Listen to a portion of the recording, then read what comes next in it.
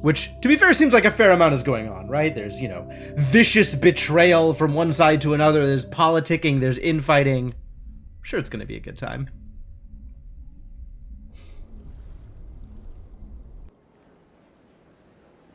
All right, so let's take stock, shall we? What are we up to? What are we doing here?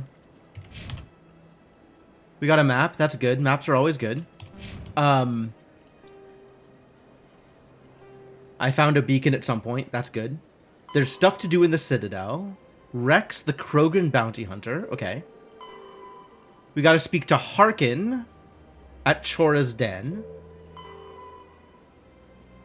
We're looking to prove that Saren is connected with the Geth in some way. That's going to be a little rough, but maybe talking to Garrus will help us figure that out. Jalid is afraid that Chorbin is going to kill him. So we got to go talk to Chorbin somewhere. Also in the bar, right? The Prophet, we need to come back when we have more charm power. When I am better at charming. When I am capable of being more charming. We're scanning keepers. That is a thing that is in the process of happening. There's only 6 left, which is interesting. We've scanned a lot of keepers, I guess. We got to speak to yet another person at Chora's Den. Everybody's at Chora's Den. That's cool. Strange transmission. Oh, places to go once we actually start doing space travel things. Yeah. Okay, cool. So I think we're more on finishing to scan all the keepers than anything else. You've already been scanned, right? Yeah, absolutely.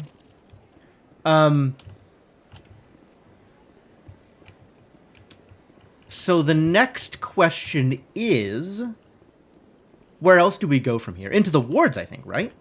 There's more game than just running around the Citadel, apparently. I'm led to believe that at some point I will have access to spaceflight. So, maybe then there will be more things to do. I don't need to keep running around in circles. Let's find a fast transit point and go to the wards? Question mark? What even are wards? You missed the start on Sunday? That sounds like a thing that could happen. Citadel Rapid Transit. Okay. Transit me to a wards location. CSEC or Chora's Den. Am I ready to go to Chora's Den? Is it time? Might be time.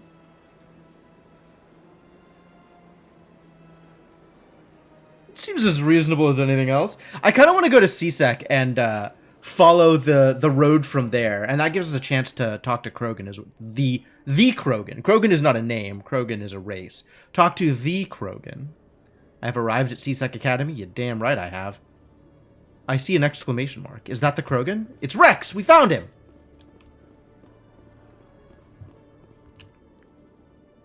Surrounded by people. What's going on here? Witnesses saw you making threats in Fist's bar. Stay away from him. I don't take orders from you. This is your only warning, Rex. You should warn Fist. I will kill him. You want me to arrest you? I want you to try. Rex seems real aggressive. Go on. Get out of here. Yes, human. You can help me. I'm trying to bring down Saren. Barlavon said to talk to you. Barlavon is a wise man. We may share a common goal, human. Really? Enlighten me. I've been hired to kill the owner of Chora's Den, a man named Fist. He did something very foolish. Very foolish? Very foolish. He's remarkably open for someone who was this aggressive not like 2 seconds ago. Do I want to try and guess? I want to try and guess. It's fun. The Shadow Broker. A Quarian showed up here on the Citadel. She was on the run. She wanted to trade information for a safe place to hide, so she went to Fist. Remarkably forthcoming. Thank you. He promised to arrange a meeting between her and the Shadow Broker. Instead, he contacted Saren. Why? What does Saren have to do with this? Well, the Quarian has something... He did the thing with the fingers! Everybody's doing that! Make Fist a small fortune for her. Everybody's doing finger guns in this game. If we get our hands on that evidence, we can prove that Saren's a traitor. And the Council will have to listen to us. Saren might already have her. Last I heard, Fist still had her. Probably somewhere inside his club. You help me kill Fist, she's all yours. Everybody's doing finger guns all the time with the finger guns. It stands out so much. I want to know more about your employer. Can't tell you much. All I got was a coded message with the details of the job. Standard procedure. What about Garrus, that Turian? He wants to take Saren down too. That means they're all bi.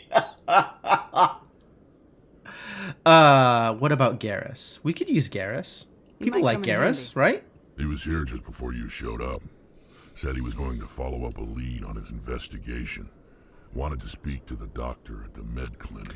I can't help but feel like Rex just looks like a big angry frog. Ooh, I can choose my squad?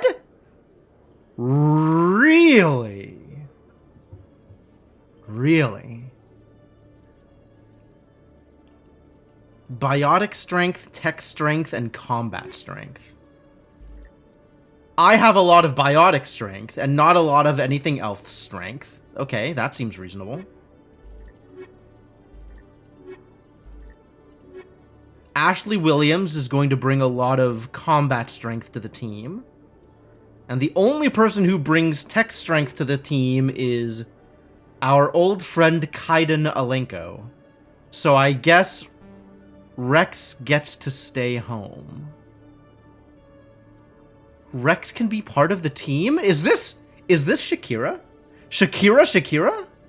Oh man, I can't wait to have her be part of the team. This looks like Garrus. I have no idea what you are, but I cannot wait to find out. Damn. Yeah, okay. Alright. Sure, this seems good. Accept squad. Squad acceptance. Confirm. Okay, I'll accept squad yet again. Where is a medbay? If I were a medbay, where would I go? Lower wards? What is the docking bay? Can I go to the docking bay? Is this a good idea? Is this a bad idea? A Solarian excavation team has run into an unexpected problem after unearthing a Prothean dig site. Hanar protesters have blockaded the dig site, claiming that artifacts of the Enkindlers, as the Hanar call them, should not be disturbed. Why not? The excavation team has That's not appealed right. to Hanar representatives on the Citadel to reach a diplomatic solution.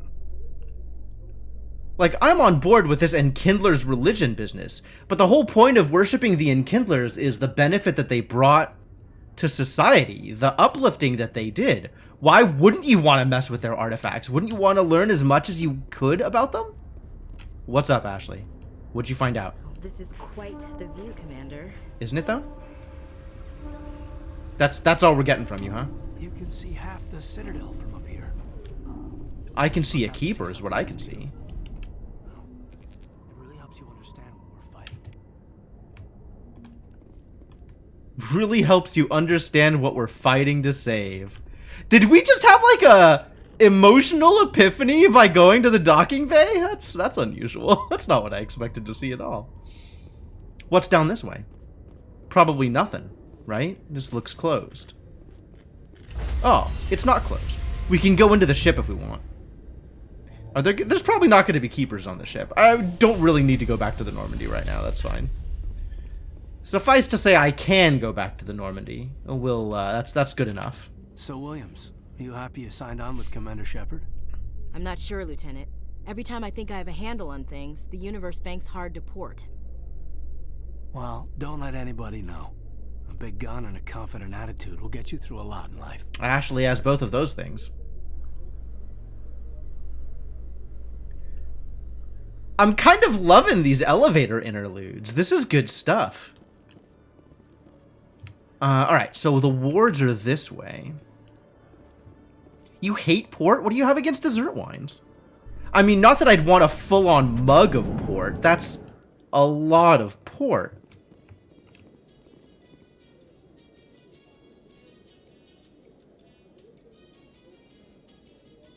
The elevator music is something else. Commandos are impressive.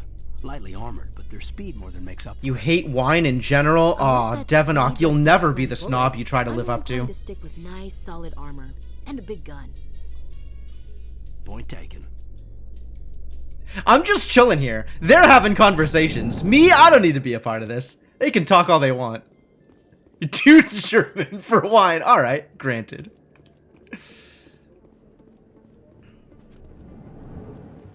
Hey, look, it's a scannable. Get scanned, buddy. Yeah. Officer Lang? Hey, Oh! I know you. You're Shepard, right? I was on Mindwar during the Blitz. Saw you on the vids when you got your medal. You saved the whole colony. Looks like you have a fan. I'm sorry, I just never thought I'd meet someone like you in person. My name's Lang, Officer Eddie Lang, Citadel Security. It's an honor to meet you, Commander. What are you doing down here in the wards? Anything I can help you with? I'm inclined to just leave him the heck alone. He looks like the kind of dude who would bully me in high school. He has a lot of information potentially, though. Do you know a CSEC officer named Harkin? I shouldn't really say too much. He's been on the force a lot longer than me. But I've heard things, you know? Drinking on the job, taking bribes, that kind of thing. Rumors mostly, but they suspended him, so some of it must be true. At a certain level, beer snobbery is a suitable replacement for wine snobbery. Alright. Different kind of snob. Different vibe to it, but I'll respect it. What do you know about Spectres? Just the stuff they show in the vids. They always make him out to be super agents on secret missions to save the galaxy. I know it's not really like that, though. Some of the other CSEC guys don't like him too much. Figure they shouldn't be able to operate outside the law. He But probably if they shouldn't. were so bad, the council wouldn't use him, right? How do you like working here on the Citadel? Does that make you a This place pirate? is I think that just makes you a amazing. I've drunk. been here almost a year, and I still haven't seen a tenth of it. The Presidium's just so beautiful. Good place to go and relax. But I really like it here down in the wards. There's always something going on somewhere. Like that new club they just opened a few months ago, Flux. Wicked scene in there, Commander. You should check it out when you have some time. I should go check out Flux. Okay. Is it time to go dancing? Why'd you join Citadel Security? I don't know. Seemed like the right thing to do, you know? Maybe it's in my Maybe blood. it's in my blood. My grandfather was a cop back on Earth. It's kind of what I'm CSEC sure he is, was. At least for the Citadel. You look like a Still cop. pretty new at it, but I like it so far. Way more interesting than staying back on Earth. You get to meet all kinds of cool aliens, like those Hanar. Wild. The finger Plus, guns! CSEC Like gets a lot those of respect, Hanar. too. We uphold the law. People, even aliens, appreciate that. Alright, I well, have to go. great. Thank you. Right. You're probably real busy. Well, see you around, Commander. See you around, Officer Lang. Public extranet terminal? Oh, I didn't see this before. I have a codex entry. Absolutely. Show me the codex entry. I have a new journal entry? What has changed? Expose Saren has changed. Ah, I need to take down Fist in order to expose Saren. Yeah, okay. Go to the med clinic. Alright, I'm ready to do that thing. What about codex?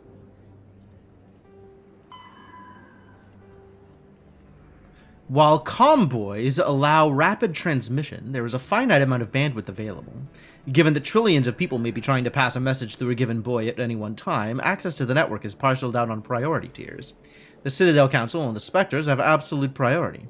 If they're using all the bandwidth, everyone else must wait. Individual governments and their militaries enjoy the next highest tier. During wartime, civilian communication can suffer hours or even days of lag.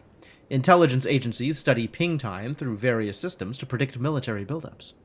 Below the government's and militaries, bandwidth priority is sold to the highest bidder. Media conglomerates, particularly headline news networks, purchase higher priority to provide their viewers with timely information. Corporations that require timely information and response capability, for example financial institutions and investment firms, also invest heavily in priority access. The funds acquired through sales of bandwidth are used to maintain and expand the communications infrastructure. I'm sure they are.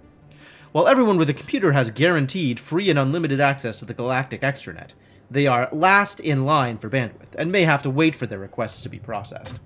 Bandwidth resale corporations use investment capital to purchase blocks of high-priority access, made available by paid subscription. I see. Wait, there's more?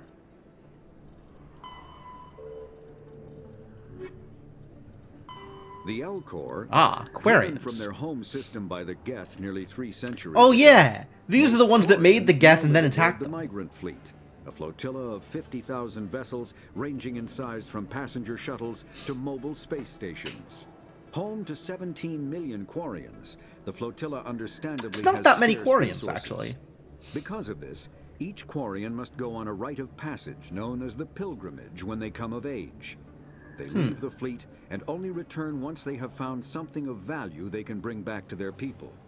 Other species tend to look down on the Quarians for creating the Geth, and for the negative impact their fleet has when it enters a system. Man, you create one homicidal hive mind AI, and your reputation is Including shot the belief forever. that underneath their clothes and breathing masks, they are actually cybernetic creatures, a combination of organic and synthetic parts.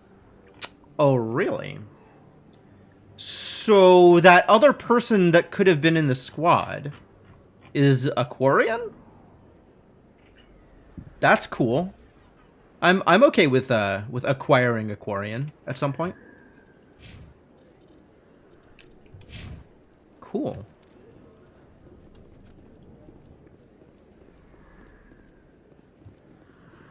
Don't kid yourself. It's even bigger than it looks. How would you know? I got a tour. One of 500 to see the Ascension from the inside out. Really? Took almost 6 hours and we only saw 1/10 of the ship. I even got to meet the commander. Matriarch Ladanya. You met her? Look, listen to this dude just lording it over Tour. everybody Pretty else. close to her. Huh, just look at that ship. You'd have to be stupid to mess with that. Very true. She's got almost as much firepower as the rest of the assault. I'm definitely forming a picture of Volus as a Hopefully she'll whole, never need to use it. which I kind of don't like that I am already ready to stereotype an entire race based on the individuals I've seen. But I am already ready to stereotype an entire race based on the individuals I've seen. Alright, where are we going? This is the med clinic. Oh, we gotta go here and talk to Garrus? Probably? I think it was Garrus. Let's go talk to Garrus.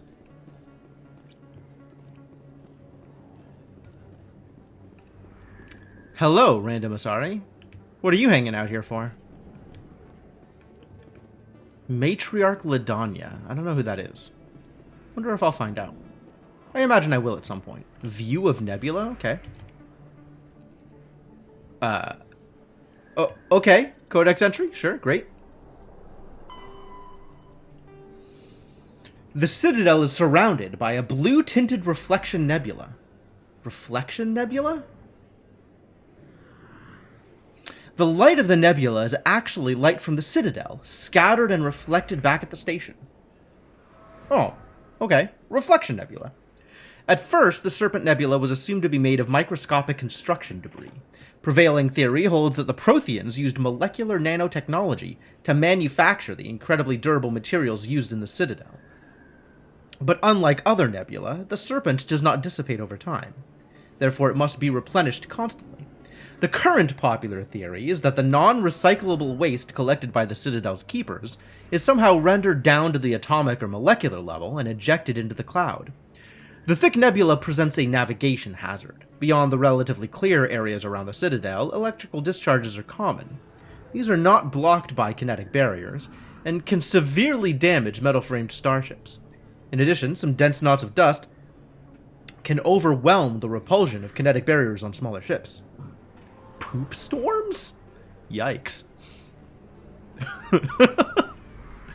If such a vessel is moving fast enough at the time, the effects are similar to being hit by a sand blaster. That seems bad. Attempting to reach the Citadel through open space navigation is unadvisable. The only safe approach is through the various mass relays that orbit it. I see. Wow. Okay. So the Poop Nebula is a security system for Citadel, huh? It's a way to make sure that Citadel stays less accessible unless you travel via the Prothean owned and operated mass relays. Except Protheans don't exist anymore. I didn't tell anyone, I swear. Excuse me? That was smart, Doc. Now, if Garrus comes around, you stay smart. Keep your mouth shut or... Who are you? Let her go.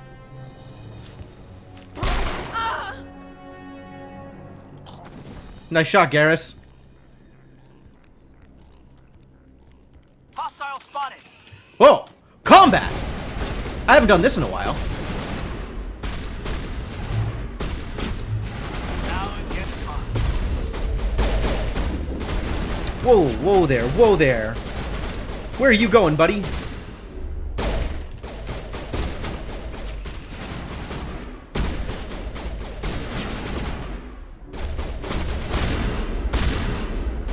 I think I switched weapons somehow.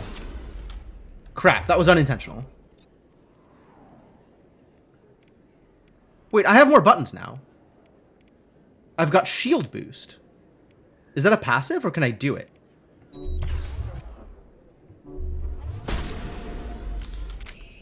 I can just do it. Ow?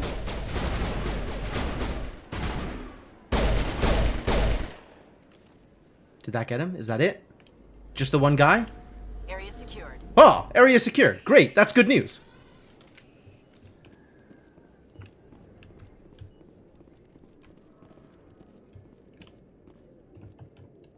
Yeah, he's looking pretty dead. Can I steal his gun?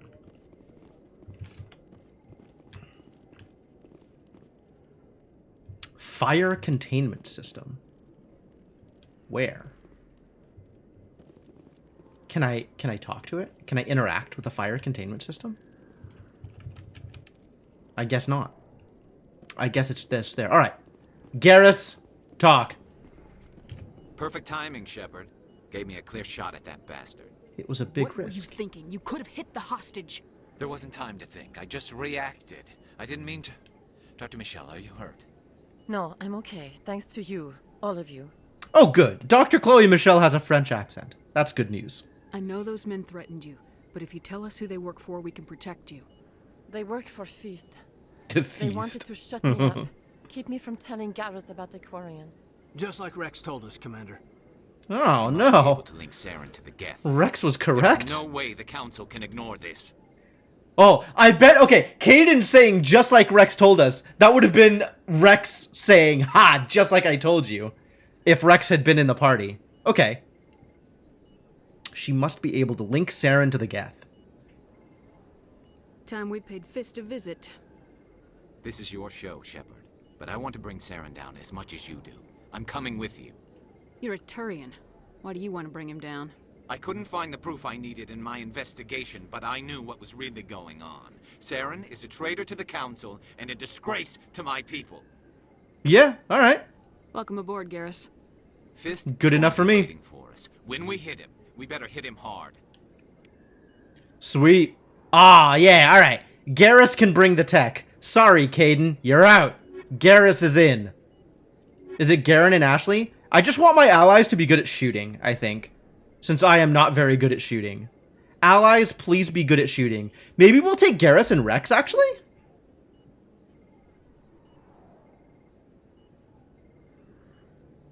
Big Frog and Medium Lizard? I feel like Rex is gonna rub people the wrong way. I feel like, Rex's interactions with people are always gonna be, like, rough. Kind of here to learn a little bit more about that, though. That sounds fun. Alright, yeah, sure, this could be my squad. Get in there, squad.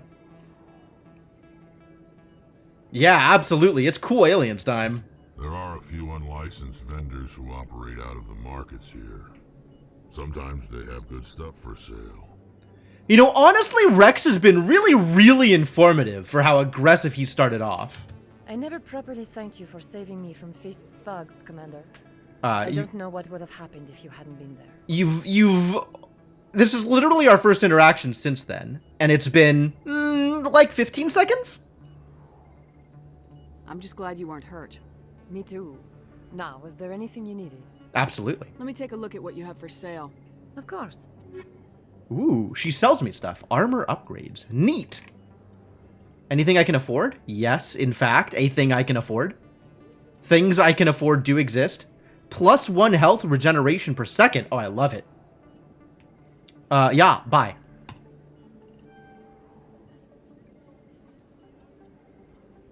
And I can sell stuff if I wanted. Like this Krogan medium armor that I now have. No, I can give the Krogan medium armor to Rex! Fantastic. Alright, so I may have bought this unintentionally, but by God, I am going to get some use out of it.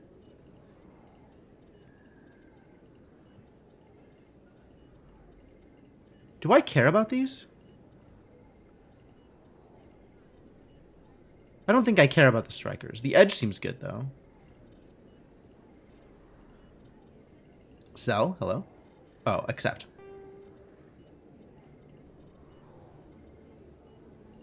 Yeah, look at that money. I just gained 28 money. Superb. Definitely worth it. Holding on to a lot of garbage. Can I... Where do I go? Equipment. Alright. Your armor needs to have this first aid interface. Can I unequip it? Empty.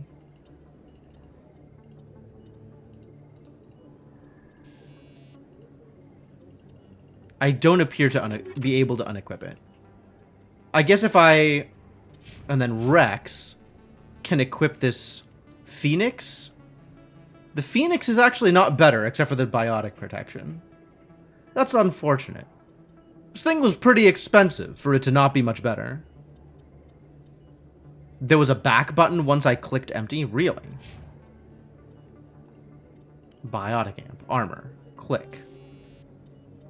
Empty. Back. But it still doesn't empty it. Like, I can double click on the first aid interface and it equips it, but I can't double click on empty.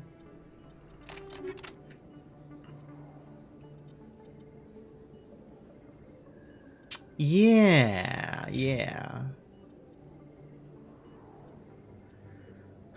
Garrus has a surprisingly high amount of tech biotic protection, but no damage protection. And he can't wear any of this armor because it doesn't fit a Turian? That's what these people are called? That doesn't sound right. That's a Metroid word. What are they actually?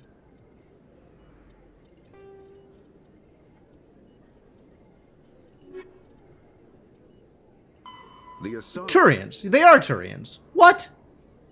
That's a biome in Metroid. Why are they called Turians? Are they from Turia? Oh. I've got points to spend. Yo, people's got points? My god, look at how big this frog is. Big, angry, aggressive frog. Rex. What a guy. I want you to be good at shotguns. I want you to be good at assault rifles. Please assault rifle the living heck out of everybody. I appreciate you. Krogan Battlemaster, absolutely. Warp? Yeah, you could warp people. Big fork, yeah, absolutely. That's correct. Did they have a test to prove they're human? That's Turian. Oh, is it really? I thought it was... Okay. Barrier's probably good for you. A couple of points in combat armor. Let's just throw some points around meaninglessly. Do I want you to be good at shotguns? What is the Carnage ability?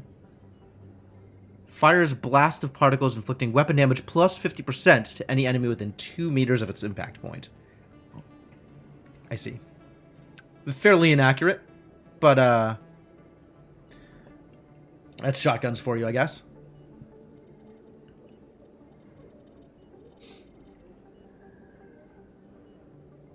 Oh, I see. We're doing riffs off of Turian. I understand now. Thank you. Thank you for the explanation.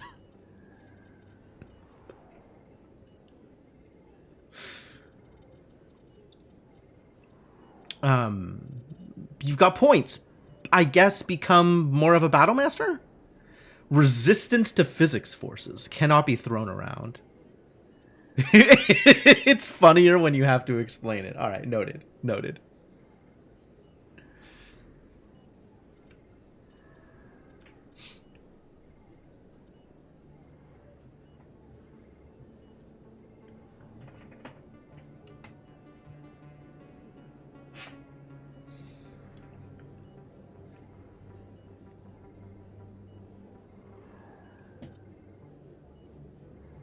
I'm trying to work out like a toroid joke in my head, but I've come across the problem where I don't actually know what a toroid is other than a geometric thing.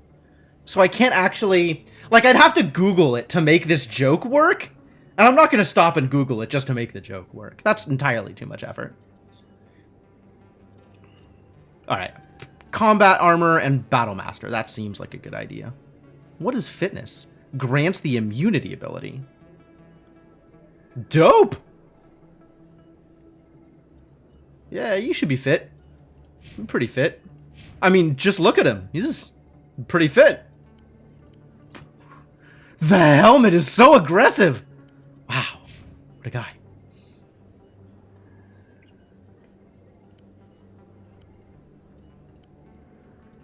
Cool. Alright, what are we doing with you, Garrus Vicarian? What do you want to be good at? Tactical armor. I see. Decryption and first aid and Turian agent. The required military service of his people has given Garrus expert training in assault and sniper rifles. Increases accuracy with all weapons and increases damage with assault and sniper rifles. What is your equipment, Garrus Turian?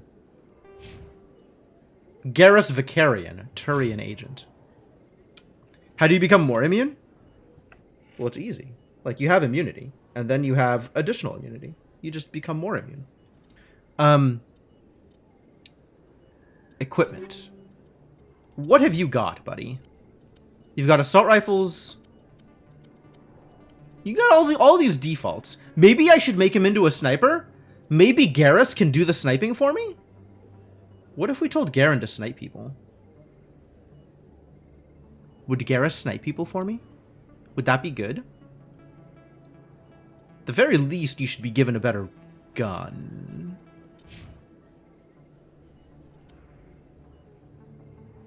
Oh my god, it's so funny to see this enormous Krogan. Look at him. This enormous dude. Just look at this guy. Look at how big he is. And look at how small this gun is.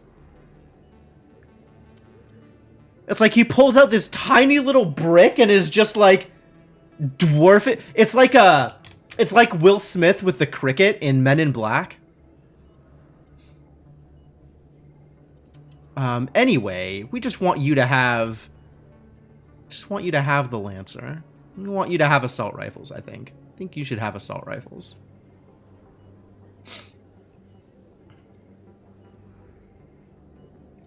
You should definitely have an assault rifle. All the time. Vicarian can have a sniper. Maybe we can make Garrus into a sniper. That sounds fun. Hey, Garrus.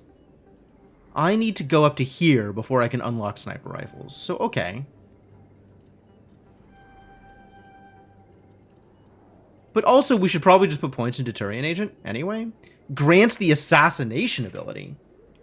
Next shot will inflict damage equal to 200% of weapon DPS. Purges weapon heat on use. Dope. Yeah, you should get this ability. Oh, I can't go. Why can't I go deeper into sniper rifles? What is preventing me from going deeper into sniper rifles? How do I know what is preventing me from going deeper into sniper rifles?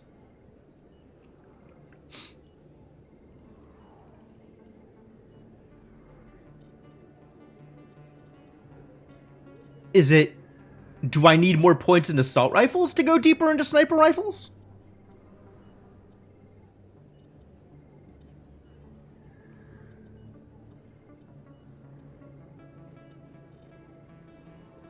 I mean, it's clear how deep... Like, I can see how deep I can go on each given field, but I don't know why it's limited in the way it's limited. And that feels like information I should maybe have. Damping. Ooh. We do need advanced sabotage on you at some point, I think. I am bringing you around for a reason.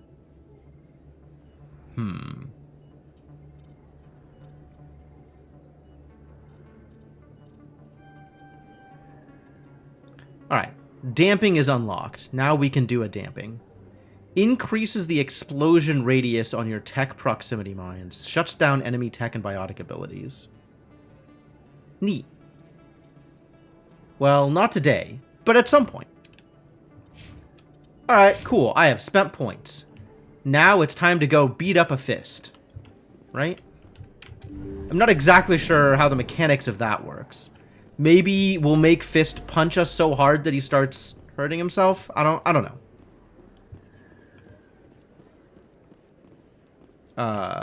Map. Where are we going? Med Clinic. Dr. Michelle. That's to Flux. So we should probably check out the rest of this first.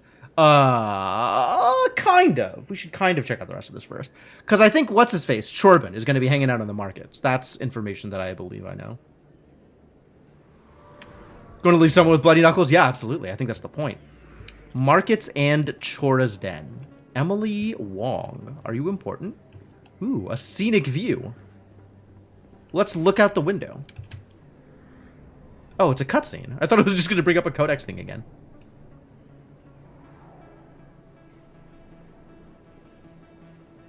Big place. Big place. Garrus is impressed? This isn't a station, it's a city. There must be millions here. It can't be possible to track everyone coming and going. That feels like a Caden line, not a Garrus line. Weird. Apparently I've screwed everything up by not having any humans in my party. Believable. This is to the Presidium. Presidium.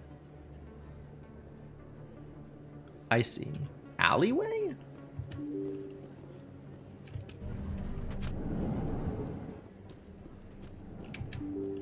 Elevator to the Presidium. What's this way? Oh. It's a keeper. That's important. How many is that now? Yeah, that was weird. That was a weird scene. I'm not sure what happened there. I think that was also Caden's voice. That was not Garrus's voice. Scan the keepers. 2 more keepers. Not that many more keepers.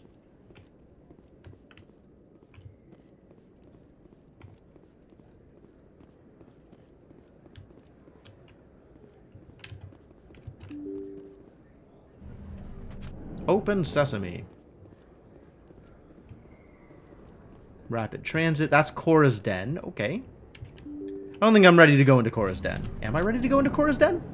Oh, this is a whole extra zone. Lower wards. Fist's office.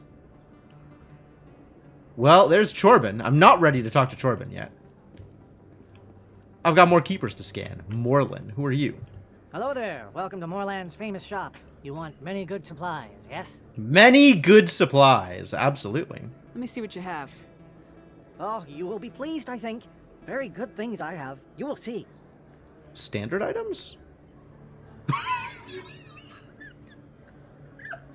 The way she stares into the camera when I'm selecting a thing. Like she's got nothing to say, but she's going to say it very aggressively. Thank you.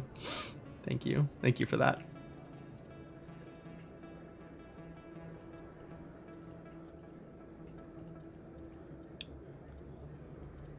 Unique item. Medigel upgrade.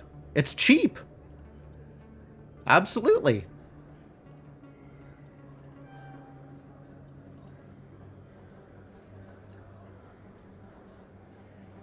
Ellenis Risk Control License. Ellenis Risk Control License. For the Normandy Quartermaster. Oh, to be able to buy this stuff from Normandy, I guess? That's interesting. And I don't have near enough money to even think about buying anything else relevant. No, don't do that. Hello Just talk. there. Just Welcome talk. to Morland's famous shop.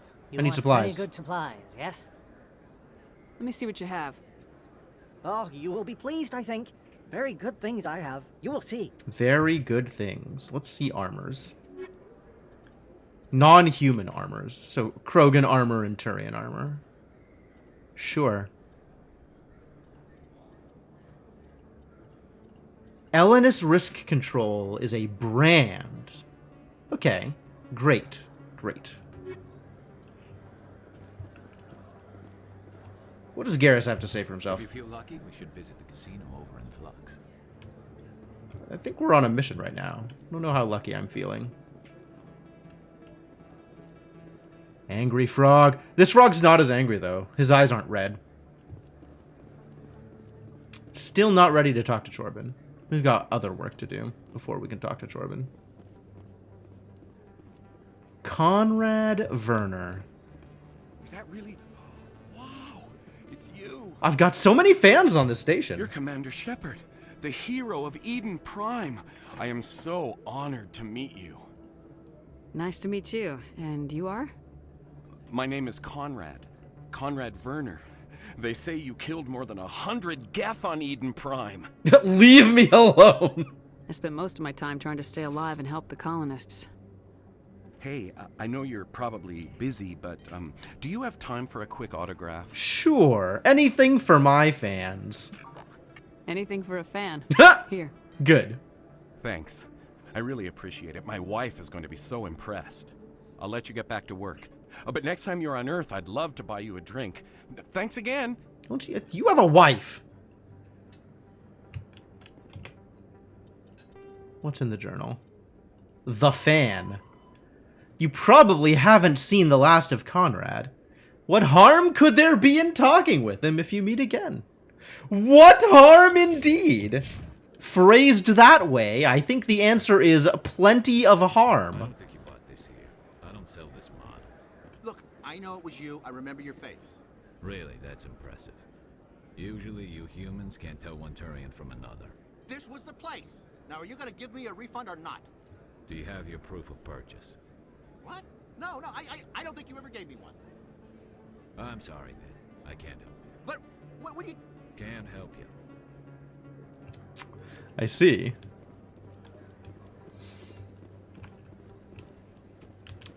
I'm expecting there to be a keeper up here, but apparently there isn't.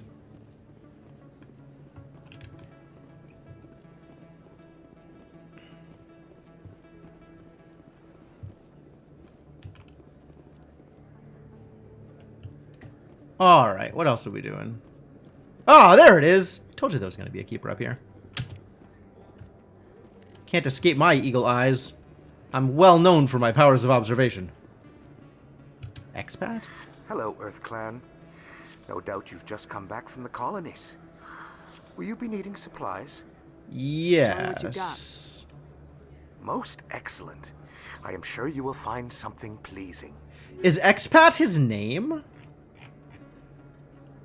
Elkus Combine license. Well, I should probably buy this. How do I get 46 money? I guess I can sell some garbage. Like this Lancer that everybody comes already equipped with.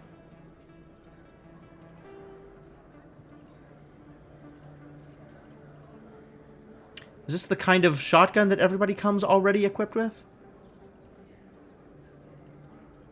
Most of this stuff is not particularly valuable. I guess I could sell the Phoenix 2. It feels like accepting too much of a loss. I kind of, like... It's almost throwing good money after bad, but since I bought it accidentally, I want to wear it. Even though I don't think it's really a shame that it's not good. This thing that I accidentally bought. I'm just going to get rid of it. That's the way we can actually buy the things I want to buy. We could equip it to Rex, but it's not good. It's got like more biotic armor, but significantly worse shields and physical armor. So I kind of don't really want to equip it. And I need the money more than I need that, I think. Alright, there is one more keeper before I can go talk to Chorbin. Best place on this ward to buy upgrades. Oh. Is Expat his name or his description? It's kind of weird. Alright, I guess we're going into Cora's Den. That seems like the most likely place to find our last keeper.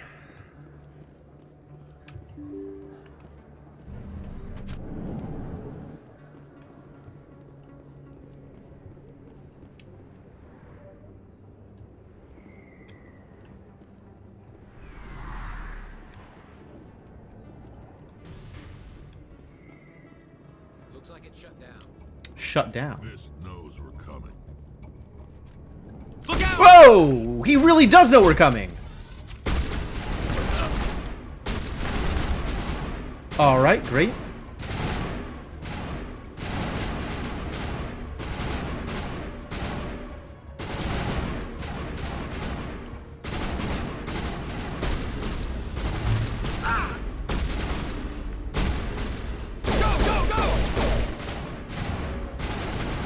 Trying to figure out which are my buttons. I have a lot of buttons here. Who's there? Also, what the hell do I have equipped up here? I have warp and I have barrier. Okay, warp is on 1, barrier is on 2. Being able to heal seems good. Heal my shields. And throw? I guess I want throw? Sure. These are buttons that I can now press at any time. You're both on assault rifles, that's cool. I guess if I wanted, I could force him onto a sniper rifle. But I don't think I want to quite yet.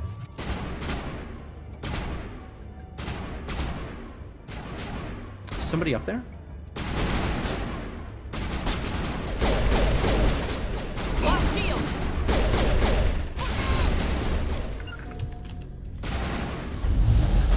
That was wrong.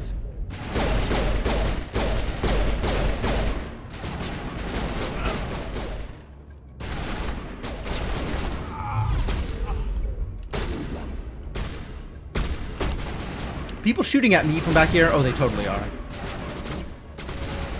Alright, did we clean this out or not? This looks cleaned out. Okay, good.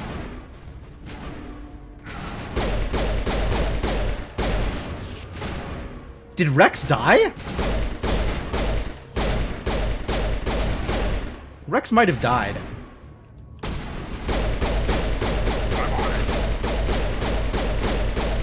Wow, these Krogans are hard to hit.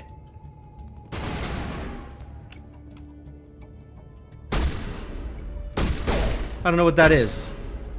Fire containment system. Okay.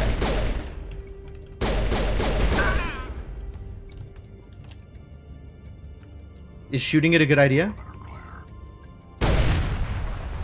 Hey, welcome back, Rex. We missed you. Somebody should first aid that guy. I guess he's doing it on his own, on account of being Krogan. Great.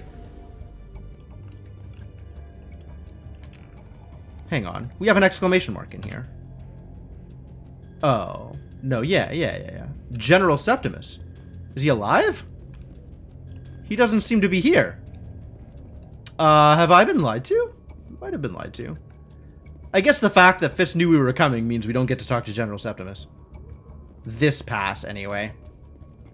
Also, I'm not seeing any keepers around here, which is a little disappointing. Anybody else out here? No? Alright.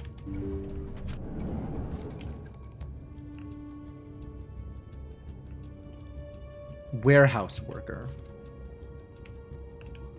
Stop right there. Don't come any closer. Warehouse workers. All the real guards must be dead. Stay back or we'll shoot. Will you? Ah, I have a blue option. Great. This'd be a good time to find somewhere else to work. Yeah, right. That's a good idea. Yeah, I never liked Fist anyway. That was a real quick turnaround. It would have been quicker to just kill them. Shooting people isn't always the answer. Hey, Paragon points. Does that mean I can now be more charming? I guess we'll find out at my next level up.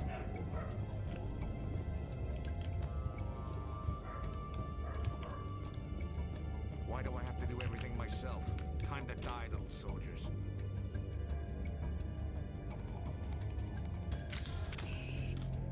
Defensive turret. Whoa! That was really quick.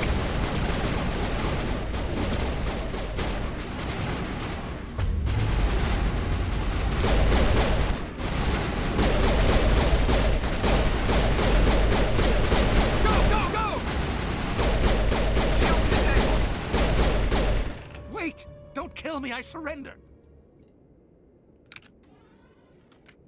Where's the Quarian?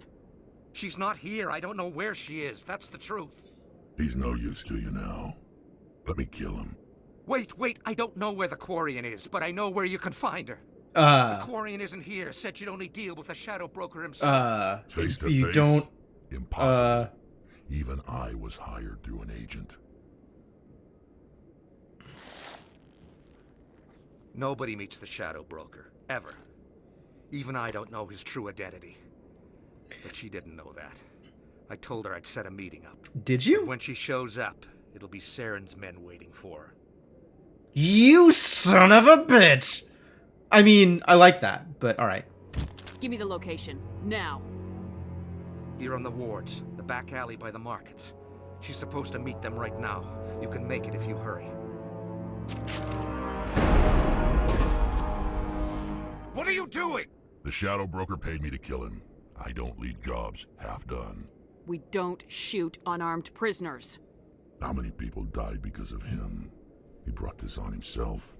Besides, we have more pressing... So if I hadn't had Rex in my party during this wouldn't have happened? If we don't go now. Get to the Quarian and warn her before it's too... Before it's too late! Oh my god! Timing! Okay, let's go do things. Wait a minute. There's a thing to do here. Wow! Cool. Take all. Figure it out later. Take it all and figure it out later. We got places to be.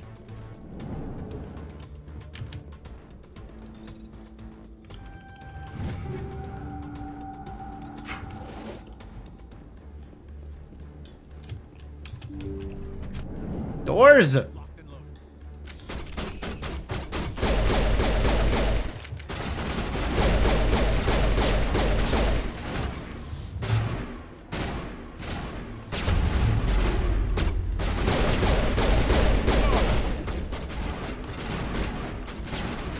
Who's even shooting at me still?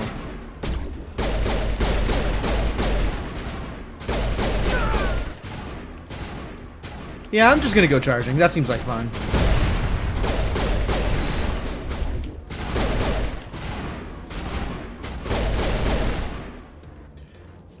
I'm being remarkably incautious with my combat. All clear. Alright. Maybe that's fine. Maybe I don't need to actually be tactical or good at the game. Lower market, right? In here. It's closed. God damn it.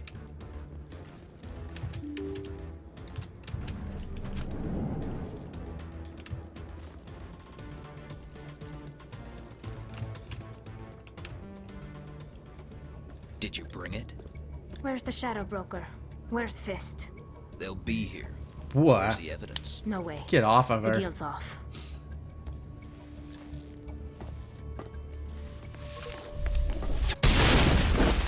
She's got grenades! Save her!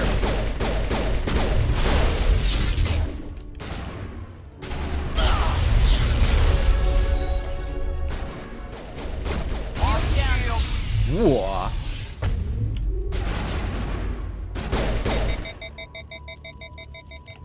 Oh, I'm overheating. Okay, that's bad news.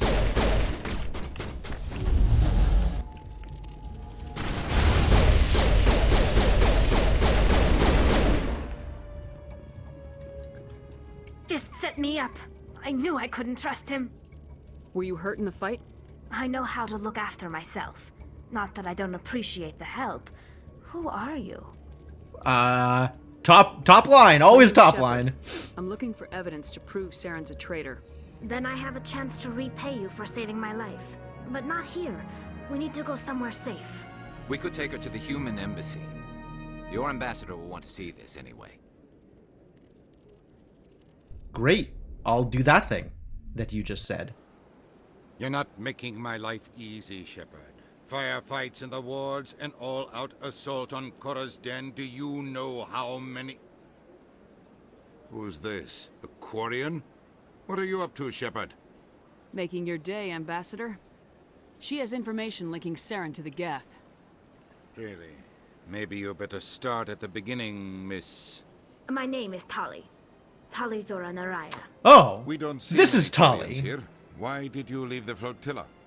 Okay, I begin to understand. My rite of passage into adulthood. Pilgrimage? I've never heard of this before. It is a I mean, we tradition kind of of know a my little bit people. about it. When But we reach maturity, we leave the ships of our parents and our people behind. Alone, we search the stars, only returning to the flotilla once we have discovered something of value. In this way, we prove ourselves worthy of adulthood. something of What kinds value. of things do you look for? We are digressing a bit from her Resources like information. Food or fuel, or some type of useful technology, or even knowledge that will make life easier on the flotilla. Through our pilgrimage, we prove that we will contribute to the community, rather than being a burden on our limited resources. Okay, sorry for interrupting. Please continue. Tell us what you found. During my travels, I began hearing reports of Geth. Since they drove my people into exile, the Geth have never ventured beyond the Veil. I was curious. I tracked a patrol of Geth to an uncharted world. I waited for one to become separated from its unit. Then I disabled it and removed its memory core. You can do I that? thought the Geth fried their memory cores when they died. Some kind of defense mechanism. How did you manage to preserve the memory core? My people created the Geth. If you're quick, careful, and lucky, small caches of data can sometimes be saved. Most of the core was wiped clean, but I salvaged something from its audio banks. Eden Prime was a major victory. The beacon has brought us one step closer to finding the conduit. That's Saren's voice. This proves he was involved in the attack. It's a conduit. He said Eden Prime brought him one step closer to finding the conduit. What is a conduit? Any idea what that means? The conduit must have something to do with the beacon. Maybe it's some kind of Prothean technology. Like a weapon. Wait, there's more. Saren wasn't working alone. Oh, was he working with the council? That would explain why they don't think he's a traitor. Eden Prime was a major victory. The beacon has brought us one step closer to finding the conduit. And one step closer to the return of the Reapers.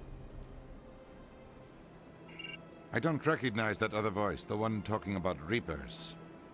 I feel like I've heard that name before. According to the memory core, the Reapers were a hyper-advanced machine race that existed 50,000 years ago. Oh, like the Geth, but for the hunted Protheans. the Protheans to total extinction, and then they vanished. At least, that's what the Geth believe. So the Geth are looking to Sounds a return the little Reapers? far-fetched. The vision on Eden Prime. I understand it now. I saw the Protheans being wiped out by the Reapers. Marina Sirtis. I have no idea. The Geth revere the Reapers as gods, the pinnacle of non-organic life. And they okay. believe Saren knows how to bring the Reapers back. The Council is just going to love this. The Reapers are a threat to every species in Citadel space. We have to tell them. No matter what they think about the rest of this, those audio files prove Saren's a traitor. The Captain's right. We need to present this to the Council right away. All right, well, to the council. The Quarian. My name is Tali. That's right. Tell him, Tali. You Yeah, tell him. Commander. You know what I can do. Let me come with you. Absolutely. I thought you were on your pilgrimage. You could be on her The pilgrimage and, you know, proves we are hang out with willing us. to give of ourselves for the greater good. What does it say about me if I turn my back on this? Damn. Saren is a danger to the entire galaxy. My pilgrimage can wait. I understand why people like her. I'll take all the help I can get. Thanks. You won't regret this. Anderson and I will go ahead to get things ready with the Council. Take a few minutes to collect yourself, then meet us in the tower. Ooh, she is techie. Tell me more about techiness. Tell me more about Tali. Is this a good team? I'm not sure that this is a good team. Just like a monster tech and a monster, like all the different pieces, but nobody able to actually. I'll go with it. I'll go with it. I'll bring Tali and Ashley. If nothing else, this is. I don't want to say it. I'll go with this team. Yes, this team is fine. So much empty space. 1,000 of my people could live here and hardly even see each other. It's true. I'm still missing a keeper. And I don't know where the missing keeper is. Squad? Oh, I've got points now! And I can get another point to charm.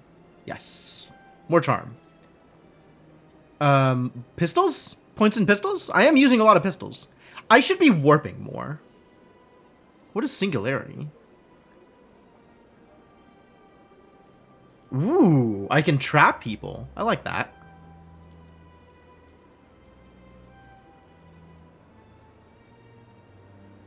What is stasis? Ah, okay.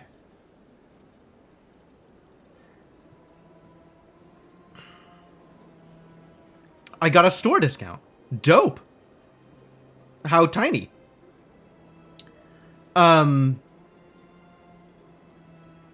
Is it adept? Is it basic armor? I kind of want to start getting points in pistols.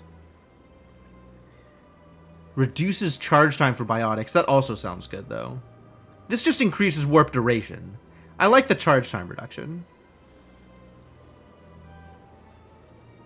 We'll get pistols eventually. Ashley, get better at assault rifles.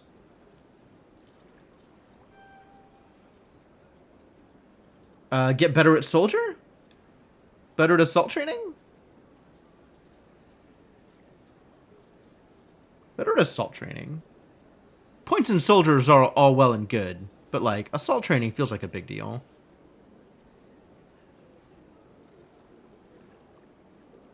What is hardening?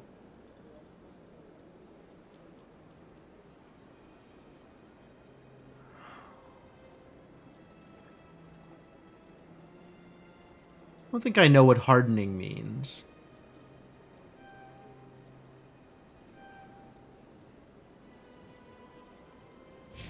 Hi, Tali. Oh, the helmet does not toggle. Okay, alright, well that's fair.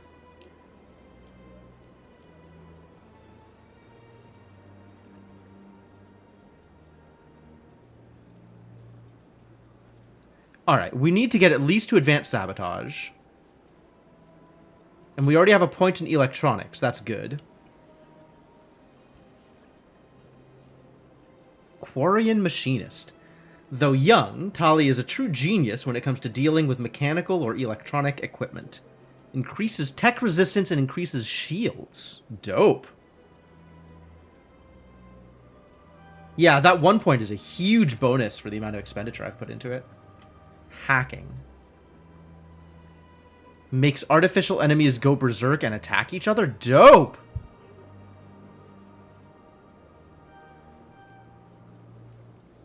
That is, in fact, an ability I want to have access to. 6 more points. Is it time to start putting points into pistols for her? Seems like it's worthwhile, but she's mostly support. Maybe I should go deeper into basic armor so I can get first aid out of her.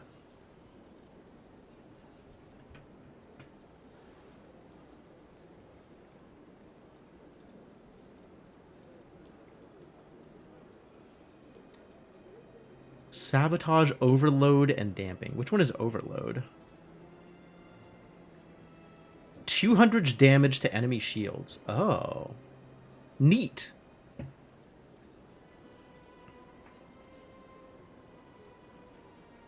Stuns enemies. My god. What a monster she is.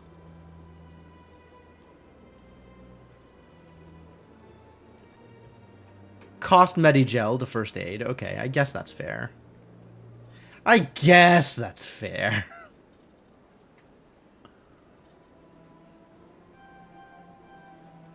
Damping unlocked.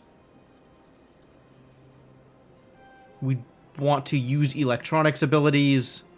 We want access to the damping ability. And let's start making you more likely to survive. Points spent. Equipment. So what did I get? I mean, take all, and then we'll figure it out afterwards, right? So, I'm never using an assault rifle, but Ashley's gonna be using an assault rifle. Avenger 2, strictly better than Avenger 1. What about Banshee? Less DPS, more accuracy. Let's go with the Avenger 2. Seems reasonable.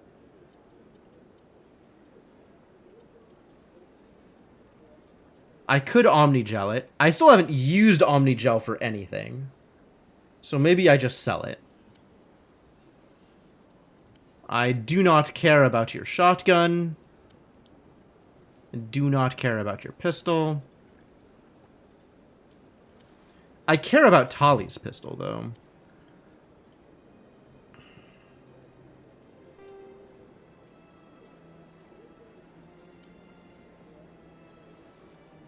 Hammer 2. We're probably giving that to Garrus.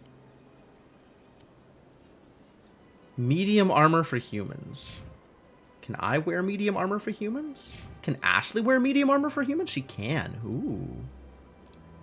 Oh, okay. So the difference between the Phoenix and the Hydra, right?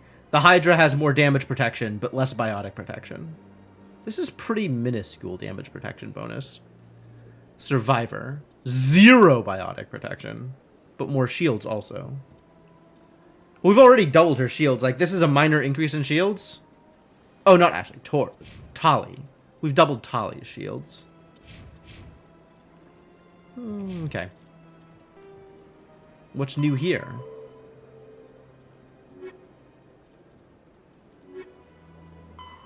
Return to the tower. You got it, buddy. Wait, there's still more buttons to press? Are they here? A reporter might be interested in the OSD containing Flint's illegal activities. Oh. Might.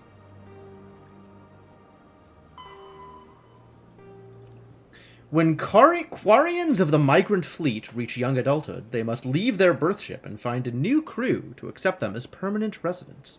To prove themselves, they must recover something of value. This is offered to their prospective captain as proof that they will not be a mere burden on the shoestring resources of the ship. This process is called the pilgrimage. Stripped of ritual, the pilgrimage is merely an attempt to maintain genetic diversity within the small, relatively isolated population bases that make up the migrant fleet. If the young stayed and married within their birth vessel, the risk of inbreeding would increase sharply. Quarians are surgically fitted with their various immunity-boosting implants in preparation for leaving on pilgrimage. Having grown up with a sterile, controlled environment of the migrant fleet ships, Quarians have virtually no natural immune system. Huh, that is very specific and kind of funny. Alright, well, cool. Now what? Can we talk to Tali? They built a lake on a space station. I can't even imagine the resources needed to maintain it. Oh, man. The Quarians definitely come from a place of, low wealth. Hey, Zelton. Strange greeting, human. This is really not a good time. Okay. So long, then. I mean, I think we've already talked to him, right? We've already Good day. done all of that. Do we have anything here? Welcome. You have returned, human. Genuine inquiry. What may I do for you this day? What can you do for me?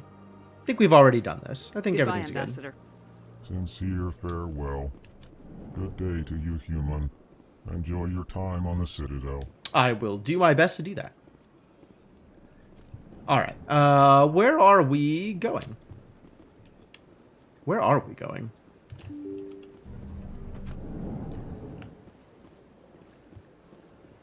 Samesh Bhatia. Excuse me, Commander Shepard. Could you spare a moment of your time? Sure. Commander Shepard, my name is Samesh Bhatia. Forgive the intrusion, but I have nowhere else to turn. It's no trouble. What can I do for you? My wife was a Marine. She was in the 212 on Eden Prime. Bummer. Wait, the 212? Your wife was serviceman Nirali Bhatia. I'm Gunnery Chief Ashley Williams. I served in her unit. Oh. Chief Williams, it is a pleasure. Nirali spoke of you with great respect. How convenient. I'm so sorry for your loss, Mr. Bhatia. Nirali was a good woman. Happy New Year. Thank you. Thank you, I've requested Masha. that my wife's body be returned to me for cremation, but the military has refused my request. Why did they refuse your request? There's got to be some reason. I don't know. All I know is that they have declared it impossible for my wife to be returned to me. Well, I'll do my best. There's no reason for your wife's body to be held like this. Just wait here. The man in charge of my case is Mr. Bosker. When I last saw him, he was in the expensive bar over there. Thank you for your time. I just want to give my wife a proper funeral and the respect she deserves. I mean, I'm as much a fan of side quests as anybody else. Let's go talk to a man in a bar. Why not? It's not like we have pressing things like the fate of the galaxy at stake or anything. Alright, what does the journal now say? Homecoming. Talk with diplomat. Alright. Nope, not that button.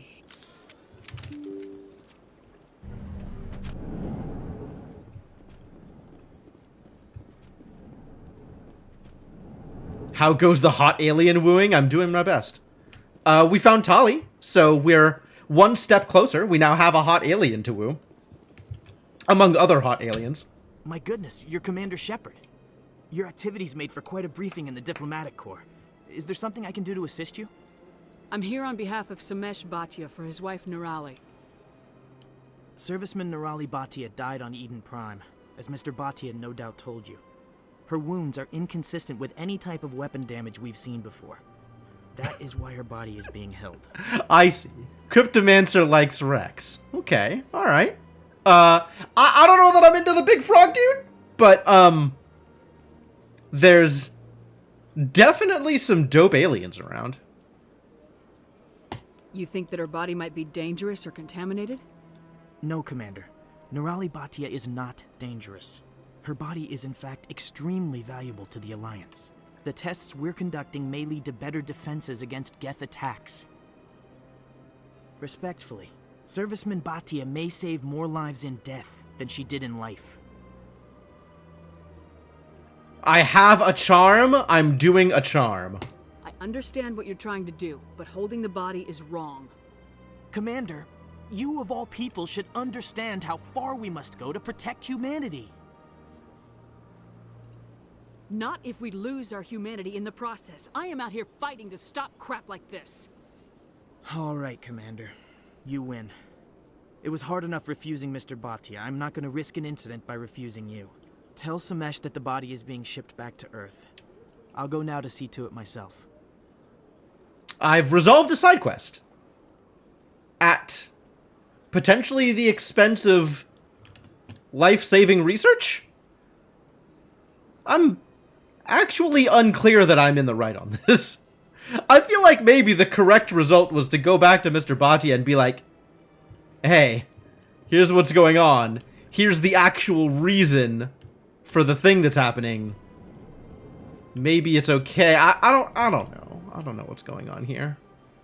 I understand zero things about what's going on. All I know is I got some Paragon points for it. So I guess this was a good outcome.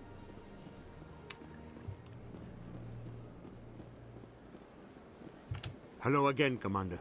Has there been any word? I reminded Mr. Bosker what we're fighting for. Your wife is coming home. Thank you. I will return home and begin my preparations.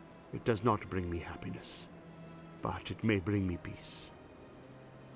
Goodbye, Commander. Goodbye, Mr. Bhatia. I don't know if this helps, but your wife, Nirali, loved you very much. She missed your cooking, and she played recordings of you every night before she went to sleep. Wow, this got really personal. I know, Miss Williams. But thank you. It's nice to hear it again.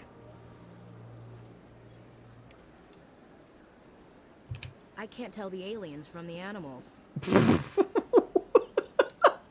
I wanted to talk to her to get another thing about Bhatia, like maybe she'd have a topical wrap-up for the quest or something. No, it's just another excuse for Miss Williams to bust out the racist talk.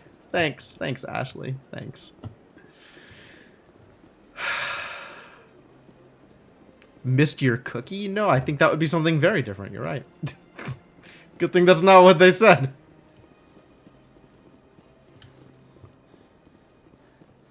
Alright, I want to see if I have enough charm to convince the Hanar over here to stop being weird about proselytizing.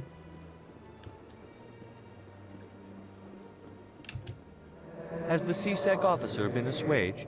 I can do it. I can press the button. Is this really how you want to represent the Enkindlers? The truth of the Enkindlers must be made known. They gave the Hanar language, and gave the universe the mass relays. Oh, no, there's a follow-up This thing one only wishes coming. to spread the truth to any who will listen. There is no intent to cause trouble. Hey, now I can do the clicky. All right. Is this how the Enkindlers would want you to use this gift of consciousness? The Enkindlers would wish for their message to be spread to all sentient races. If the Protheans had wanted you to force your message on the unwilling, they'd have said so. This one hears wisdom. Perhaps enthusiasm has clouded judgment in this matter. This one departs now, and will not intrude upon the Presidium again. I did a thing! I see the Hanar is left. Thank you. Happy to help. Here, for your assistance in this matter. Now, if you'll excuse me, I should report to my superiors. Ooh. Look at them bonuses. Those are big numbers. Like numbers. And now it's resolved. Wait, this one. Resolved. We did it. We did the thing. Complete. Hooray.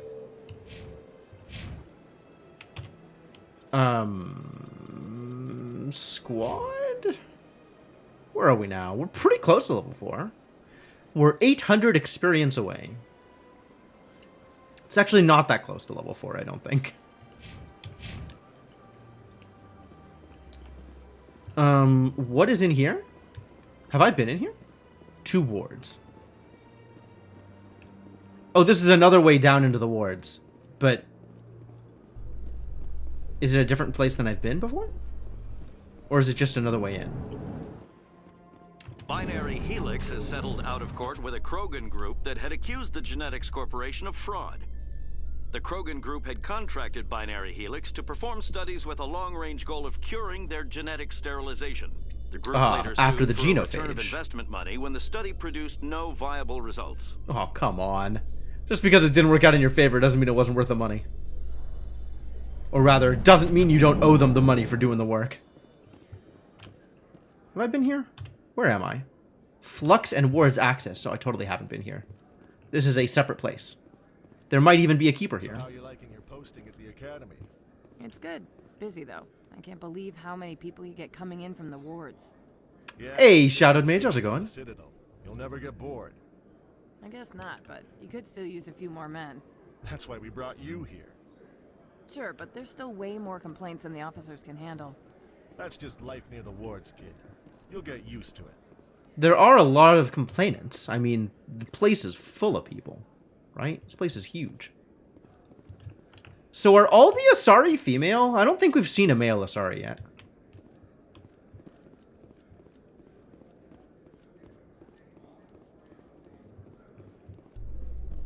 Aha! Get scanned, buddy.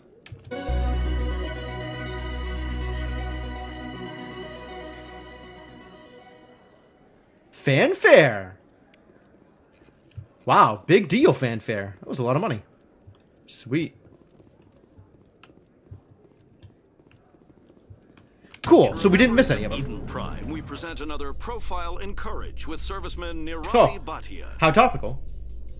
A devoted wife and talented chef, serviceman Bhatia joined the Alliance military under the Deferred Education Plan. After finishing her service, Bhatia planned to open a restaurant. Instead, she gave her life protecting the colonists of Eden Prime. For more profiles in courage, or to explore opportunities in the military, please visit the Alliance Military on the extranet. Keyword, courage. I feel like talking up the people who have died in service is not the best way to promote enlistment. Like, hey, wouldn't you like to die bravely too? Like, no, I wouldn't. I'd rather be not dead, ideally. If that's an option.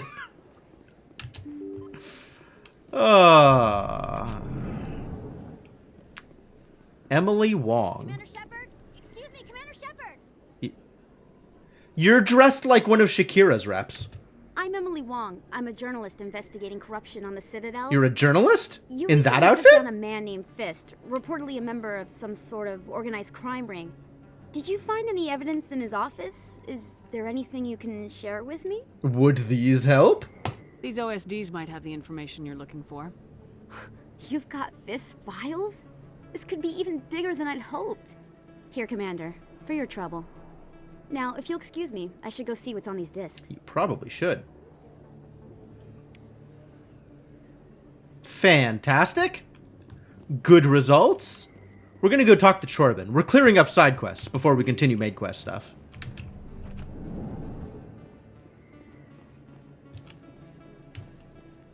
Where is our dear friend Chorben? Downstairs, I think.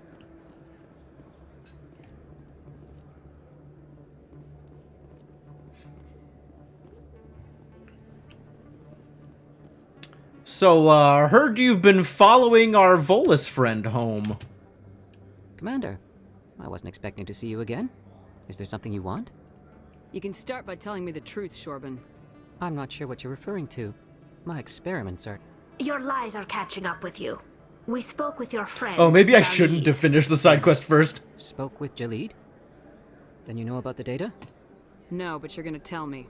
There she's doing it! God damn it, everybody's doing the finger guns. Looks like my plans have changed. It's not as bad as you think, Commander. Jalid and I just got a little over our heads. Tell me more. Keep talking. Oh, this is the worst Developed drinking an game. experimental procedure for use in medical scanners. Jalid and I saw even more potential, so we stole the plans and secretly developed a tool to scan the Keepers. Can you imagine? A tool that can actually get readings from the Keepers? What's so special about that? The Keepers are almost impossible to scan, and you can't capture them or get samples. They just self-destruct. After centuries here, we still don't know anything about them. Don't you see? We were the first to scan them, ever. So now you're gonna See kill it Jalid? yourself, Commander. You know we can do it. Why are you trying to kill your partner? I'm not trying to kill him. Jalid's job was to disseminate our initial findings. But he decided to keep the data for himself. Maybe to sell it. I don't know. So you're just trying to get back what Jalid already stole? We lost our heads. We just couldn't let an opportunity like this pass us by. Commander, if you'll just continue gathering data for me, imagine what we might learn. How much more data is there to gather? I think I gathered all the data. Yourself, remember?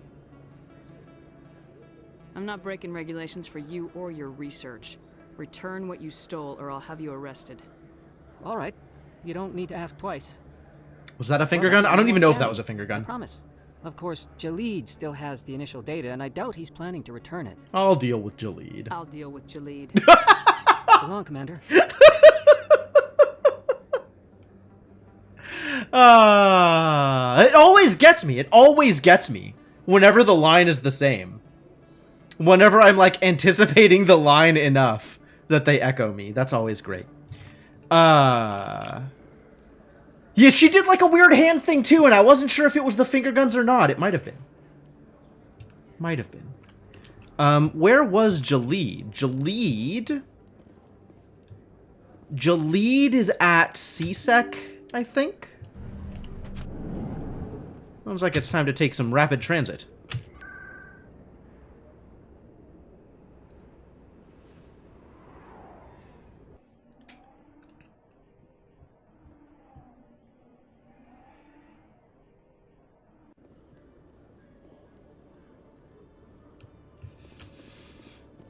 Out this way, I think.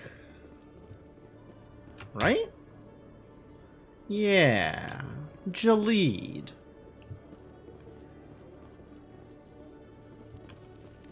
I'm going the wrong direction? I'm going the wrong direction. This way? This feels like also the wrong direction.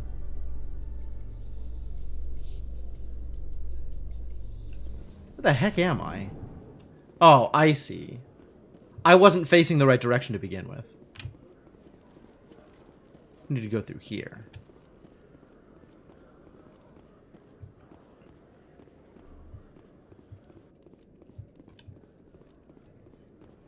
What's up, buddy?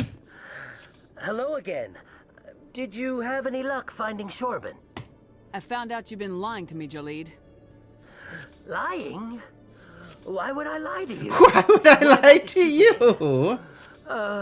He told you? I didn't mean for any of this to happen. Yeah, everybody says that. I was afraid Shorban would kill me to get the data, so well, I was hoping you'd take care of him. You were hoping I would just kill him? You idiot! I can't let this continue any further. I'm reporting what you did. But I can't. What will happen to the data when I'm gone? Who will carry on our research? It's a shame, but you should have considered the consequences before you acted. But this Tali data used to understands. unravel all Tali's the also a secrets of the paladin. Keepers. Think what we could learn about the Citadel. Tell me more about this data. Well, it's still very preliminary, but our initial scans suggest the Keepers are as old as the Citadel itself. That's scans. That's We might fitting. learn how the Citadel was built, or why the Keepers always rearrange things. The possibilities are limitless. Oh no! I don't have enough charm! I'm as charming as I can be right now. I just needed to be higher level for this? I guess it's just too bad. I can't let your actions go unpunished. No, please. I'll do anything. I've got credits. Let me go and you can have them. All of them. Am I willing to be bribed? What's going on over here? I don't think I'm willing to Is be this Wallace bribed. causing you some trouble, Commander? He's admitted to stealing data from his workplace. Really? I think you better come with me. But, I'll take it from here, Commander. Thanks for your help. But the data. You don't know what you've done. All right, save it for your lawyer. Well, we were insufficiently charming. And I think that's as a result of being insufficiently leveled, which is weird.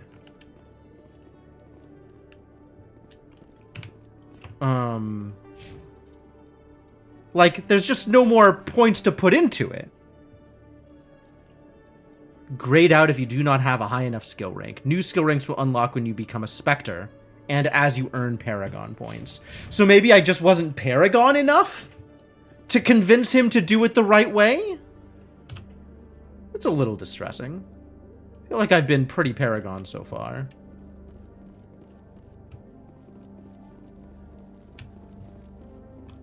Like, I'm not sure what else I could have done before now in order to unlock that dialogue. Warm up. What a weird button. That's not the button I wanted. I was hoping to bring up my codex by pressing C for codex. It turns out C does not open codex. C requests that your group forms up with you. Journal actually is what I want. So I don't think we have next steps. We could speak with General Septimus. And then we have stuff that we can do that's off station. Septimus can wait until after we've spoken to the people. So let's go continue main storyline.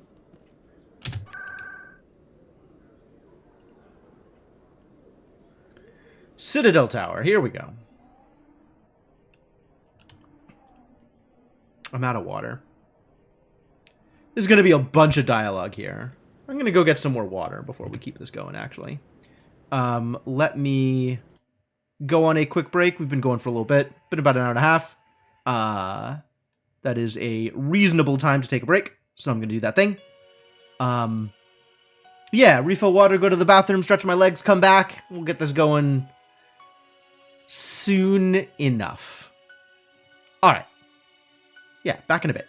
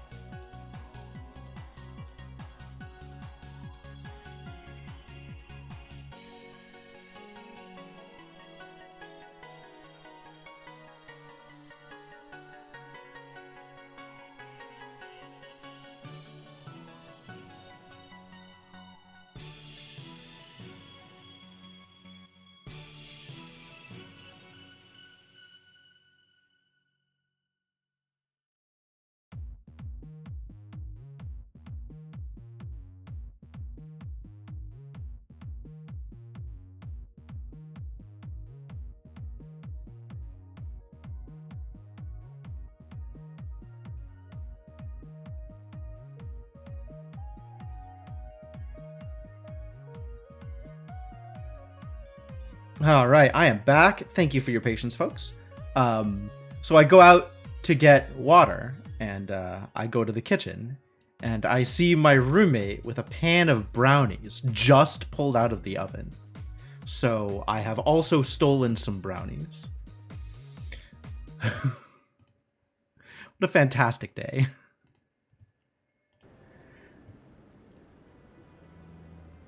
All right. Yeah, it's probably still too hot to eat. I haven't, like, tried to... No, it's good. It's good. Everything's fine.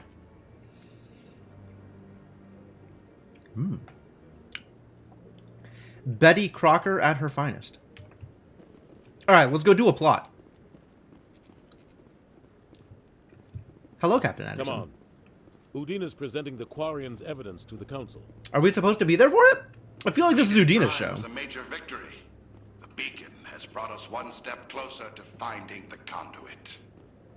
And one step closer to the return of the Reapers. You wanted proof? There it is. This evidence is irrefutable, Ambassador. Saren will be stripped of his Spectre status, and all efforts will be made to bring him in to answer for his That was easy. I recognize the other voice, the one speaking with Saren. Matriarch Benezia. Who is she? Matriarchs are powerful Asari who have entered the final stage of their lives. Revered for their wisdom and experience, they serve as guides and mentors to my people. Matriarch Benezia is a powerful biotic, and she had many followers. She was a formidable ally for Saren. I'm more interested in the Reapers. What do you know about them? Only what was extracted from the Geth's memory core. The Reapers were an ancient race of machines that wiped out the Protheans. Then they vanished. The Geth believe the Reapers are gods, and Saren is the prophet for their return. We think the conduit is the key to bringing them back. Saren's searching for it. That's why he attacked Eden Prime. Do we even know what this conduit is? Saren thinks it can bring back the Reapers. That's bad enough. Listen to what you're saying. Saren wants to bring back the machines that wiped out all life in the galaxy? Impossible. It has to be. Where did the Reapers go? Why did they vanish? How come we found no trace of their existence? I thought you were... If they were real, we'd have found... There's a lot happening in this conversation. Like, this dude was completely on board. Saren is a traitor. Saren needs to be stripped of all of his rank and privileges. And then we move on to this Reapers thing, and it's like, what the hell is a Reaper? I've never heard of a Reaper. You folks are insane. Like, he's just, like, so immediately... Is this a Turian trait? Is this guy just like this? This doesn't seem like a good trait for a council member to have, right? Just like, I've heard a thing, immediately double down on any pot, like, he just, like, jumps super deep into whatever it is he's doing. Don't be a fool! The Reaper, I think the Reapers are real. The Reapers are probably real. I tried to warn you about Saren and you refused to face the truth. Don't make the same mistake again. This is different. You proved Saren betrayed the Council. We all agree he's using the Geth to search for the conduit, but we don't really know why. The Reapers are obviously just a myth, Commander. A convenient lie to cover Saren's true purpose. A legend he is using to bend the Geth to his will. I guess this is where I talk about my beacon vision? 50,000 years ago, the Reapers wiped out all galactic civilization. If Saren finds the conduit, it will happen again.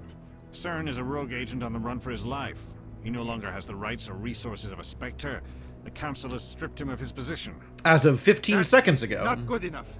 You know he's hiding somewhere in the Traverse. Send your fleet in! A fleet cannot track down one man. A Citadel fleet could secure the entire region. Keep the Geth from attacking any more of our colonies. Or it could trigger a war with the Terminus systems.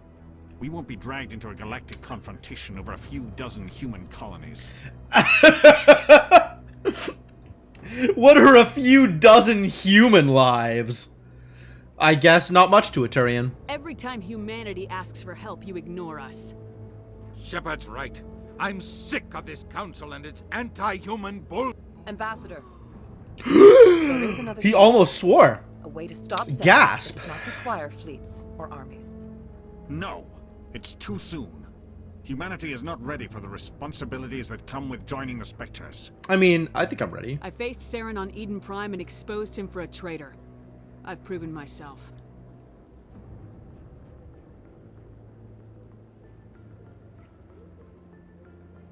It's always the Turian who's the holdout, isn't it?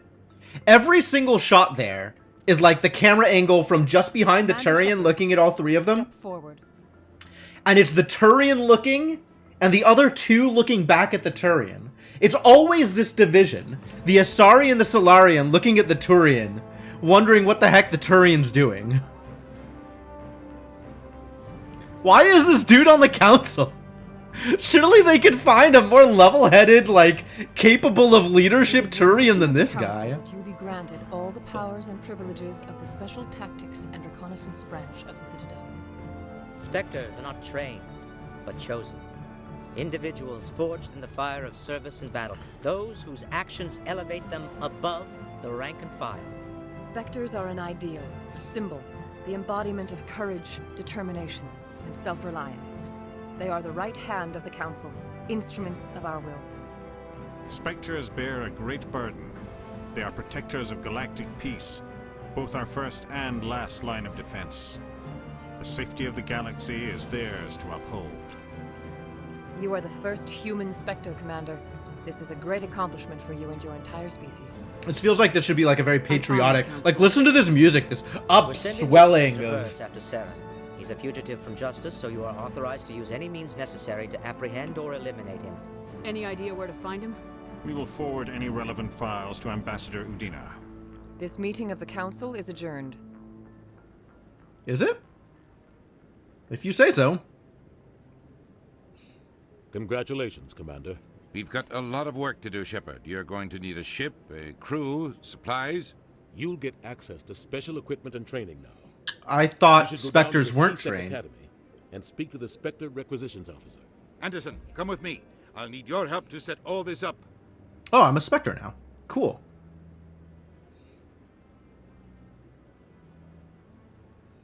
I got an achievement for it and everything. Be a little more grateful. He didn't even thank you. Until I find Saren, I haven't done anything. Come on. Right behind you, Commander. Spectre training talent unlocked. Oh, now I can get extra... Okay. So I needed to become a Spectre before I finished that side quest in order to get enough charm to talk the dude into doing the thing. Alright, tell me about Spectre training. Elite agents of the Council. The Spectres have access to special training unavailable elsewhere in the galaxy. Increases health, accuracy, and effectiveness of all attacks and powers. Huh. Dope. Unity. Restores dead squad members with 30% health and 50% shields. Okay. Accuracy cost? What does that mean? Well, I have 4 points. We could put it all into Spectre training. We're putting into Charm first.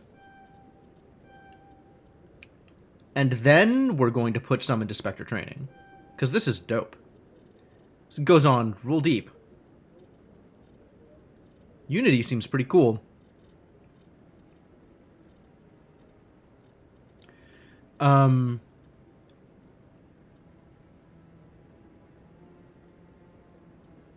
of want more points in Barrier.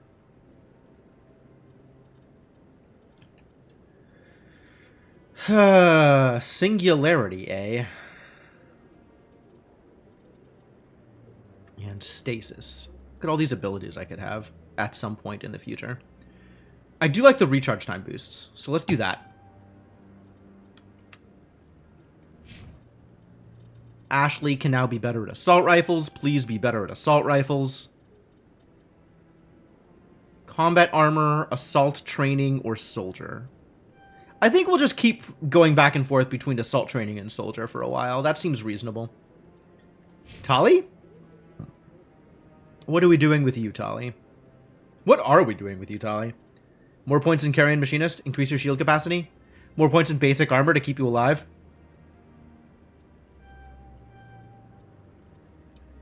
Give you shield boost, I guess? That seems good.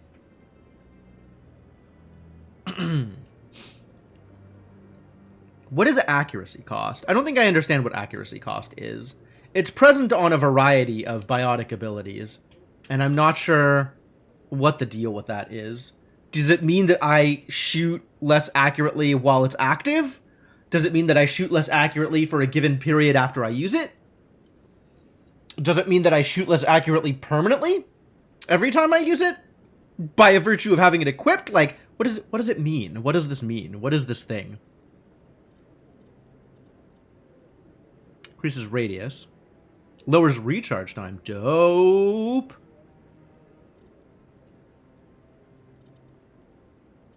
I do want first aid. You should have first aid, eventually. And then we can start working on increasing your hacking ability. Speak to the ambassador. You got it, buddy. I'm ready to speak to an ambassador, maybe. I've heard of ambassadors.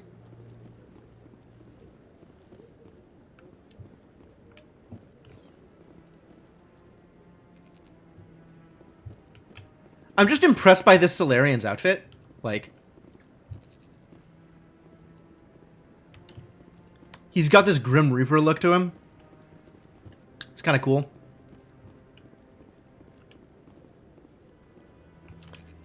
We do still need to talk to General Septimus. Presumably now that Fist is no longer intent on killing us, there will just be people around in the bar. So I guess let's go to the bar.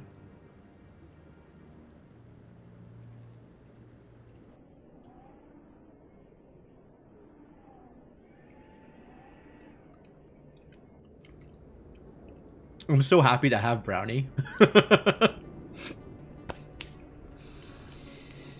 All right. Where is the bar? Where am I?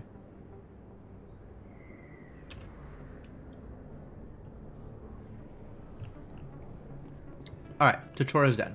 Here we go.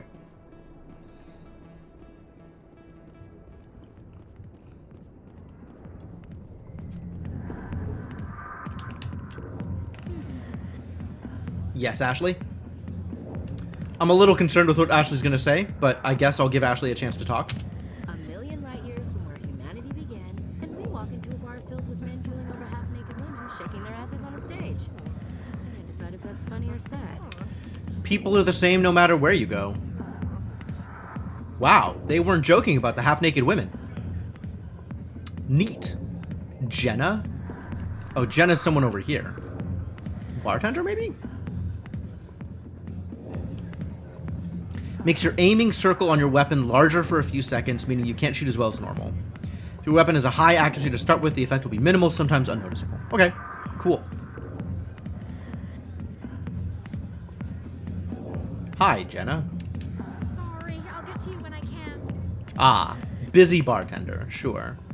I can sit in a chair and stare at my own personal dancing Asari? Is this how I want to live my life? Hatred. I got business here, but not with you. I got business with General Septimus, though. Commander. What do you want? What's bothering you, General? I've seen a lot of horrible things in my days, and there's only one woman in this damn galaxy that helps me forget it. Then why create rumors and lies about this woman? Because she rejected me. Me! Septimus Oraka, General of the Turian Fleet. I think I can see why you're upset, but spreading these lies won't make it better. Look, kid, I appreciate what you're trying to do, but don't waste your time. Ah! We got it! General, did you ever win a battle by moping in a bar? Ha, war. That's what this feels like, all right. How did I let it come to this? So you think it's that easy? Just straighten up and act like a general? It would be more productive than sitting here. Huh. Maybe you're right, Commander. Shaira's worth the effort. Even if she won't have me back. Well, this was easy. Wow, I could just straighten up love triangles and relationship problems. Easy peasy. All I gotta do is spend enough points on blue chat There's options. No place for someone of your stature, General. All right, I'll go to her. After I've had a cold shower or two. Say, you're a bright kid.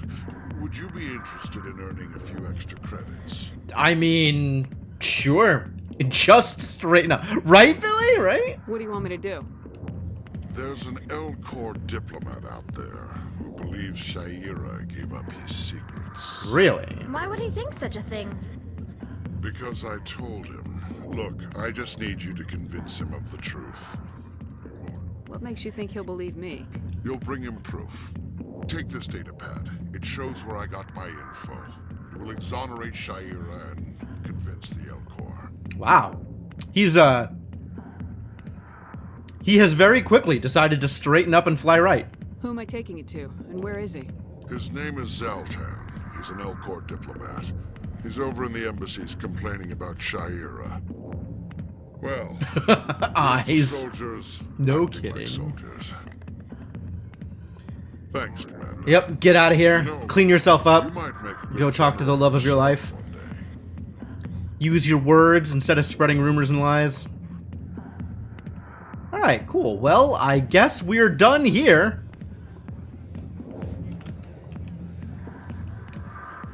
No reason to hang out in this bar any longer.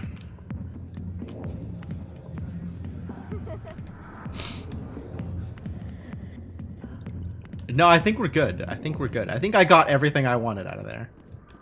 I think I am okay.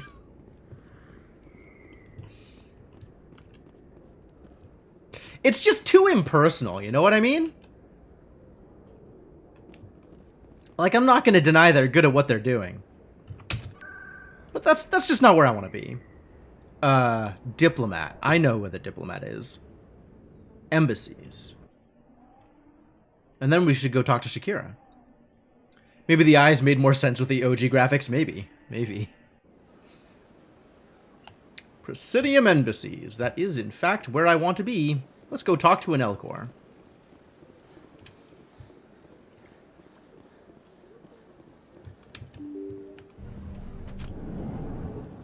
Come on, Elcor.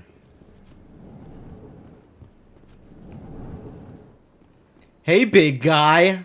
How you doing? I've got some words for you. Strange greeting, human. This is really not a good time. I know who revealed your secret. It was a Turian named Septimus. Unbelieving.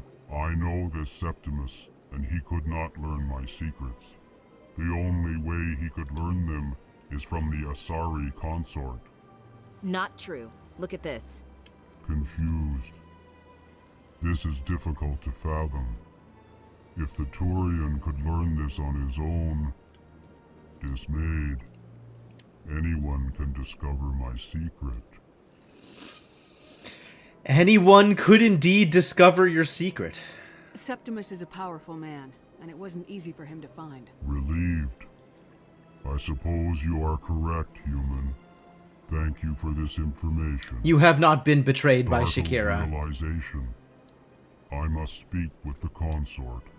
She will be most displeased with my actions. Anxious request. Please, human, if you will excuse me, I must go now. I'm sure you'll be she'll fine. forgive you. It was Nana's mistake. Doubtful. Perhaps you are right, human. I can only hope so. Thunk. Thunk. Thankful. That was a great thing you did, Commander. Approving. You see, Din, not all humans are as you say. I'm sure the Earth Clan stands to profit from this in some way. That sounds like projection, Din. Do not listen to my Volus compatriot. No worries. I never listen to a Volus if I can avoid it. Regardless of your intentions. It turns out the pessimistic Volus outlook on humanity, on Earth clans, is entirely correct when it comes to their dealing with Voluses specifically. Alright, let's go talk to Shakira. This is still not the button I wanted. Keep pressing that button.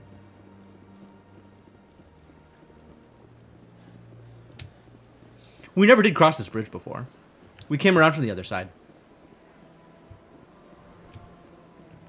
Yeet a Volus under a metaphorical bus. I mean, he had it coming.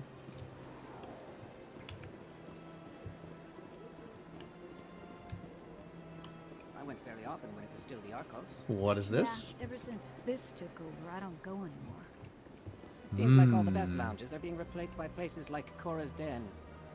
The Embassy Lounge isn't bad, but they don't have any decent entertainment. You mean dancing What about girls? Bureaucrats. They probably spend months just voting on what kind of entertainment to get. Ah, burn! Probably right.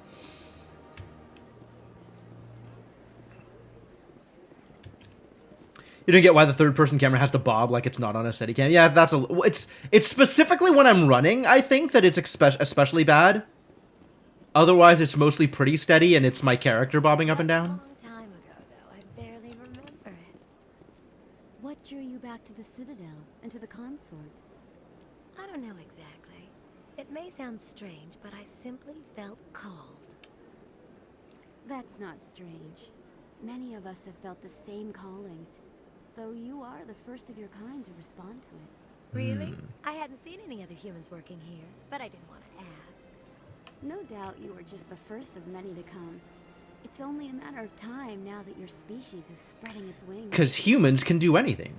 Humans are the baseline jack of all trades. We can get caught up in Asari semi-religious BS too.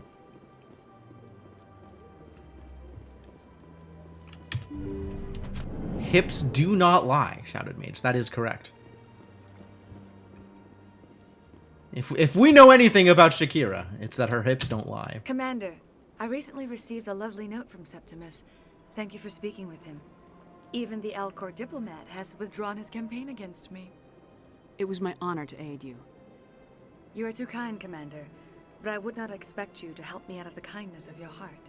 I also have one more thing to give you, if you are interested. Absolutely. I'd be honored. I offer a gift of words, an affirmation of who you are and who you will become. Uh-oh. I see you. Your uniform fits as though you were born wearing it. You are a soldier through and through, proud, solitary, alone, but it gives you strength. It is that strength that people are drawn to.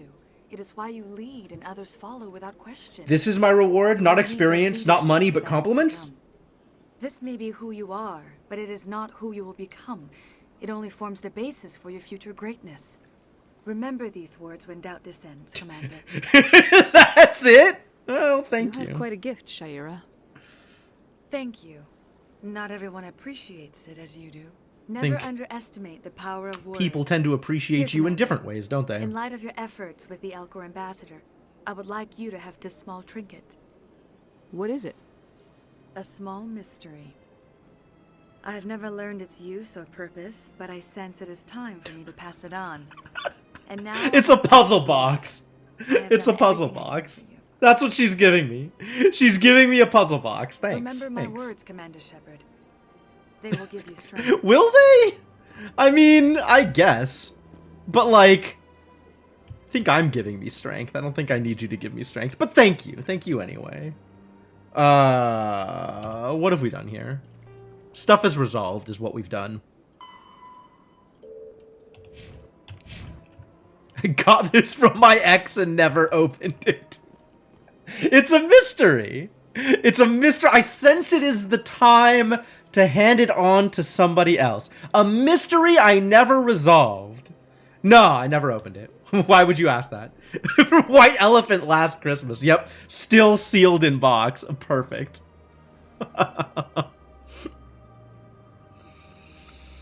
Alright, alright.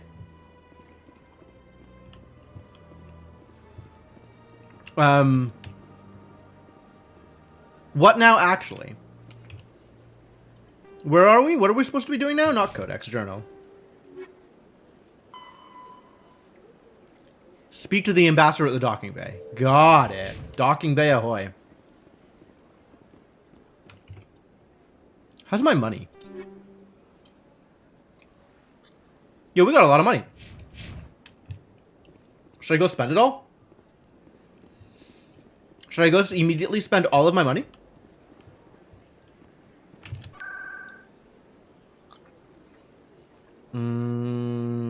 CSEC is in wards? CSEC is in wards. Hang on. Is there a docking bay option? No. We just gotta go to CSEC.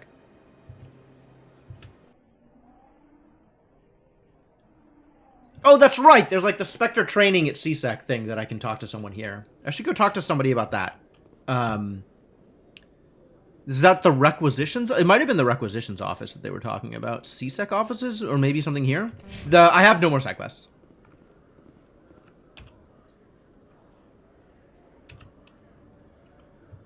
I think I want to go this way.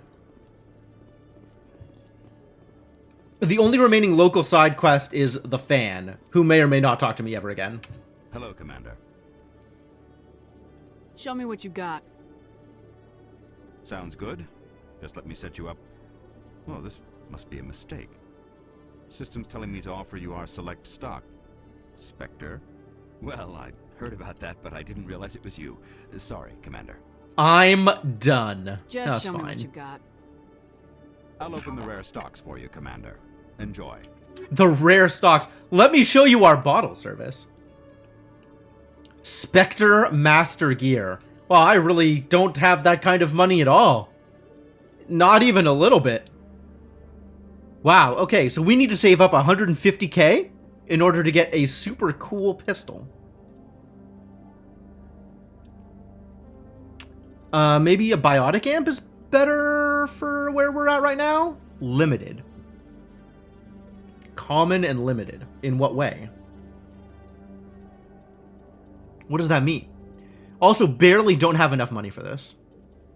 To get a amp that increases cooldown bonus and does nothing else. Down payments for homes kind of prices? No kidding. Very expensive guns. Why biotics? Why is this so difficult? Alright, so the super badass Spectre gear up here. Very cool. And we really can't afford it at all. I don't know why they would expect us to be able to afford it. Hang on, I do have to look at your list and make sure that there's not like a license Show me what you got. that I need to buy to enable. I think I have bought the licenses that are available. I could buy a pistol. I cannot buy a pistol.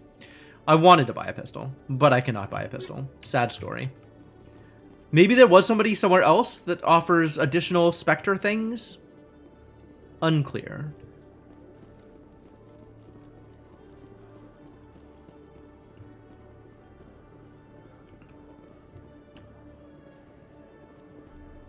I don't know if there was somebody out here that was like, hey, now that you're a Spectre,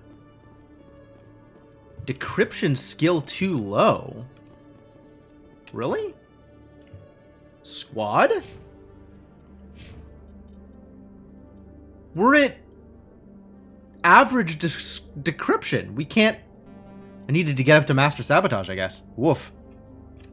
Terrible news. How do I change out my squad members? Can I even do that? Sometimes it lets me do it when somebody new joins. But I'm not sure how to do it otherwise. No, not main menu. Like, Tolly showed up and it let me rearrange my squad members. But I don't know how else to... Gonna need some more points to be able to decrypt stuff out here, I guess. Hey, Mirjana. You can do it on the Normandy? Ah. I'll believe that.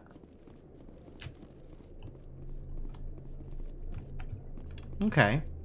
Well, heading to the Normandy is my next step anyway, so... Might as well. We found Tali, Mirjana. How goes it with the speciesist? She is still very much that thing. It is unfortunate. Alright, docking bay? Is this docking bay? Docking bay. Let's go. Docking bay. In other news, Exogeny Corp is still denying reports that one of their survey teams has gone missing in the Hades Gamma Cluster. Is this going to be relevant to my interests? When asked why communication with the survey team was suddenly cut off last week, company officials refused to comment. Is somebody else in contact with the survey team? Alright. What is up with you folks? I've got big news for you, Shepard. Captain Anderson is stepping down as commanding officer of the Normandy. The ship is yours now. She's quick and quiet, and you know the crew. Perfect ship for a Spectre. Treat her well, Commander. What's going I want on? the truth. She did it with the stupid finger guns! Everybody's doing that! Stop doing that! It's so weird! But the Council. And it's time for me to step down. Come clean with me, Captain. You owe me that much. I was in your shoes 20 years ago, Shepard.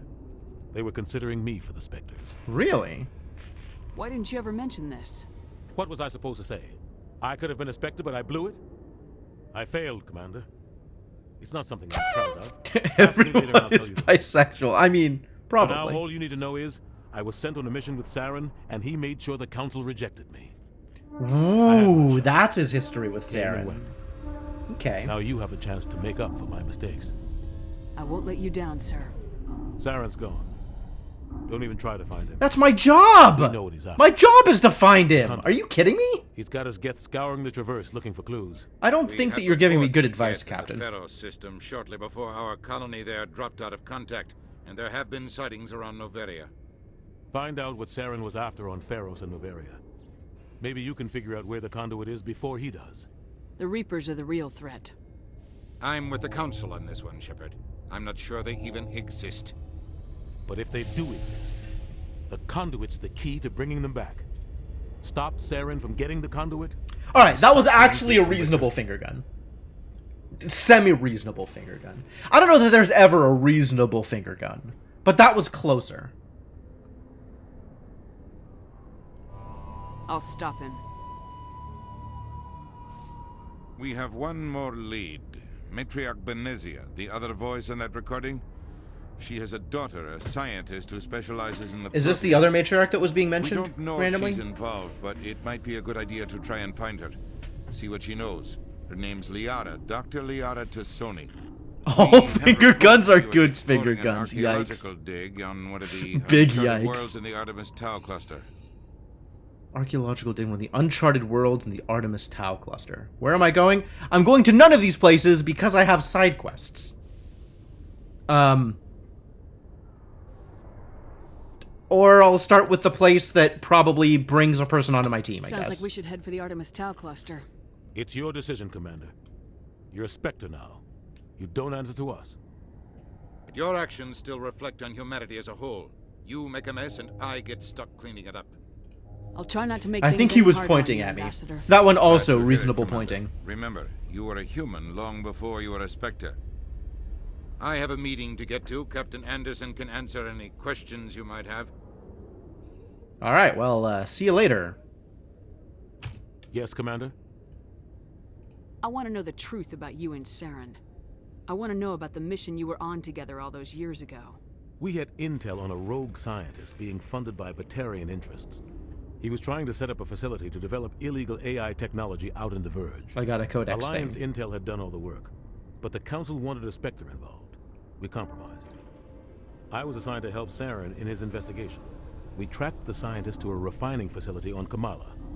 He was hidden away somewhere inside, protected by an army of Batarian mercenaries. The plan was simple.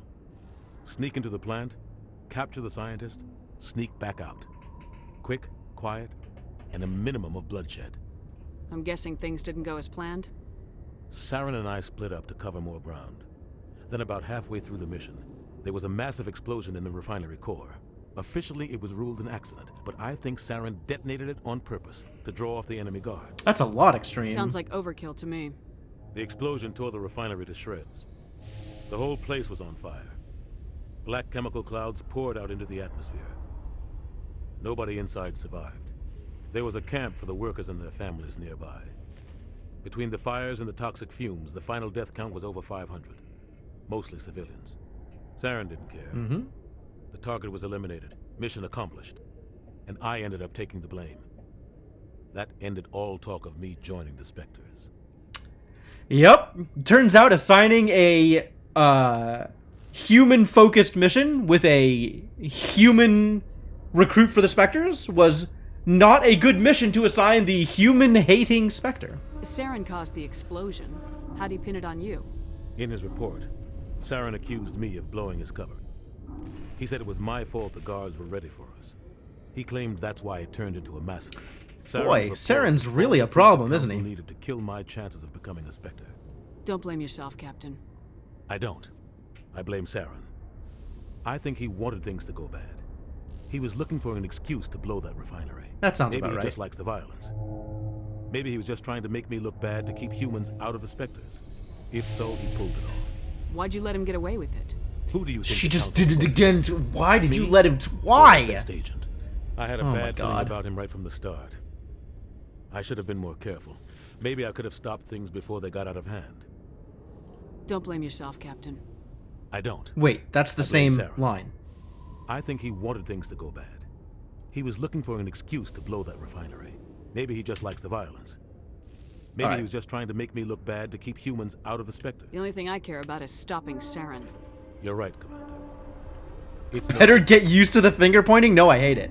I'm absolutely going to call it out every time I see it, and it's weird. And it is frequently weird. How are you holding up? Honestly, this isn't how I pictured my career coming to an end. Pushing papers really isn't my thing. But you're the one who can stop Saren. I believe in you, Shepard. If that means I have to step aside, so be it. Fascinating. Wouldn't they put him in command of some other ship? Like, he's a good commander. Or a captain, rather. Any extra intel you can give me on our colony at Pharos? The entire planet used to be one giant Prothean city. Mostly ruins now. But some of the infrastructure is still intact. Really? The colony tried to build on what the Protheans left behind. We lost all contact with them when the Geth attacked. Okay, what about Noveria? What can you tell me about Noveria? Novaria's trouble. Yeah, the eyes are weird. Always has been. The whole planet's basically a center for corporations to conduct illegal research.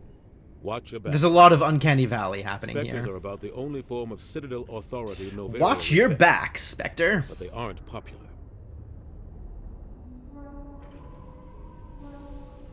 Alright, and Artemis Tau? What do you know about the Artemis Tau cluster? Not much. I've never been there myself. A handful of systems with a few small, uncharted worlds, but no real colonies.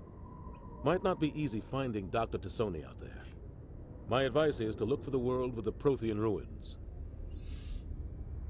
Yeah, it's a little tough to see, like, the updated textures on a still, like, you know,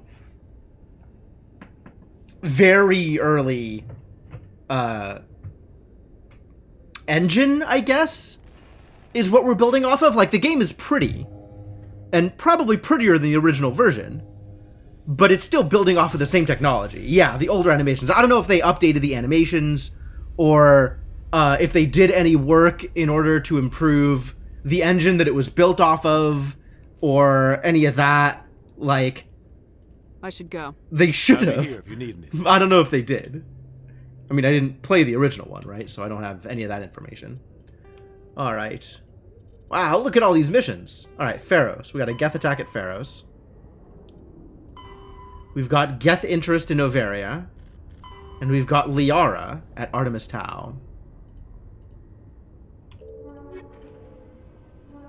And then we have a survey team in the Hades Gamma Cluster. So we could just go check that out. Ah, thank you, elevator. And then also these things. Patrols mentioned some strange activity in the Hydra system of the Argos Rho cluster. Strange transmission discussing some sort of biotic commune. Oh yeah, I remember this. From this is the biotics doing it for themselves, right?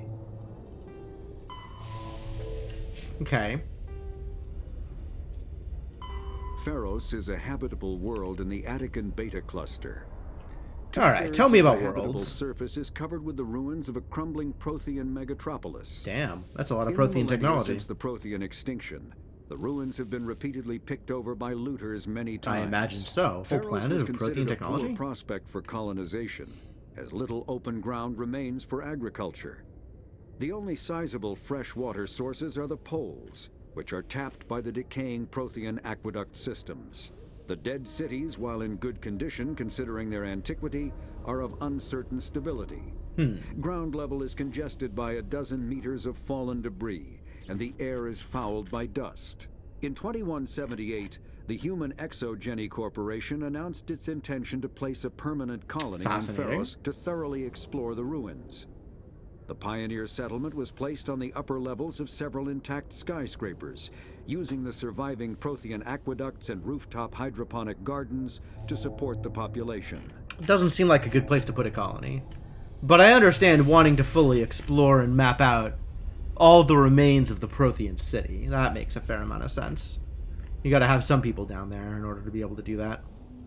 Noveria is a cool, rocky world with most of its hydrosphere locked up in massive glaciers. Noveria's very cool. A privately chartered colony world, the planet is owned by the Noveria Development Corporation Holding Company. The NDC is funded by investment capital from 24 high-technology development firms and administrated by an executive board representing their interests. The investors built remote hot labs in isolated locations across Noveria's surface. These facilities are used for research too dangerous or controversial to be performed elsewhere. Oh, really? As Noveria is technically not part of Citadel space and therefore exempt from council law. Fascinating. By special arrangement, Citadel's special tactics and reconnaissance agents have been granted extraterritorial privileges, but it remains to be seen how committed the executive board is to that principle. Given its unique situation, it is understandable that Noveria is often implicated in all manner of wild conspiracy theories. So it's a place that's like outside of anybody's jurisdiction that they can go to do illegal research? That doesn't sound like a good place to hang out, I gotta admit. There are between 200 and 400 billion stars in the galaxy, and less than 1% of them have ever been visited or had their systems properly surveyed. Humanity's early expansion into the Attican Traverse was haphazard, a desperate race to claim habitable planets where populations can be economically settled. Ignored in the wake of this land grab were thousands of less hospitable worlds, each potentially rich with industrial resources. The wealth of entire solar systems lies untapped, waiting for corporate survey teams or independent pioneers to discover and exploit Bring them. down the sky? However, I this is don't not remember an that easy conversation. task.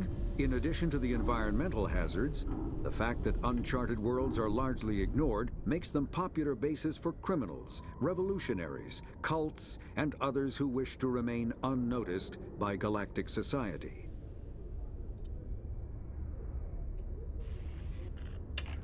Alright, uncharted and unexplored and unexploited worlds with mostly criminals inhabiting them. Great. In the early 2160s, Batarians. the Alliance began Batarians. aggressive colonization of worlds in the Skillian Verge. Fascinating. Much to the dismay of the Batarians, who had been developing the region for several decades.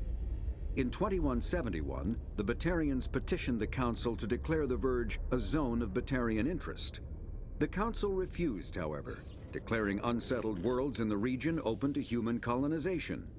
In protest, the Batarians closed their Citadel embassy and severed official diplomatic relations with the Council, Really? effectively becoming a rogue state.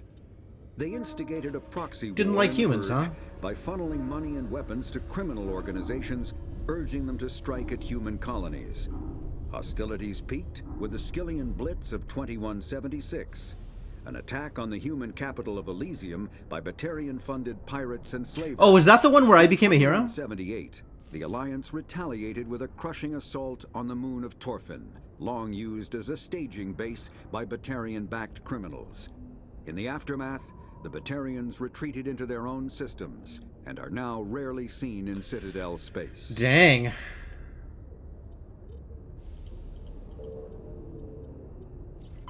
The assault. Okay. In the early 2160s, Non-council races, but still... But still potentially part of this... the Alliance began aggressive colonization of worlds in the Skillian Verge.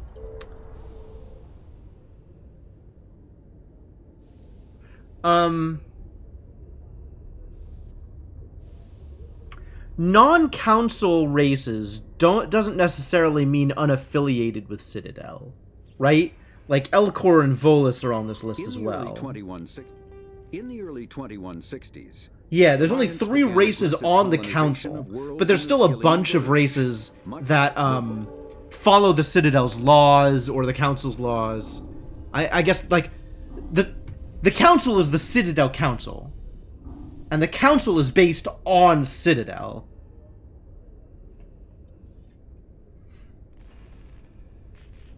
$68 million systems of that 400 billion explored. Wow.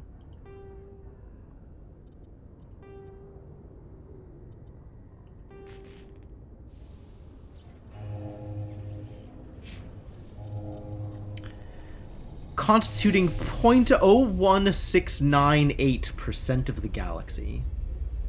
That is a very small percent. Let's go check out the Normandy.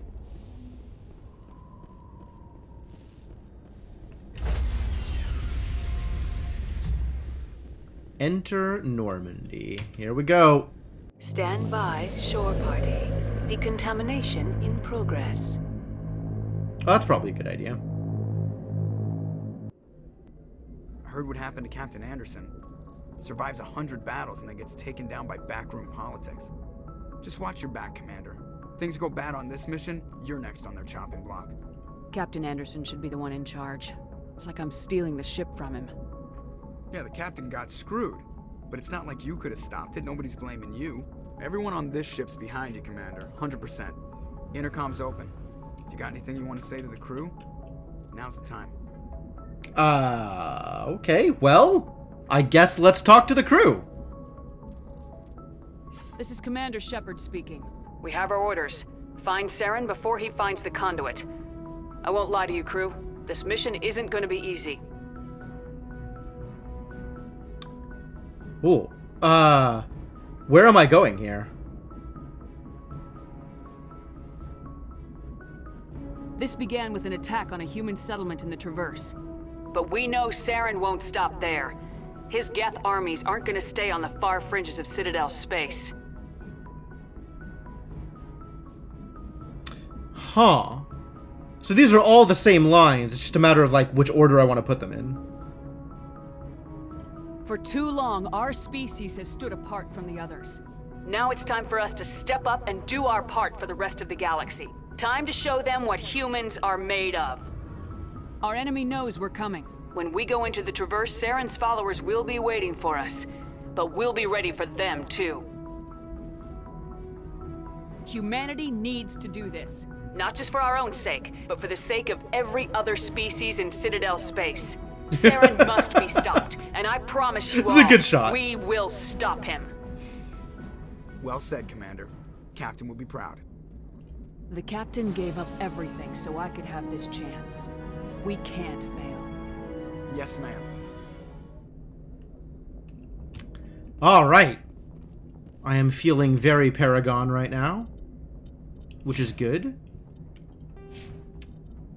And now I am me and me alone. But if I decide to leave the ship... How do I leave the ship? Is this how I leave the ship? Exit Normandy? It'll ask me to put a squad together. Okay. So this presumably is Liara. Although I guess I don't know for sure.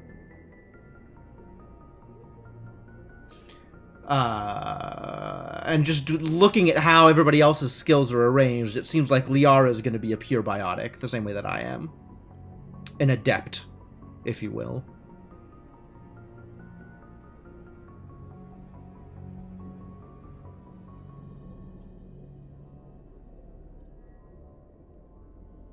Well, I know I need somebody techie with me in order to be able to do decryption stuff. Whether that is Tali or Garrus or Kaiden is up in the air. I'm kind of leaning towards Garrus and Ashley, or Garrus and Rex as my preferred team comp. Recommend bringing people you like when you do missions as dialogue changes a bit. Yeah, that makes a lot of sense. And there's also something to be said about bringing people who are relevant to specific missions. Like, having Rex around in a mission especially if it's related to what Rex is trying to accomplish, is going to give me different options potentially, as opposed to just different dialogues. You went Garrus Rex on your first run? Understandable. At the same time, like, I kind of like just having Tali around. So maybe it'll be, like, Tali and Garrus, or Tali and Rex, or Tali and Ashley. Like, somebody with guns. Somebody... Ashley is really remarkably dumb. I agree with you. She is... It is very unfortunate that Ashley is the kind of person that she is. But I really like somebody who's doing the things with the guns. Tali and Liara on your current runs? Fair.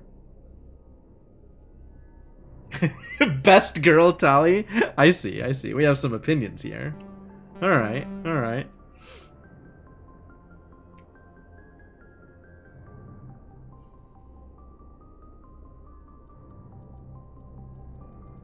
Like, Garrus Rex is certainly a good way to have people with guns do things. Biotic, you just throw things all over the place? Fantastic. That sounds great.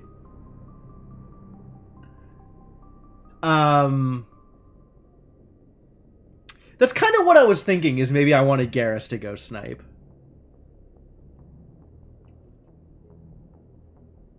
Maybe I'll do Tali and Garrus then. And give up some of my potential combat prowess in order to keep Tali on the team.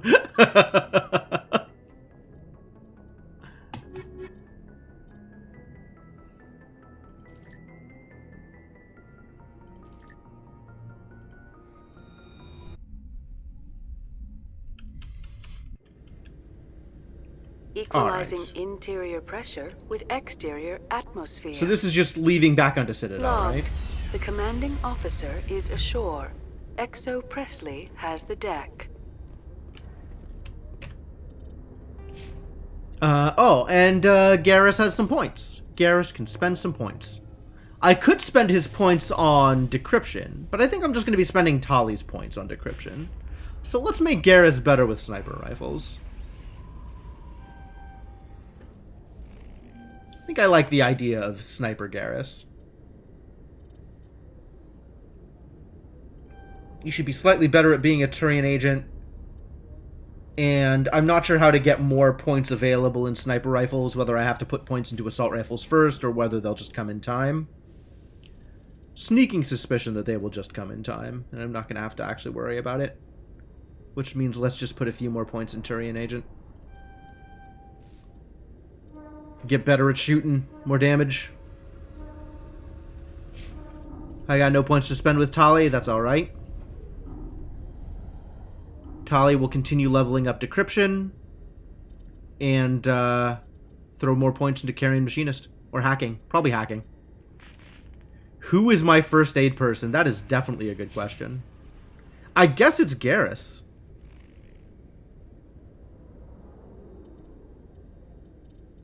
But at the same time, I'm also okay with giving people some regen and having that be my first aid. Because I don't think I can do first aid stuff, right? Yeah, first aid is not on my list. Do we actually want to do anything here? We coming back? The Normandy combines the best of Alliance technology and Turian engineering. It shows what we're capable of if we work together. The Normandy is amazing, Shepard. It's an honor to be among her crew. Aw, thanks, Tali. Normandy weapons. Ooh, Codex. Combat Hard Suit. A mass accelerator propels a solid metal slug using precisely controlled electromagnetic attraction and repulsion. The slug is designed to squash or shatter on impact, increasing the energy it transfers to the target. If this were not the case, it would simply punch a hole right through, doing minimal damage. Accelerator design was revolutionized by Element Zero. A slug lightened by a mass effect field can be accelerated to greater speeds, permitting projectile velocities that were previously unattainable. If accelerated to a high enough velocity, A simple paint chip can impact with the same destructive force as a nuclear weapon. However, mass accelerators produce recoil equal to their impact energy. This is mitigated somewhat by the mass effect fields that rounds are suspended within. But weapon recoil is still the prime limiting factor on slug velocity. That's cool. That feels somewhat grounded in hard science, which I'm on board with. It's not just, you know, free railgun. Yeah, I don't think there's anything that I need to do here. I think we're ready to go somewhere. I don't know where yet, but somewhere. Logged. The commanding officer is aboard. XO Presley stands relieved. Commander, something you need? How's the Normandy performing? Is she everything they said she'd be? She's the best ship in the fleet. If you've got a pilot who knows how to handle her. Is that you? Balance isn't what you'd expect. Is that you, Joker? You talking yourself up? That oversized drive core we got stuffed in the back, and her power can sneak up on you if you're not careful.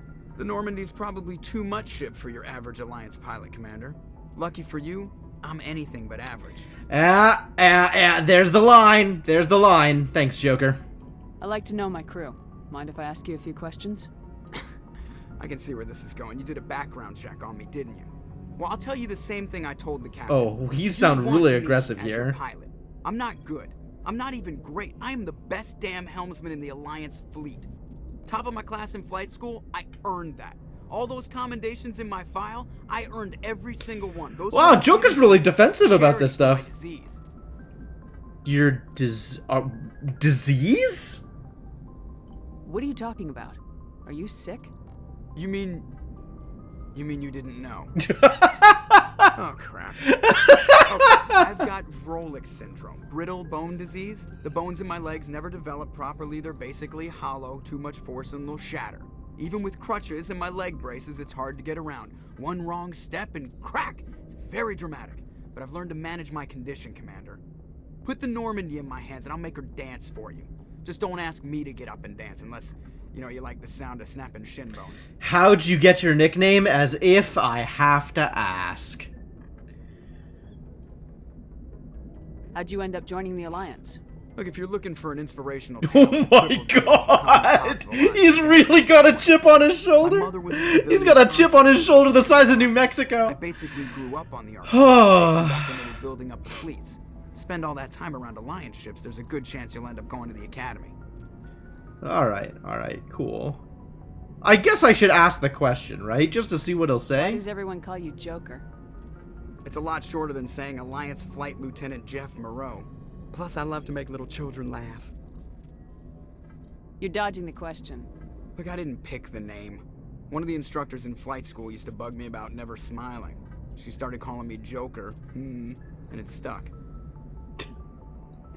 Really? I thought it was because of all of the sarcasm. To be honest, like, if you just look at the tone and the way he approaches people, he's not too far off. Why didn't you ever smile? Hey, I worked my ass off in flight school, Commander. The world's not gonna hand you anything if you go around grinning like an idiot. By the end of the year, I was the best pilot in the Academy, even better than the instructors, and everybody knew it. They'd all got their asses kicked by the sickly kid with the creaky little legs. One guess who was smiling at graduation? Alright, well, good enough. I have to go. Thanks for the talk. Codex? Tell me about Codex. What have we done over here? You're going to tell me about Vrolkus syndrome? No, planets. Really? Arcturus Station is the gateway to Sol. A 5-kilometer diameter Stanford-Taurus type space station at the trailing Lagrange point of the gas giant Themis. Construction on Arcturus Station began in 2151 and concluded in 2162. It was inaugurated in 2156, 5 years after its construction started, and 6 years before its construction finished, and has served as the military and political headquarters of the Systems Alliance from the First Contact War until the present. When humanity activated the Charon Mass Relay in 2149, it led to Arcturus, 36 light-years from Sol, Earth's sun. Arcturus is the third brightest star seen from Earth. It's an ancient red giant from the generation born before Sol. Its worlds are either gas giants or ice chunks. While some rocky debris exists, the metal content is 25% lower than normal. To build Arcturus Station, metallic asteroids were towed through the mass relays to the construction site. Many of these asteroids remain near the station, their mined-out areas home to transient populations. The expense of bringing construction materials into the system was acceptable due to its strategic value. With 3 primary mass relays, in addition to the secondary one to Sol, Arcturus is a major communications and military choke point. The Alliance First Fleet is based in Arcturus, where it can guard the gates to Sol and react to incursions in the 3 connected clusters. The station also hosts the Systems Alliance Parliament and the Systems Alliance Military General Headquarters. Its permanent population is approximately 45,000. Arcturus is actually from the galactic halo, one of a cluster of 52 stars that are crashing through the disk of the galaxy. In a billion years, wow, what was I even trying to say there? In a billion years, Arcturus will be sailing through the depths of extragalactic dark space. Oh. Goodbye, Arcturus, eventually. The Normandy is a prototype starship developed by the Human Systems Alliance with the assistance of the Citadel Council. It is optimized for scouting and reconnaissance missions working in with the unstable Turians to make the ship. regions, using state-of-the-art stealth technology.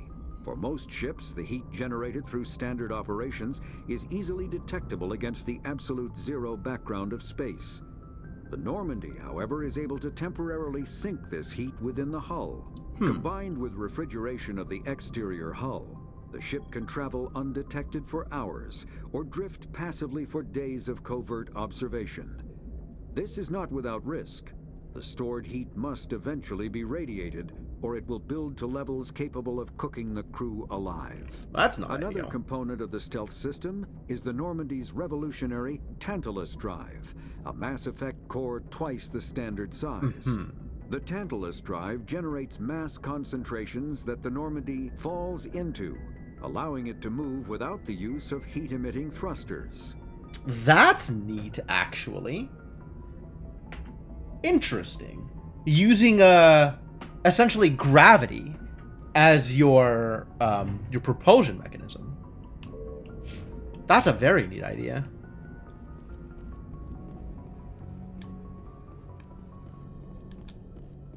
And if I want to go anywhere, the galaxy map is right there, ready to take me anywhere I want to go to.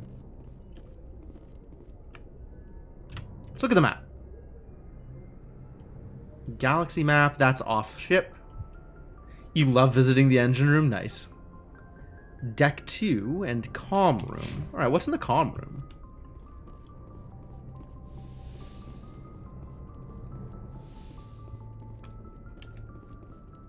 FTL comlink. Oh, this is where we had comms with the council, right?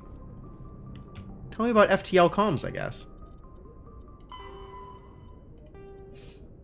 Real-time communication is possible thanks to networks of expensive mass relay comboys that can daisy-chain a transmission via lasers. Comboys are maintained... How are lasers faster than light? Suspicious. Comboys are maintained in patterns built outward from each mass relay. The buoys are little more than a cluster of primitive miniature mass relays. Each individual buoy is connected to a partner on another buoy in the network, forming a corridor of low-mass space. Tight beam communications lasers are piped through these tubes of FTL space, allowing virtually instantaneous communication to anywhere on the network. The networks connect across regions by communications lasers through the mass relays. I guess the assumption is by clearing a corridor of mass using the mass relays, light beamed through that space travels faster than light usually does. Fascinating. With this system, the only communications delay is the light lag between the source of destination and the closest buoy. So long as all parties remain within half a light second of buoys, seamless real-time communications are possible. Since buoys are maintained in all traveled areas, most enjoy unlimited instant communication. Ships only suffer communications lag when operating off established deep space routes, around uninhabited outer system gas giants, and other unsettled areas. During wartime, convoy networks are the first target of attack. Once the network is severed, it can take anywhere from weeks to years to get a message out of a contested system. In systems where a buoy network has not yet been built or has been destroyed, rapid communication means ferrying information through high-speed courier ships and unmanned data drones. Wow, that sounds super awkward. Also, not that rapid.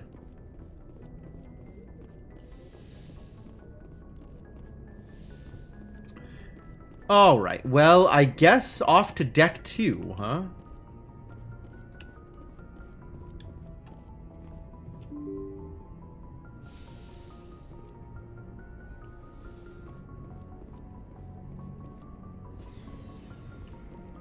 Elevators?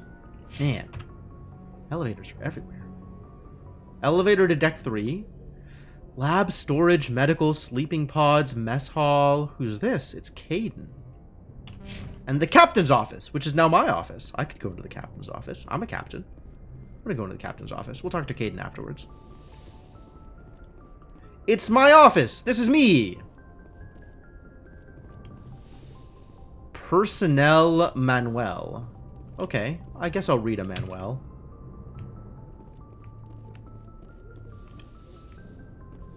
Thank you for the experience boost.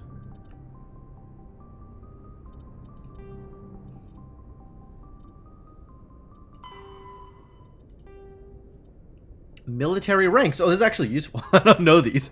The Alliance uses a modified version of the ranking system that has been used for hundreds of years. Soldiers are classified into rank and file enlisted personnel, experienced non-commissioned officers, NCOs, and specially trained officers. The divide between naval personnel and ground forces, Marines, is small.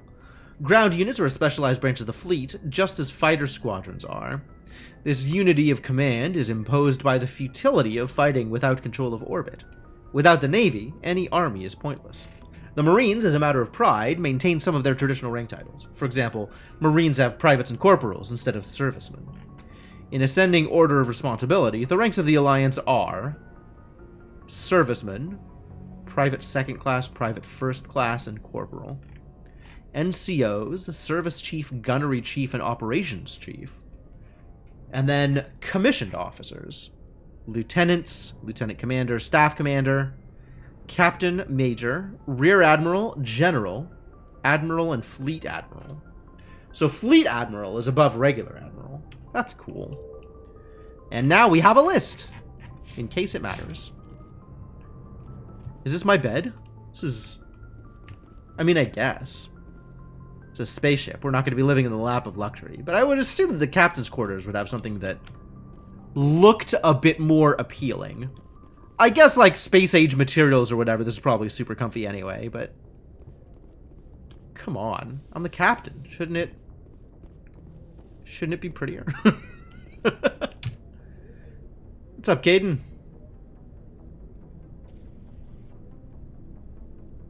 Anything you need, Commander? Just trying to get a sense of where the crew's at. Thoughts? I've wasted enough of your time for now, Commander. We'll have time for personal debriefings later. Oh, really? What's your opinion on the last mission? I don't see how we could have done things any better. At least not without getting to Eden Prime sooner. And we were on the scene faster than any other Alliance ship could have been. Fair enough. We'll talk another time, Lieutenant. Commander?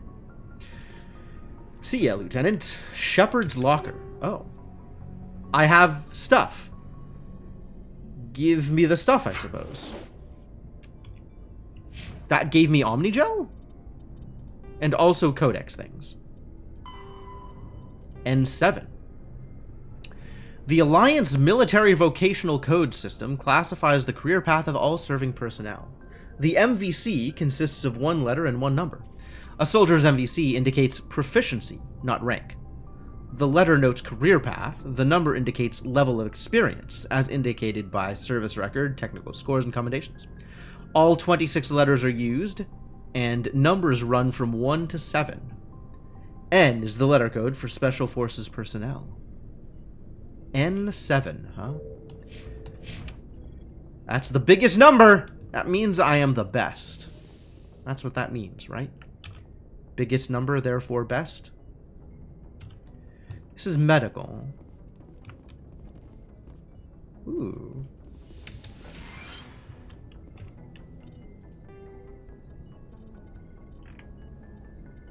Combat Hards. Medigel is a common medicinal salve used by paramedics, Salve, not EMTs, salve? and military personnel. It combines several useful applications: a local anesthetic, disinfectant, and clotting agent all in one. Once applied, the gel is designed to grip tight to flesh until subjected to a frequency of ultrasound. It is sealable against liquids, most notably blood. It's a good thing to be sealed contaminants against. And gases. The gel is a genetically engineered bioplasm created by the CERTA Foundation, a medical technology megacorp based on Earth. Technically, Medigel violates council laws against genetic engineering, but to date, it has proved far too useful to ban. Nice. Genetic engineering. Not okay unless really useful. Sure. What's up, Yes, Doctor? Commander? Is there something you need? How well do you know the lieutenant? I'd never worked with him before this mission, but he has an impressive service record. Over a dozen special commendations. I think we clicked Tends this button to keep to already, himself, though. Maybe because of the headaches. It's not easy being an L2. How did you end up serving on an alliance? I think we've asked these questions I before enlisted also, right right? out of med school. Yes. I wanted to. But Oh, humanity yeah, I really needs like the Dr. Alliance Chakwas. if All right, we want cool. to keep expanding through the Traverse. Good enough. Goodbye, Commander. Goodbye. Anything cool to click on back here? Doesn't seem like it.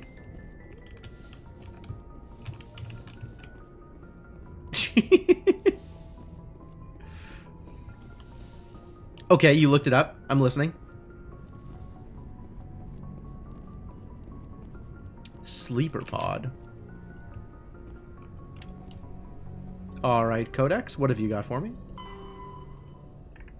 Crew considerations. Cabins give each individual 10 cubic meters of space. On larger vessels, private rooms are common. As ships get smaller, the number of crew packed into a single wardroom increases.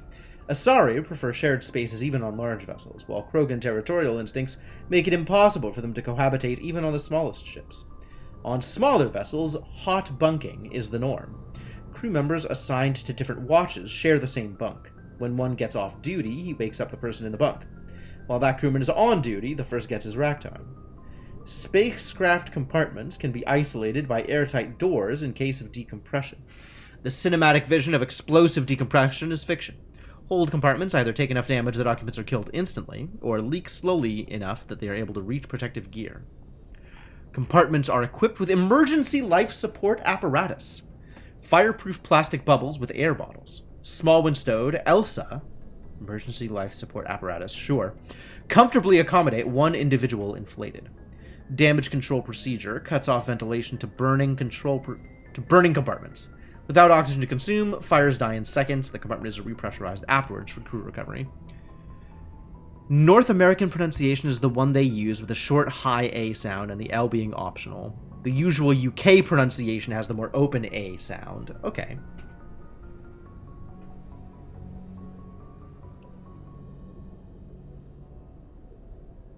They said salve. I think it's the same A. It's just a matter of whether or not the L is there.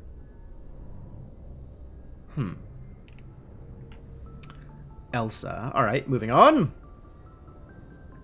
Mass effect fields create an artificial gravity, AGRAV, plane below the decks, preventing muscle atrophy and bone loss in 0G. Large vessels arrange their decks perpendicular to their thrust axis. The highest decks are at the bow and the lowest at the engines. This allows AGRAV to work with the inertial effects of thrust. What's convenient. Ships that can land arrange their decks laterally so the crew can move about while the vessel is on the ground. Warships normally turn off their AGRAV systems during combat, reducing the heat generated by systems and increasing combat endurance. To provide a point of reference for navigating in 0G, floors are painted a different color from the walls and ceiling. Ah! Smart.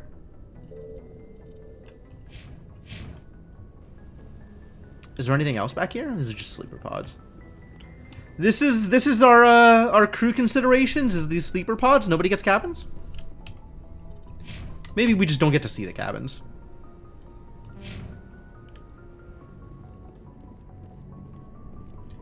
Guess we're not talking to Kaidan. Kaidan's not interested in talking. This is our mess hall. This ship is small, huh? Really not that many people on this ship.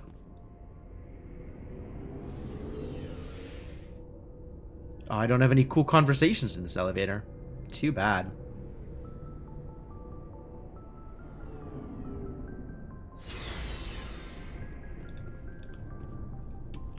Alliance Requisition Officer. Hey, Alright, let's Commander. chat. Looking for some extra supplies before you head out? What have you got? Whatever you want. Armor, weapons, mods. It's not standard Alliance issue, but that's not necessarily a bad thing. Well, as long as you don't mind paying for it. Why should I pay you for my weapons and armor? My stuff doesn't come from the Alliance. I have to purchase it myself, and it's not cheap. Hell, the licenses alone have set me back more than I'd like. But no licenses, no goods. Without the goods, I'm out of a job. Really? Tell me about this What are stuff. licenses? Why do you need them? I know I've been acquiring some Manufacturers licenses. sell licenses. Each license allows me to buy and sell a certain brand of products. I already have several basic ones, but you'll need to buy more if you want me to bring in different brands. Alright. Many of the best licenses are hard to get, but they're well worth the cost if you can find them. What do the different manufacturers offer?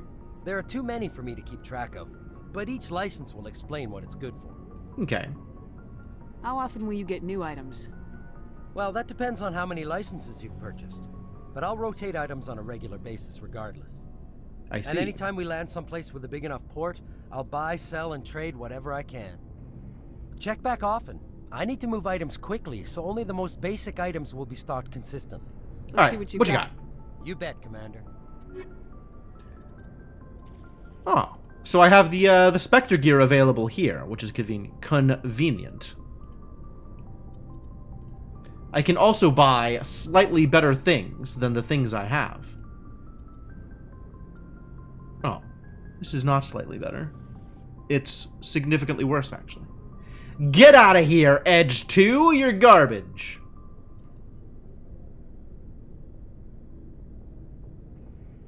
It's not strictly worse. It has slightly better heatsink capacity, but that's real slight. Heavy armor for a human, not that I can equip heavy armor. The Kessler 3 pistol. I'm really looking for this damage per second. The Kessler 3 is, in fact, strictly worse than the Stinger 2. Lower DPS, lower heatsink capacity, lower accuracy rating. Why would anybody want this? What? It's such garbage. It's such garbage. Stingers aren't even on this list. Man, why can't I get Stingers? I want a Stinger 3. None of this bad business. I could buy light armor, which is, in fact, strictly better than my current light. Ooh, by a lot. Oh, because it's very expensive. Buh.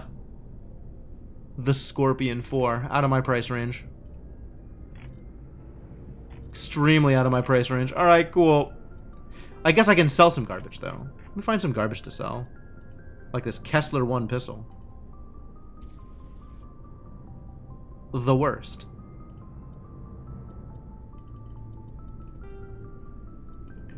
Weapon upgrade recoil damper. Reduces kickback to improve accuracy. That's neat. Probably want to give that to an assault rifle.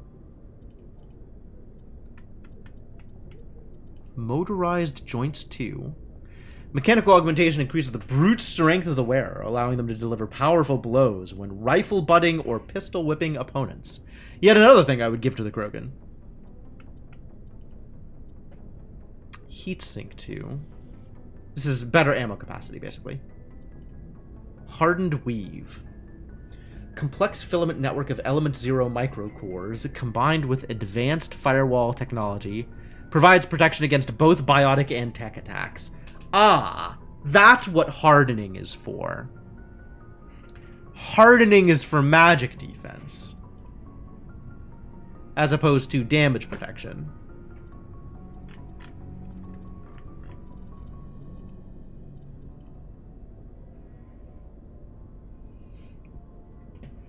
Jane's got a Lancer.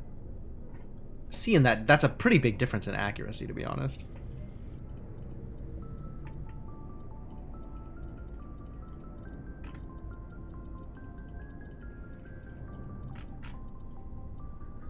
The hammer has a decent sell value. I'll probably just give this to Garrus, though. Hello, Codex? Biotics is the Omni tools are handheld this is new, devices apparently? that combine a computer microframe, sensor analysis pack, and manufacturing fabricator. Manufacturing. Versatile and reliable, an Omni tool can be used to analyze and adjust the functionality of most standard equipment, including weapons and armor, from a distance.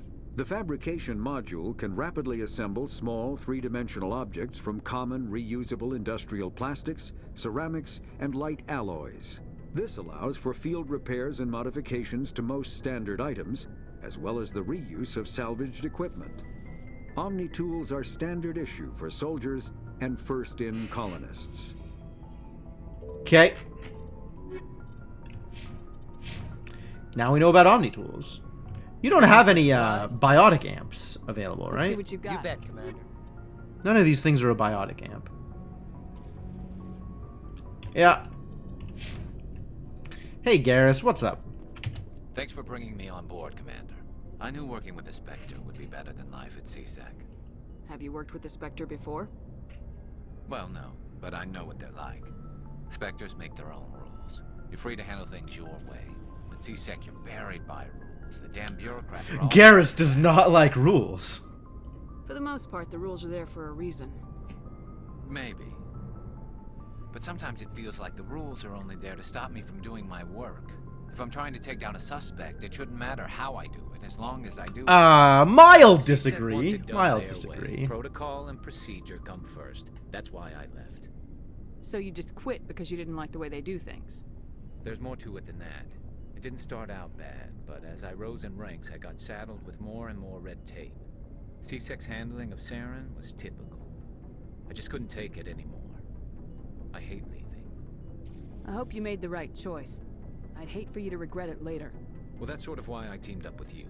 It's a chance for me to get off the Citadel, see how things are done outside CSEC. By a Spectre, who follows their own rules 100% of the time. And without CSEC headquarters looking over my shoulder, well, maybe I can get the job done my way for a change. If getting the job done means endangering innocent people, then no. We get the job done right, not fast. Got it? I wasn't trying to... I understand, Commander. Yeah, we really don't have a good sense of what exactly Garrus didn't like. If it was just like paper pushing and bureaucracy, then sure, I can understand not liking that. If the procedure problem is don't go in hot and fast under all circumstances, then, you know, we're gonna have words. And now we know a thing about tanks. Tell me about tanks. The Normand, the Mako infantry fighting vehicle, was designed for the System Alliance's frigates. Though the interior is cramped, an M35 is small enough to be carried in the cargo bay and easily deployed on virtually any world. With its turreted 155mm mass accelerator and coaxially mounted machine gun, the Mako can provide a fire team with weapon support as well as mobility.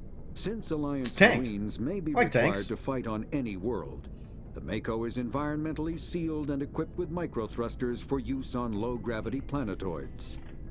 The Mako is powered by a sealed hydrogen-oxygen fuel cell. Sure. It includes a small Element Zero core. While not large enough to nullify the vehicle's mass, the core can reduce it enough to be safely airdropped. Used in conjunction that's with neat. thrusters, it also allows the Mako to extricate itself from difficult terrain. That's cool. That's good maneuverability. I like that. That's also like being able to airdrop your tank seems pretty useful too. What's up, Ashley? Oh, everybody's got their own lockers. I see how it is.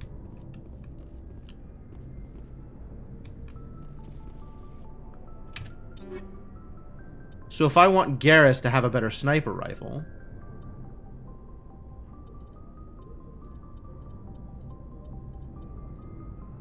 and I do, lower heatsink capacity, but maybe that's something we can fix here. Also, weapon stability feels like a good thing to put on Sure, you can get a heat sink. That's fine.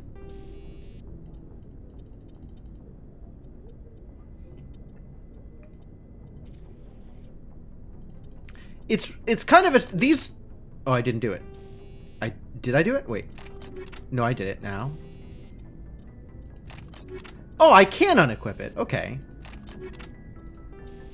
Empty and then back, as opposed to double-clicking. Wait, that time it didn't work. Double-clicking on empty works. Double-clicking on empty works, but it doesn't take me out of the menu. Whereas double-clicking on the thing takes me out of the menu. Fascinating.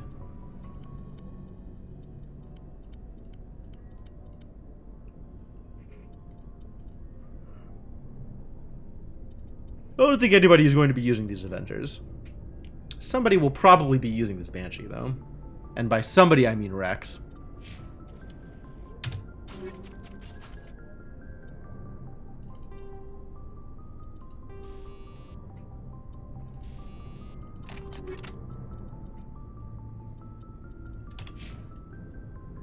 Which now gives me a little bit more stuff to sell off. Commander? Do you have a few minutes to talk? One-on-one? I'm sorry, Commander. I need to get my duties squared away. I wouldn't mind talking more later, though. A lot of people are in this sort of same boat of like, hey, I'm really busy, but let's do some talking later on. What's your opinion of the last mission? Kinda wish you'd got there sooner, Commander. No offense, I appreciate the rescue. I just wish... You wish we'd been able to save the rest of your unit. Yes, ma'am. If I had been more alert, we wouldn't have been cut down by an ambush. The Geth are perfect ambushers. They don't move, they don't make noise, they don't even breathe. They have flashlight heads, ma'am. I'll make sure it doesn't. Flashlight heads! I mean, she's not wrong. Dismissed, Chief. Ma'am.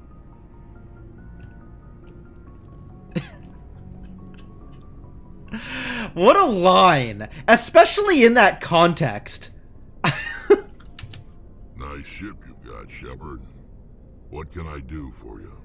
Personal What's inquiry. your story, Rex? There's no story. Go ask the Quarian if you want stories. You Krogans live for centuries. Don't tell me you haven't had a few interesting adventures.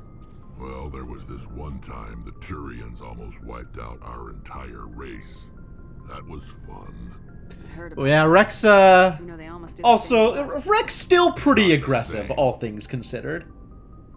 He's not really here to get personal with us. It seems pretty much the same to me. So your people were infected with a genetic mutation? An infection that makes only a few in 1,000 children survive birth? And I suppose it's destroying your entire species? I suppose it isn't all the same. I don't expect you to understand, but don't compare humanity's fate with the Krogan. Touchy subject? Yeah, it would be a touchy subject. Sorry, Rex. I wasn't trying to get you upset. Your ignorance doesn't upset me, Shepard. Oh, the Krogan. Fair enough. On them long ago. Really? The genophage infected us, but it's not what's killing us. What can you tell me about the genophage? Ask the Solarians if you want details. They made it. All I know, it makes breeding nearly impossible. Thousands die in stillbirth, and most never get that far. Every Krogan is infected, every one. And no one's rushing to find a cure. So long, Rex. Well, Shepard. I guess that's the end of that conversation. That is kind of interesting.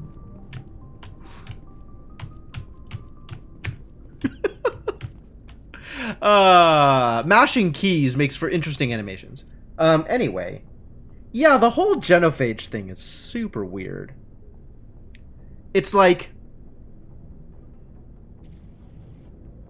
I mean, I guess if left unchecked, the Krogans were actually reproducing fast enough that they would just take over systems. By trying to moonwalk, I'm just mashing left and right. So, like, they can't actually just be left alone and cured. Otherwise, they'd go back to threatening whole systems and other species the way that they used to. Probably.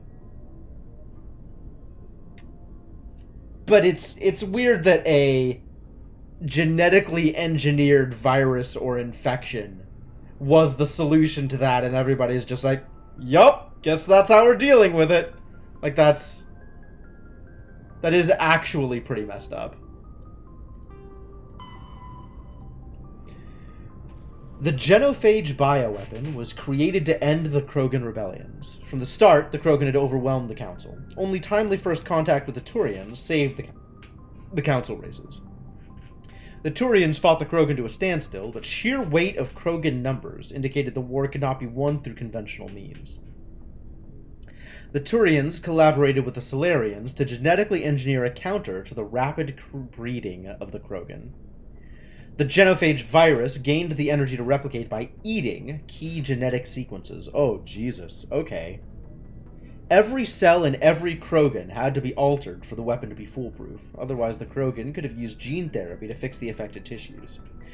Once a genophage strain could find no more genes to eat, it would starve and die, limiting spin-off mutation and contamination. This created genetic flaw is hereditary. The Salarians believed the genophage would be used as a deterrent, a position the Turians viewed as naive. Once the project was complete, the Turians mass-produced and deployed it. The Krogan homeworld, their colonies, and all occupied worlds were infected. So the Salarians weren't expecting it to be used that way, but now that it's been used that way, the Salarians aren't doing anything to reverse it. The resulting mutation made only 1 in 1,000 Krogan pregnancies carry to term. It did not reduce fertility, but offspring viability. Oh, God. What a traumatic and painful way to do that. That's horrible. The rare females able to carry children to term became prizes the Krogan warlords fought brutal battles over. The Krogan are a shadow of their former glory. This is really terrible. The Krogan are a shadow of their former glory. While the rebellions took place centuries ago, they're constantly reminded of the horror of the genophage and of their inability to counter it. The release of the genophage is still controversial, bitterly debated in many circles. But again, we don't see anybody working to counteract it. I think I empathize with the Krogans. They kind of got... really got the bad end of that bargain. They really got shafted there. Squad lockers. Yes, that is in fact relevant to my interests. Engineering? Ah, what's up, Tally? Ooh. Element 0 core. Field integrity monitor. Engineer Adams? Sure, let's chat, buddy. Commander, you know that Quarian, Tally? She's been spending all her time down here asking me about our engines. She bothering I'll tell her to leave you alone. What? No, she's amazing. I wish my guys were half as smart as she is. Give her a month on board and she'll know more about our engines than I do. She's got a real knack for technology, that one. I can see why you wanted her to come along. I figured she'd be a real asset to the team. You got an eye for talent, Commander, but I'm guessing that's not why you came down here. I want to know more about the Normandy. She's the best ship I've ever Probably seen. some Krogans looking into it, Probably they're not the exactly fastest known for their vessel ever scientific designed. prowess. No kidding. She's the only one using the new Tantalus drive core. We've heard about this Tantalus drive core, but tell me more. What's so special about the Tantalus drive core? Proportionally, it's about twice the size of any other vessel. Not only are we faster, but we can run at FTL speeds longer before we have to discharge the core. Like, the Krogan were uplifted into their position, right? They were sort of forcibly accelerated via the induction of, to them, future science in order to get them to the technology level they're at right now, so that they'd be able to fight off the Rachni. So... And then also, generally, their race is seen as more warlike and combative than technological or thoughtful. So yeah, as a race, it's, I guess, not that surprising that they're not making much progress on their own, especially compared to the Solarians, who are, like, especially known for their scientific prowess. Stealth system. Fill me in on the IES stealth system. How does it work exactly? You can't hide a ship out in space. They emit too much heat and radiation. Too easy for sensors to pick them up, unless you find a way to capture those emissions. So our stealth systems trap the energy we give off in storage sinks built into the ship itself. No emissions to give away our location. Eventually the sinks have to be vented. More than a few hours silent running and they overheat. Cook us inside our own hull. So we're invisible. There's no way for anyone to detect us? A visual scan can still pick us up. Anyone looking out a window can see us plain as day. But you have to be pretty close to get an actual visual out in space. Most vessels rely on scanners. As long as the stealth systems are engaged, they can't see us. Not unless we accelerate to FTL speeds. Why doesn't it work with faster-than-light travel? Cranking up to FTL blue shifts our emissions, pushes them into frequencies too high to capture in the sinks. As soon as we make the jump, it's like setting off a flare. Sensors can pick up our location whenever we enter or exit FTL flight, but for short-range missions, our stealth systems are amazing, and we've got the only one. What a deal. Where else have you served, Adams? If you name a class of Alliance ship, I've probably served on it. Everything from dreadnoughts and carriers right down to frigates like the Normandy. My last assignment was on the Tokyo, only a cruiser, but she was a good ship. Couldn't hold a candle to the Normandy, though. Cool. Carry on, Adams. Aye, aye, Commander. Alright, let's, we got a lot of codex to go through, holy crap.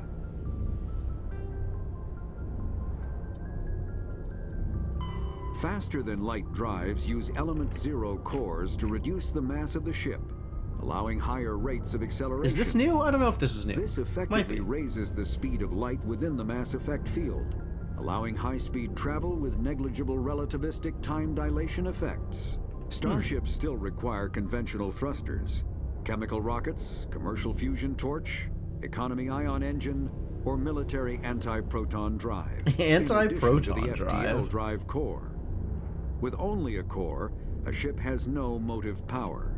The amount of EZO and power required Element for a zero. drive increases exponentially to the mass being moved and the degree it is being lightened.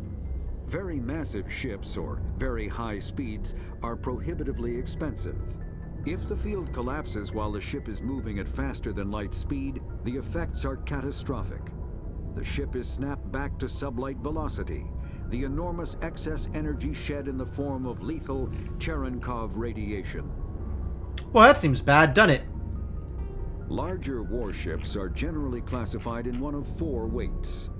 Frigates I feel like we've read are something small, about this fast already, ships but used sure. for scouting and screening of larger vessels. Frigates often operate in wolf-pack flotillas. Cruisers are middleweight combatants, faster than dreadnoughts and more heavily armed than frigates.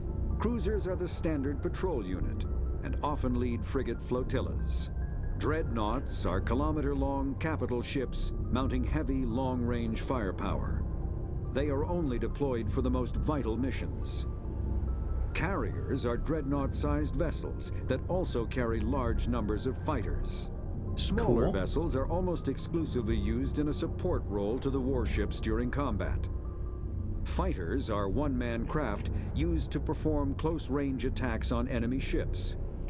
Interceptors are one-man craft optimized for destroying opposing fighters. Right. Got it. Biotics is the ability of rare. When subjected to EZO. an electrical Yep, there it is. current, the rare material dubbed Element Zero, or EZO, emits a dark energy field that raises or lowers Dark the mass of energy all still makes me objects laugh. within it. This mass effect is used in countless ways, from generating artificial gravity to manufacturing high-strength construction materials. It is most prominently used to enable faster-than-light space travel. EZO is generated when solid matter, such as a planet, is affected by the energy of a star going supernova. Oh, really? The material is common in the asteroid debris that orbits neutron stars and pulsars. These are dangerous places to mine, requiring extensive use of robotics, telepresence, and shielding to survive the incredible radiation from the dead star. Only a few major corporations can afford the setup costs required to work these primary sources. Humanity discovered refined Element Zero at the Prothean Research Station on Mars, allowing them to create Mass Effect fields and develop FTL travel. That's interesting. I'd kind of assumed that we were getting all of our Element Zero from Prothean artifacts. Not that we had a way of creating it or mining it from a primary source. So it's actually a renewable resource. Not like extensively renewable. We can run out and then it'll take time for it to build back up again. But it will build back up over time. Maybe a long amount of time. Element Zero can increase or decrease the mass of a volume of space-time when subjected to an electrical current. With a positive current, mass is increased. With a negative current, mass is decreased. The stronger the current, the greater the magnitude of the dark energy mass effect. Dark energy. In space, low mass fields allow FTL Is dark travel energy like dark and matter? inexpensive surface-to-orbit transit. High mass fields create artificial gravity and push space debris away from vessels. In manufacturing, low mass fields permit the creation of evenly blended alloys, while high mass compaction creates dense, sturdy construction materials. The military makes extensive use of mobility-enhancing technologies, with Mass Effect utilizing fighting vehicles standard frontline issue in most military forces. Mass Effect fields are also essential in the creation of kinetic barriers or shields to protect against enemy fire. Cool.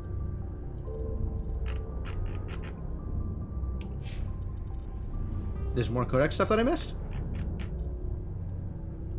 The assault.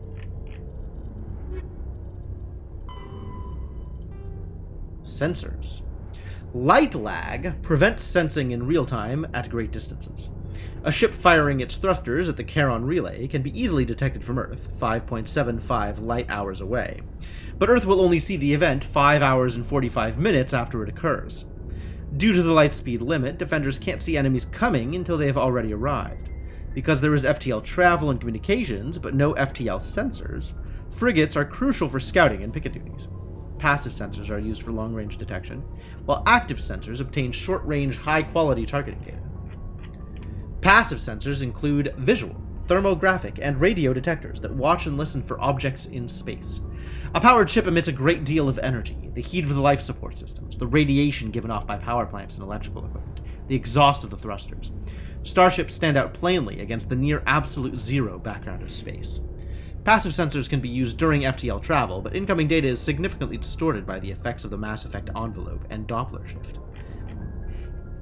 Active sensors are radars and high-resolution LADARs, laser detection and ranging, that emit a ping of energy and listen for return signals.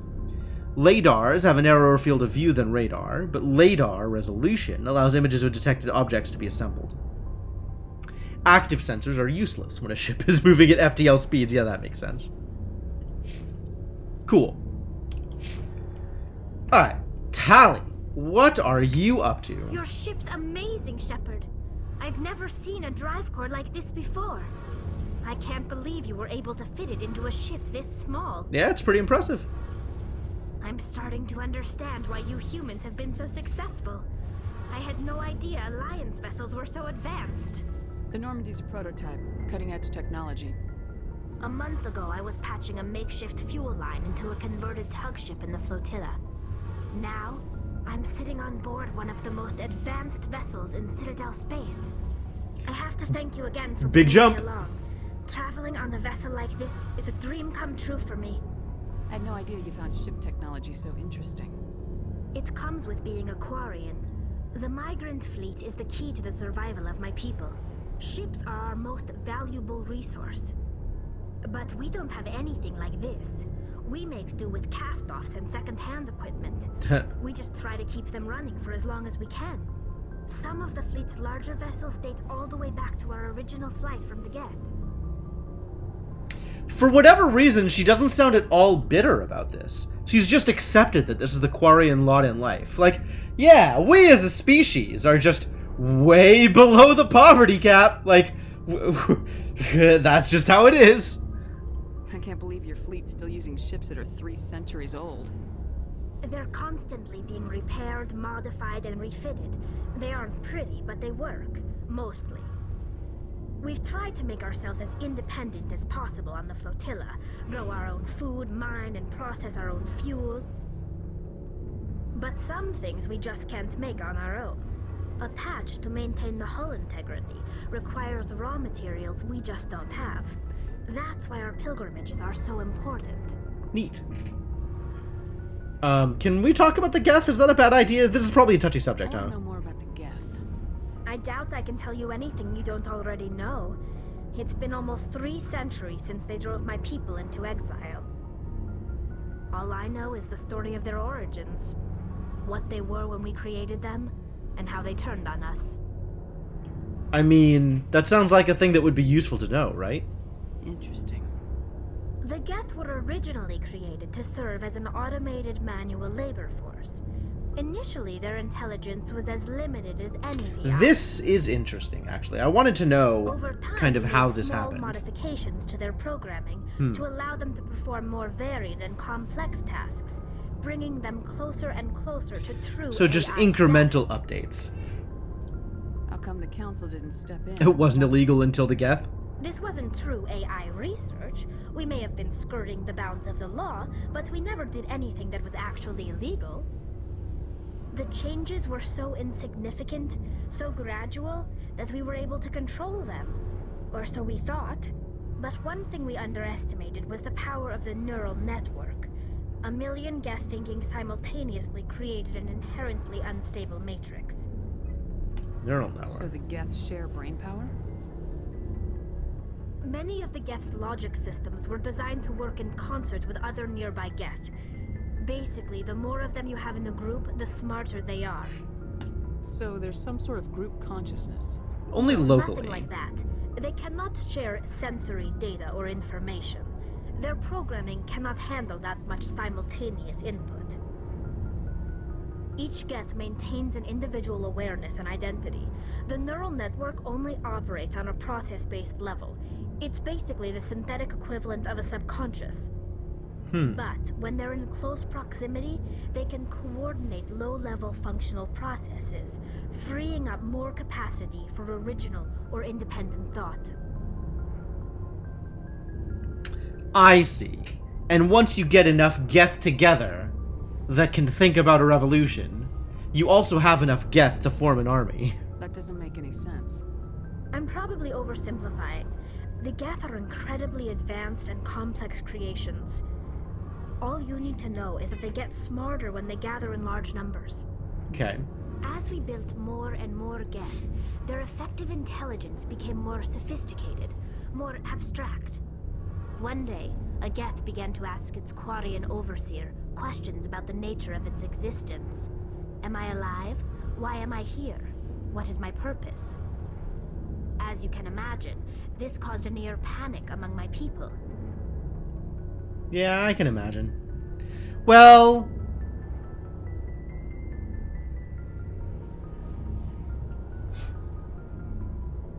I'm not sure that I can imagine, actually.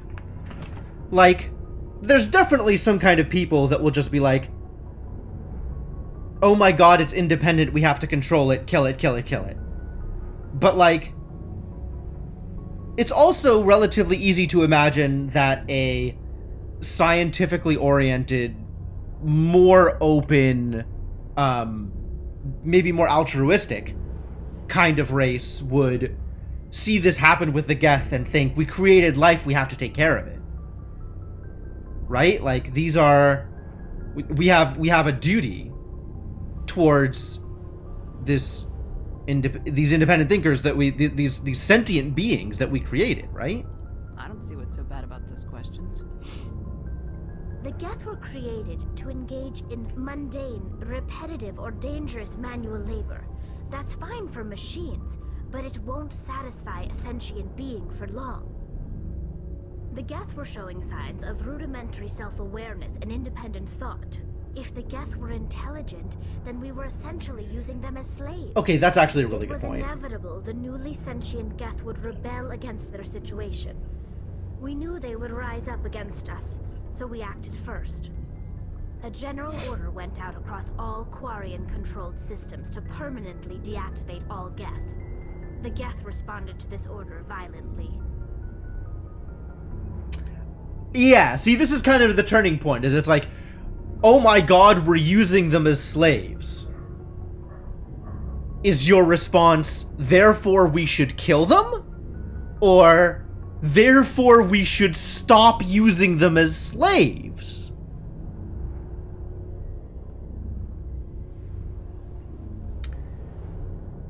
The stop button problem. How do you create a stop button such that you can halt an AI in case it goes rogue, but in a way that it won't stop you from hitting the button? See, I'm still more in the camp of, like, if you treat them as peers, which once they develop sentient thought they basically are, then they won't try to just kill you. But maybe that's naive. I don't know. Hey, you can't blame them for fighting for their survival. We had no other choice. The Geth were already on the verge of revolution. By acting quickly, we had a chance to end the war before it began. The hope was that most of the Geth would still be little more than machines, incapable of organized resistance. But they had progressed much further than anyone anticipated. The war was long and bloody. Millions upon millions of Quarians died at their hands. In the end, we were forced to flee our own homeworld. We feared the Geth would pursue us, but they never came beyond the Veil. Now we drift through space, exile, searching for a way to reclaim what was once ours. But now who does all the labor they were made for? Admittedly, that's a problem, right? Like, I'm not saying it's not a very impactful situation, right? You have a whole race of beings that were thought to be non-sentient that you're exploiting. When they suddenly develop sentience, or show their sentience, on an ethical level, you can't continue exploiting them the same way. Which means that, yeah, economically, you're gonna take a huge hit, right? This is the same thing we fought the Civil War over. Like, you have to find another economic solution, even though that sets you back in the short term. It's all part of the problem is, how do you know they aren't going to, for example, step on a baby in order to achieve their main goal if they think that's the most efficient way to do it? Sure. I mean, there's always the problem with, like, optimizer AIs, right? That's the big, you know, the big problem in that kind of sci-fi is, like, what if you reach the singularity? What if the AI is too smart and goes about its goals in a way that is not ethical? Because how do you program ethics? Yeah, it's definitely a big problem to fix. I'm not saying it's not. I'm just saying you can't fix it with genocide. That's what I'm saying. Serves you right. Yeah, I think we just move past this. Alright, tell me about Quarians. Tell me about your people. Our lives aren't easy. Resources are scarce, and we are constantly on the move. Everything we do must in some way contribute to the continuation of the migrant fleet. There are 17 million Quarians in the flotilla, and each of us relies on the others for survival. The bonds among my people... It's really not a lot of Quarians. Unfortunately, we have had to surrender many of the freedoms and civil liberties other species take for granted. The stop button problem is more about the point as you approach the moment of singularity, not after you've passed it. Yeah. I mean, the stop button is about it surpassing its bounds, right? When you have evidence that it's surpassing its bounds, how do you stop it in a way that it won't stop you from stopping it? But yeah, you quickly get to the point where after it's surpassed its bounds, there is no stopping it, right? Like, once it's developed its independence, a stop button in that situation is just straight up murder. Or in this case, genocide. Like, that's not an acceptable approach. What kind of freedoms? Well, it's illegal for parents to have more than one child. If our population grows too much, it would strain our resources to their breaking point. Of course, we also can't allow our numbers to become too few. If our population is in decline, the rule against single births is temporarily repealed. In extreme cases of population decline, incentives are even offered to encourage multiple births, though the Conclave hasn't had to take such measures in nearly a century. The Conclave? That's your government. The Conclave is our civilian branch of government. Ah. Each ship can elect a representative to serve on the Conclave and make decisions that affect the fleet as a whole. On matters that affect an individual ship, however, the captain has the final say. It's a tradition that dates back to the early days, when the fleet was governed by martial law. Fortunately, most captains nowadays are smart enough to have an elected council from their crew to give them advice and guidance. So the ultimate power rests with elected officials? From ship to ship? In practice, the Conclave and the respective council for each ship tend to set the rules that govern our daily lives. But in theory, we are still under military jurisdiction. The 5 top-ranking military officials in the fleet serve on the Admiralty Board. These 5 have the power to overrule any decision by the Conclave in case of emergency. To do so requires unanimous agreement among the Admiralty, and they can only do this once. After that, the entire board must resign their posts. It's a safeguard. That's actually a really cool check on In power. nearly 3 centuries, I like that. The Admiralty Board has only overruled the Conclave 4 times. Like, you have ultimate power, but you can only exercise it once, and once you do, you have to give it up. As long as that's enforceable, that's a really cool check on the system. Pilgrimage. Tell me about pilgrimage. When my people reach maturity, we leave our birth ships and seek acceptance with a new crew. It's necessary to maintain genetic diversity among the fleet. But no ship wants to accept someone who will be a burden on them. So, to prove our worth, we embark on a pilgrimage. We set out alone, leaving the flotilla and our families behind us. We only return once we have found something of value we can bring back to the fleet. This is presented as a gift to the captain of the respective ship we wish to join. If the gift is accepted, we are welcomed into the crew. That's interesting. I wonder how many Quarians go on pilgrimage and just never bother to come back. Like, what is stopping a Quarian from just making a life for themselves away from the rest of the Quarians? I guess if you want to live among your own race, this is the only way to do so. And that's probably a pretty big incentive. But there's always going to be people who just want to live out in the world, who don't want to be stuck in this loop of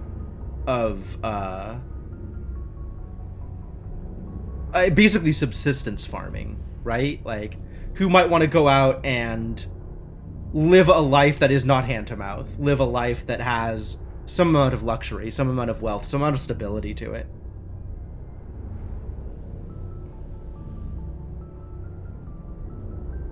I can't believe they just send you off alone. It's not like they just cast us out. Before we leave, we are given lessons in how to survive outside the flotilla, and given gifts to help us on our journey.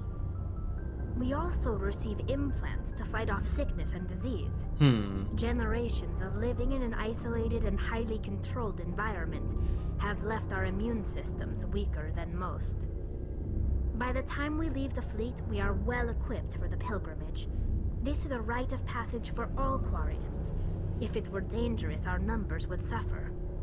That's a good point. Virtually every pilgrimage ends with a triumphant return and the ritual presentation of the gift to one of the fleet's captains. Can a captain choose to reject the gift? That doesn't happen often. Most captains are eager to increase the size of their crew. It increases their own standing in our society. Even when a gift is not particularly valuable, the captain usually accepts it out of a sense of tradition. However, there is a stigma to presenting a substandard gift. It's not the best way to make a good impression on a new community. Most pilgrims don't return until they find something worthwhile. Okay. I want to talk about something else. Like what? I guess that's it. I guess I don't want to talk about anything else. I should go. I want to talk about something else. Like what? Me leaving. That is my preferred topic of conversation. Whoa, okay. Quarian's economy. The migrant fleet has little economic base, operating in a state of perpetual hand-to-mouth. While Quarian ships include light manufacturing and assembly plants, they lack heavy industries, such as refining and shipbuilding. The fleet has tankers for water purification and oxygen cracking, but the space-intensive nature of agriculture limits food production. A single disaster could destroy the fragile balance. The Quarians earn income in creative ways. Because the government is obliged to provide food, water, air, and medical support for every individual, the Conclave strategically determines the course of the fleet to bring in resources and income. A species who suspects the migrant fleet is heading towards their space often offers a gift of surplus starships, fuel, and resources to convince the Conclave to alter course. I guess the migrant fleet coming through your system is like an army of homeless people. Like, maybe they won't cause problems, but what kind of guarantees do you have? As the fleet passes through a system, swarms of mining vessels work over asteroids for metals and siliceous materials and cometary bodies for water, ice, and organics. Quarian miners are adept at locating and strip mining spaceborne resources. This sparks conflict with corporations already working the system. Yeah, I imagine it might. Large mining concerns spend millions on lobbyists and public relations, portraying the Quarians as locusts, devouring the resources of a system before moving on. The greatest asset of the Quarians is their rarefied skills. Most are experienced miners. Due to their life of perpetual salvage and repair, they are skilled engineers and technicians. More than once, the very corporations that lobby against the Quarians have made backroom deals with the fleet, arranging for skilled Quarians to fill space engineering jobs that other species would demand higher wages for. Wow. Wow. I guess migrant is a very deliberately chosen word here. Quarians are widely hated among the working classes. The Quarians are coming to take our jobs is a common response to the fleet's approach. Oh my god. We found the politics.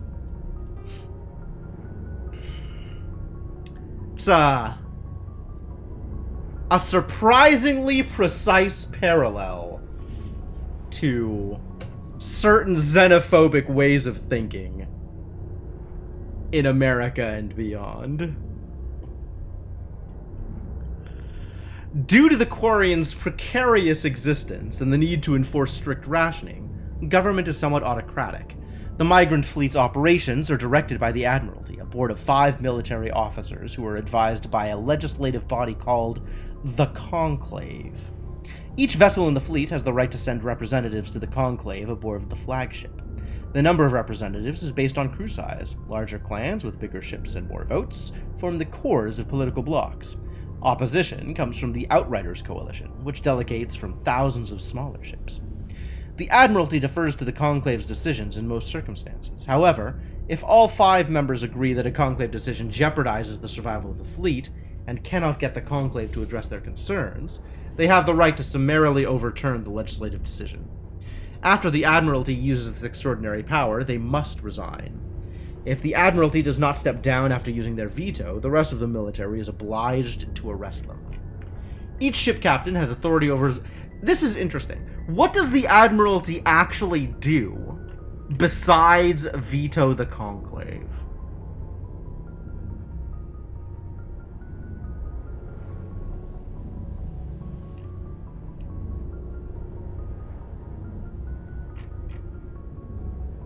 Five military officers were advised by a legislative body called the Conclave. Fleet operations.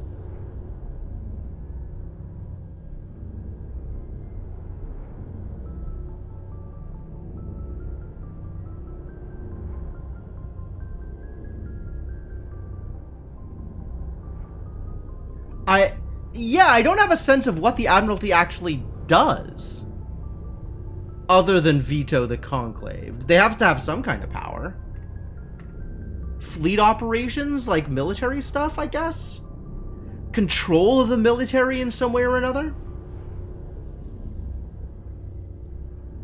But, like, if they have the control over the military and the fleet movements, then what Conclave decision is going to jeopardize the survival of the fleet in a military way? That the Admiralty would actually have any kind of expertise over. This is a weird system, and I don't quite understand it, I don't think. Each ship captain has authority over his vessel, but is advised by an elected civilian council, just as the Admiralty is advised by the Conclave. This relationship may range from cooperation to polite tolerance to outright hostility, but any captain who overrules his council without good reason is relieved of command by the Admiralty. Sounds like the Admiralty are the ones who say what the decisions are, the Conclave tells them what those decisions are, but then the Admiralty can veto it? Maybe? Like, it just sounds like the Admiralty is a figurehead. Many Quarian ships are owned by clans who pool their resources to purchase used vessels from private sellers. Large ships are prestigious for big rich clans, but a small ship means status for a small clan with enough personal wealth to afford a private vessel. Clan vessel captains are not subject to dismissal by the Admiralty. Abusive captains are a family problem if they do not disrupt the operations of the fleet.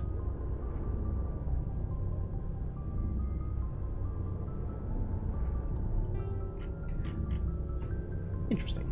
The Migrant Fleet is the largest concentration of starfaring vessels in the galaxy, sprawling across millions of kilometers. It can take days for the entire fleet to pass through a mass relay. When the Quarians fled their homeworld, the fleet was a motley aggregation of freighters, shuttles, industrial vessels, and the odd warship. After 3 centuries, all have been modified to support larger crews as comfortably as possible. As the Quarians achieved stability, they began weeding out the ships least suitable for long-term habitation, selling them, and pooling the money to buy larger and more space-worthy hulls. This process is ongoing as vessels wear out and break down. While some ships enjoy dedicated cabins with full privacy and sanitary facilities, many more are former freighters, whose cargo bays and containers are pressurized and divided into family spaces using simple metal cubicle bulkheads. The Quarians enliven these austere spaces with colorful quilts and tapestries, which also help muffle sound. The day-to-day operations of the fleet, traffic control, station keeping, supply distribution, and so on, are under military jurisdiction. Okay. So this is the stuff that goes through, eventually, the Admiralty, I suppose. Although that really feels like a lot of this is more local than a 5-person central council. Though ship captains have the authority to deviate from their assigned positions and may leave the fleet at any time, they are assumed to do so at their own risk. As the Migrant Fleet moves around the galaxy, many ships split off to pursue individual goals, returning days or years later. Very neat. Excuse me, more Codex stuff? Biotics is an artificial intelligence is a self-aware computing system capable of learning and independent decision-making. Creation of a conscious AI requires adaptive code, a slow, expensive education, and a specialized quantum computer called a blue box. An AI cannot be transmitted across a communication channel or computer network. Without its blue box, an AI is no more than data files. Loading these files into a new blue box will create a new personality, as variations in the quantum hardware and runtime results create unpredictable variations. The Geth serve as a cautionary tale against the dangers of rogue AI, and in Citadel space, they are technically illegal. Advocacy groups argue, however, that an AI is a living, conscious entity, deserving the same rights as organics. I'd agree with that. They argue that continued use of the term artificial is institutionalized racism on the part of organic life. The term synthetic is considered the politically correct alternative. Fascinating.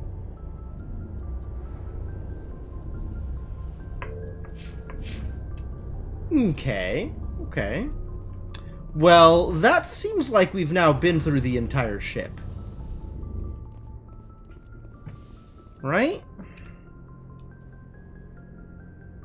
You go back up to deck 2 from here. I think the next step is to figure out where we're going and do a thing. Next step is galaxy map.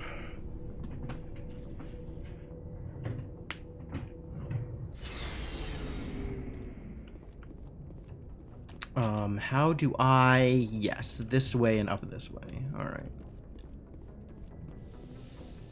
Wait, no. I did it wrong. I was incorrect. Up these steps. There we go. Point of interest? You mean downstairs? I think it was the lockers.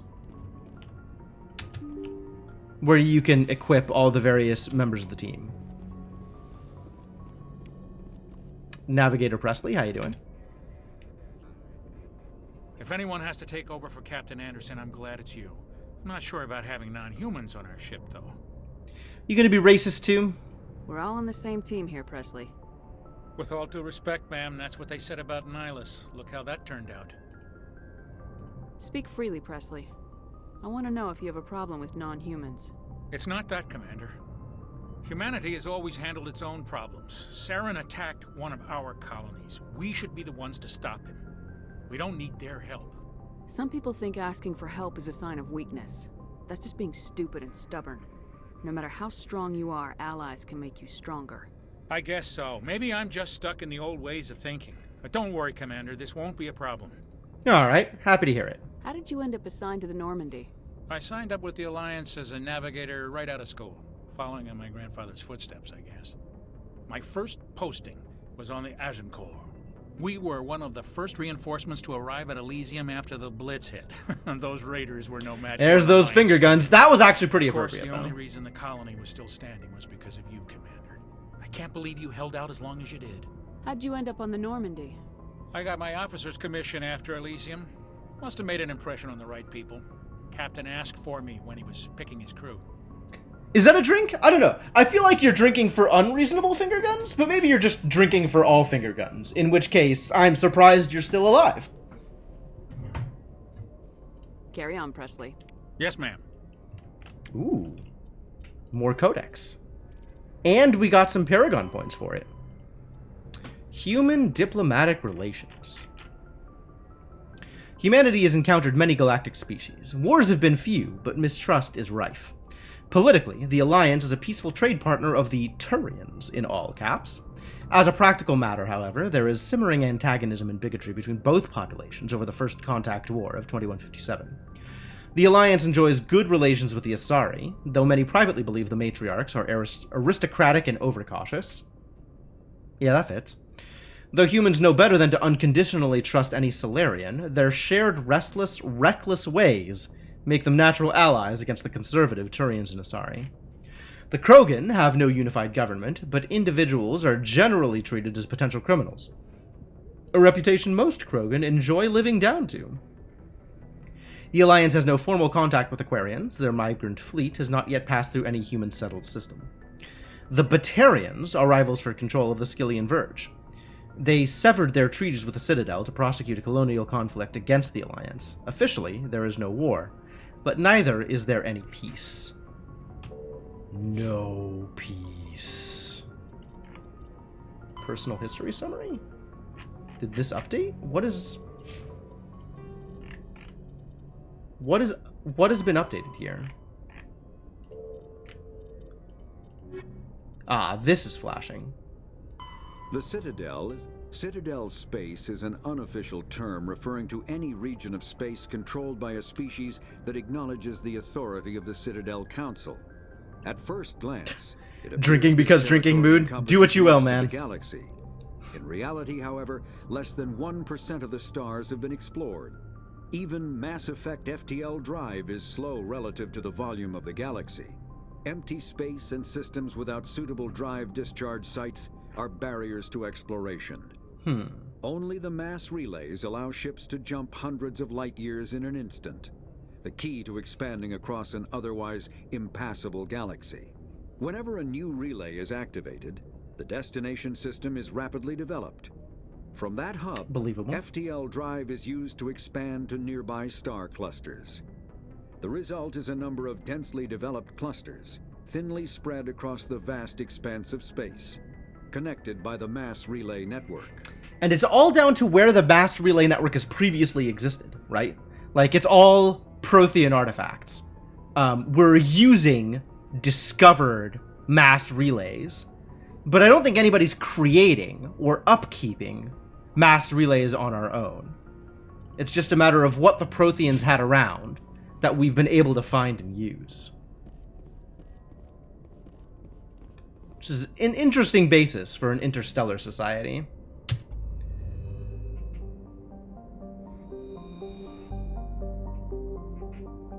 Citadel, supposedly constructed by the long-extinct Protheans, this colossal deep space station serves as the capital of the Citadel Council. Gravity is simulated through rotation, and is a comfortable 1.02 standard Gs on the wards, and a light 0.3 standard Gs on the Presidium ring.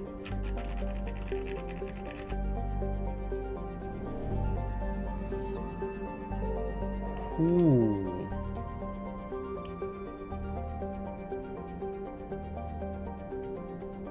Widow. Where are we going from here? What can I even... I don't understand what I'm doing. What happens if I click? Nothing. I can't, like, scroll out.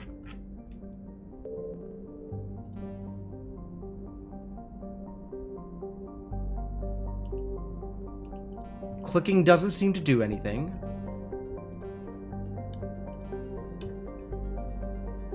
I mean, it's still a good basis for a drinking game, though, even if you don't drink. What am I doing here? I see. I hit escape. That worked. Why would that work? And now we're in the Serpent Nebula, where I still have nothing I can click on. Am I going to hit escape again? Yep. Ah, now we've got places I can go, including places that are on my list. We got Pharos, Neveria, Liara's dig site, Asteroid X-57. I don't know what that is or why, but it is certainly a thing. Hawking Eta. Oh, that's where the that's one of the side quests. Kepler Verge, Armstrong Nebula, Voyager Cluster, Hades Gamma is a side quest. Gemini Sigma, Argus Rho is another side quest. I think that's all three of them. Why is Asteroid X-57 a thing? Codex. Not Codex. Journal.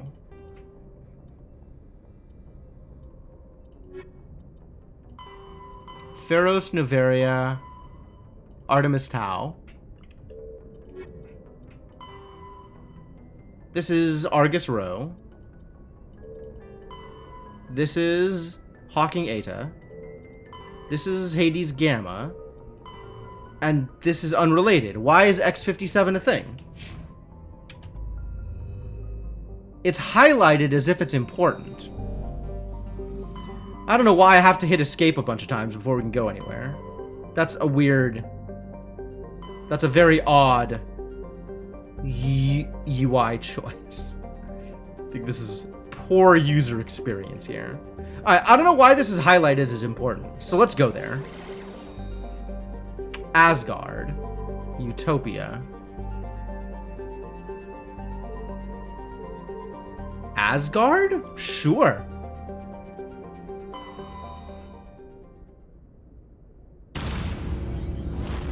Away we go.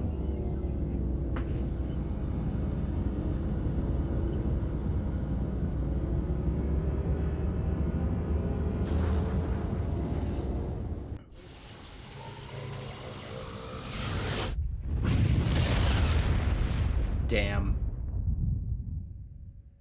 Isn't Asgard where they took the hobbits? Absolutely.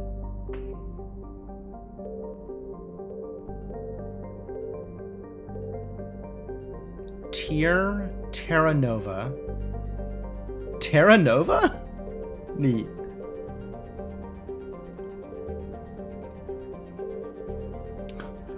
We got Tyr and Loki in the same system. Good. Okay. What is going on here? DLC side quest.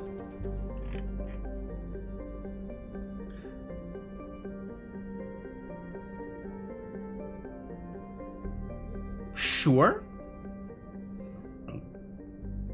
X-57 is a metallic asteroid, originally located at the trailing Lagrange point of the gas giant Bohr. With the increased development on Terra Nova, a new orbital port facility was necessary. So refresh my memory, Mershana. What did you have to say about the DLC side quest? Like, what's important about this? With the increased development on Terra Nova, a new orbital port facility was necessary. Due to a shortage of funding, it was decided to mine out X-57, using the recovered resources to finish out the interior for habitation. The asteroid was decelerated from Bohr's orbit using fusion torches, allowing it to fall into the orbit of Terra Nova. Recently, communications with the engineering team on the X-57 have been lost. The fusion torches have reignited, and the asteroid is accelerating towards Terra Nova. That seems problematic.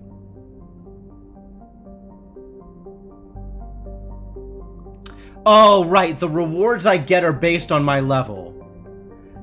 So there is some incentive to save it for higher level, because then I'll get better rewards. I see. I see. Okay. But I can go anywhere right now, even if there's not an actual reason to go there. I could just go hang out someplace. Oh, it's Eden Prime. We can go back to Eden Prime?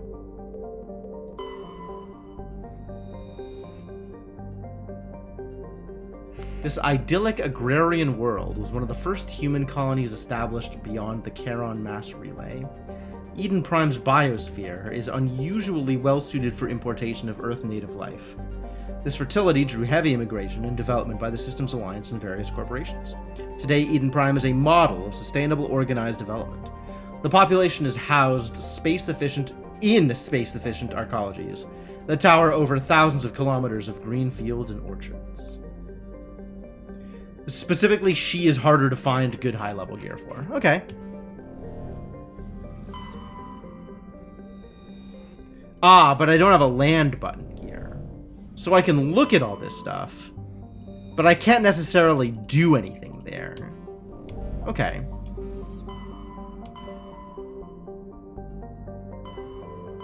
So, Liara's dig site or side quests first?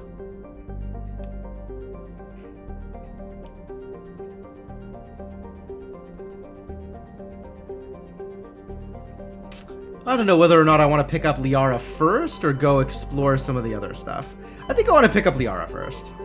And then I want to go explore the biotics thing.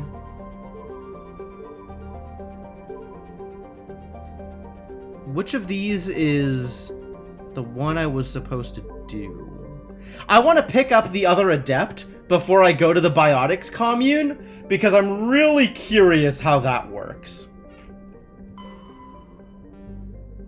What was my codex? Not codex, journal. What do we know about Liara? Go to Artemis Tau. Explore the uncharted worlds of the Artemis Tau cluster to find Liara's Tassoni. Oh. Well, that's not very specific at all, is it?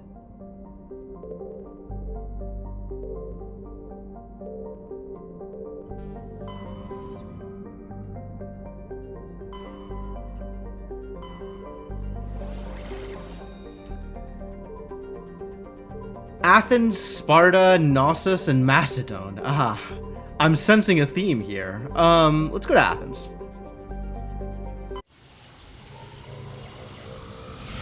Go, mass relay.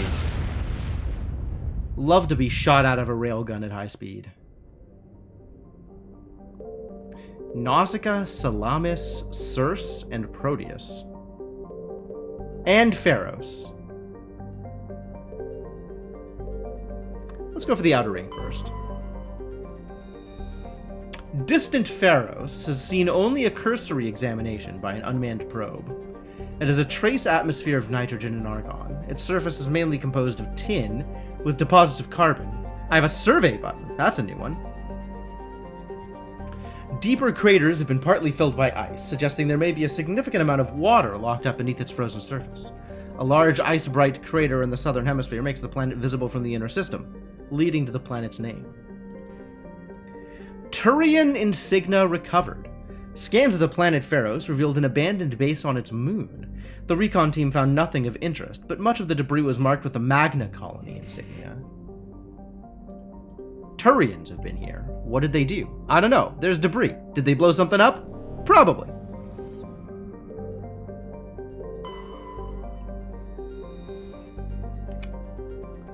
Are Turians inherently scary? Turians having been here isn't inherently bad. We just know that Magna Carta? Magna something. Circe is a modestly sized hydrogen-helium gas giant with traces of sulfur and chlorine. These give it its striking yellow-green tint. As the development of the Proteus colony continues, Circe will likely be developed for helium-3 mining. Seems good. Everybody loves helium-3. While scanning this gas giant, you detected a large concentration of helium-3! As expected. Now what? Now we have helium-3? Is that good? Is that bad? Is that useful? Is that neutral? Might be neutral. Traces of sodium in the atmosphere give Nausicaa its overall dark gray color, but is otherwise a typical hydrogen-helium gas giant. An abundance of water vapor in the upper atmosphere account for its white clouds. Can't even survey. Screw you, Nausicaa, you're not worth my time.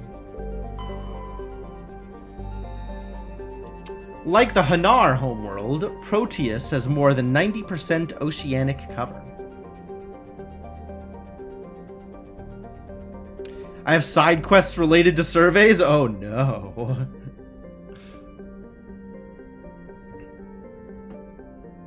The incredible heat thrown off from Athens raises global humidity to 100%, creates constant cloud cover, and powers colossal typhoons that rage across the surface year-round. What a wonderful place to visit! Hot, humid, and storm-racked, Proteus's rare combination of oxygen, nitrogen atmosphere, and carbon-based biosphere nevertheless recommended for colonization. A pilot program is studying the possibility of colonies below the ocean's surface, safe from the worst effects of the water. If you're just gonna make a colony below the ocean's surface, you can make a colony anywhere. Why this planet as opposed to any other planet? Proteus has a large amount of free oxygen, which is good. Good? Bad? Unclear. The geological properties of Salamis have been scanned from orbit, but little else is known about it. Due to its thick carbon dioxide atmosphere and proximity to the energetic star Athens, the equatorial daytime temperatures have been known to turn the surface molten. Hell of a place to live! The crust is composed of iron with deposits of platinum group metals. Man, this would be a great planet to visit in Dyson Sphere program.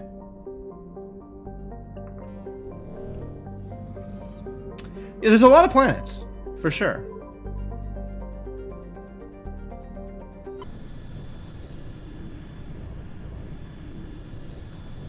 I'm unsure how I feel about it, Morden Smith, but I understand the annoyance factor in having a bunch of stuff that you can click on and thus are moved to investigate, but have no actual value otherwise. A small hydrogen-helium gas giant, Arcanes, Arcanes, has been developed as a full-featured, if modest, stopover for ships hauling refined materials from Therum. In addition to a powerful magnetic field to dump drive charge, Arcanes is a largely automated infrastructure of helium-3 refining and deuterium mining on its many water ice moons. Large concentration of nitrogen. Great!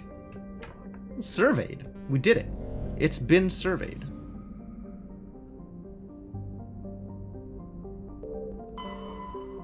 What about Armani? I'm sure they are very fashionable. Armani is a terrestrial world with an unusually thin atmosphere of krypton and xenon.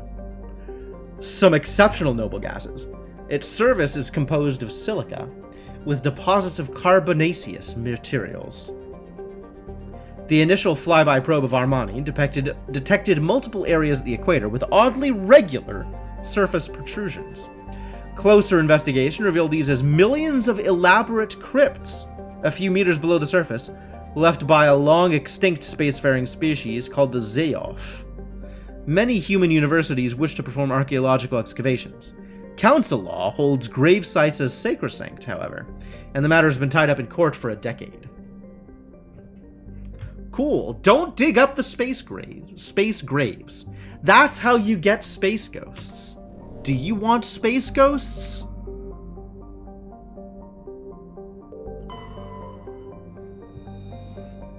Zakros is a terrestrial world with a nitrogen-methane atmosphere containing trace amounts of hydrocarbons. Its frigid surface is mainly composed of water ice and hydrocarbon slush.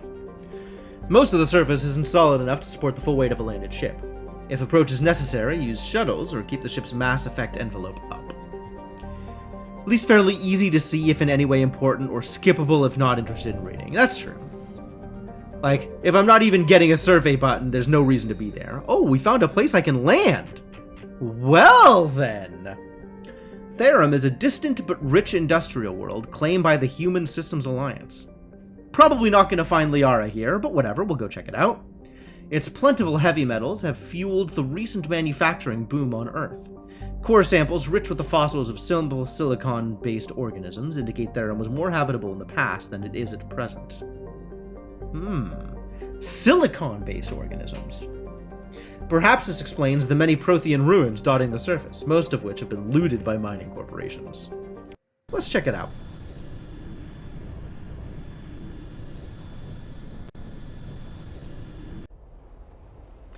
Alright, well, I believe we said the team was Tali and Garrus. Let's do it.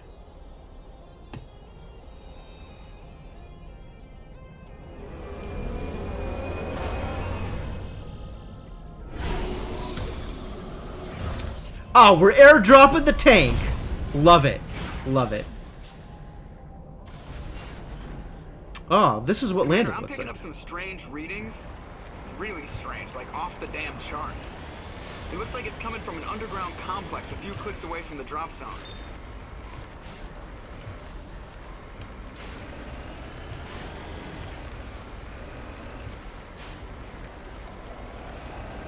Ooh, I do not like the camera relative controls.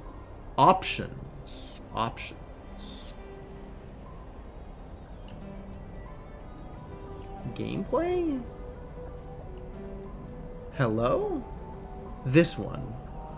Oh, turn that the heck off. Let's just stick with the tank controls. Tank controls are fine.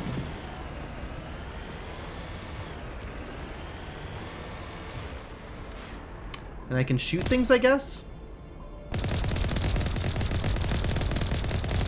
And this also has an overheat meter like anything else. Great. Whee! Oh, I've got thrusters! I forgot I had thrusters. Neat. Ah, it's not like flight thrusters. It's jump. Oh. Right-click for a bigger explosion.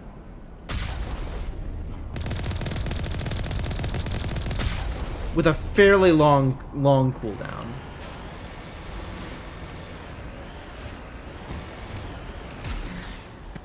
But yeah, it sure seems like I can go anywhere, and no amount of bad piloting is going to wreck my day. Whee! Oh, that is some physics.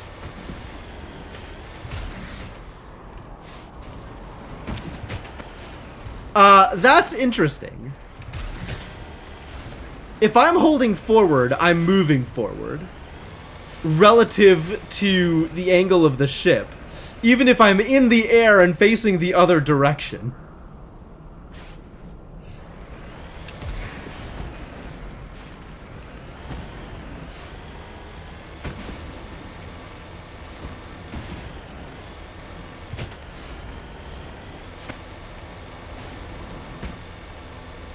You sure can do a lot here.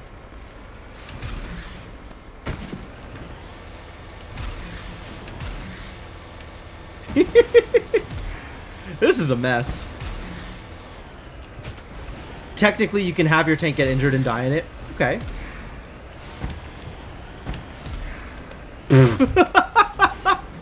But I don't seem to be able to cause myself any problems by virtue of moving into weird places. There is a map, you're not wrong.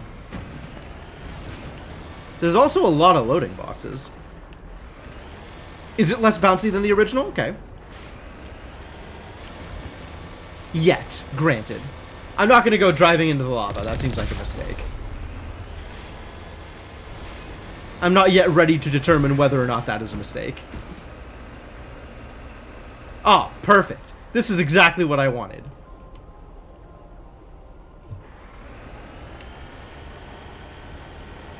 Am I actually, like... Have I turtled myself? I may have actually caused real problems here. Nope, it turns out you hold space long enough, everything is fine. Great. Whee! It feels like doing skateboarding tricks off of the side of the ramp.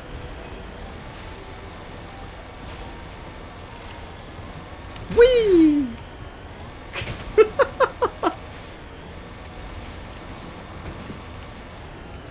Alright, cool.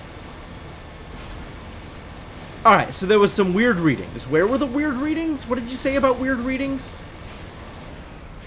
Maybe I should look at the map. Oh, we're over here. Okay.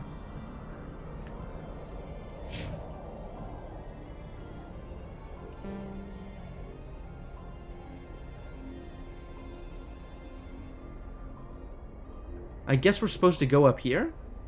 Unclear what this is.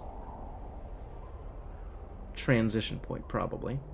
And then there's the refinery over here.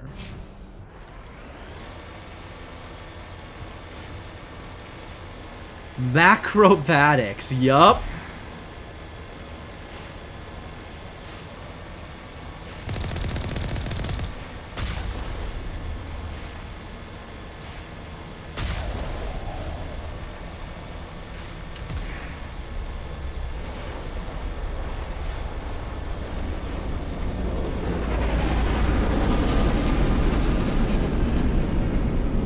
I saw red.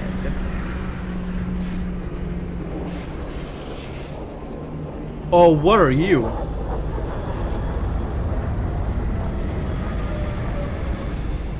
Suddenly everything has changed. Geological survey. As the human race expands its territory and raises the general standard of living, demand for industrial... Sorry, we're just going to completely disregard the giant alien ship for a bit. I have codex to read.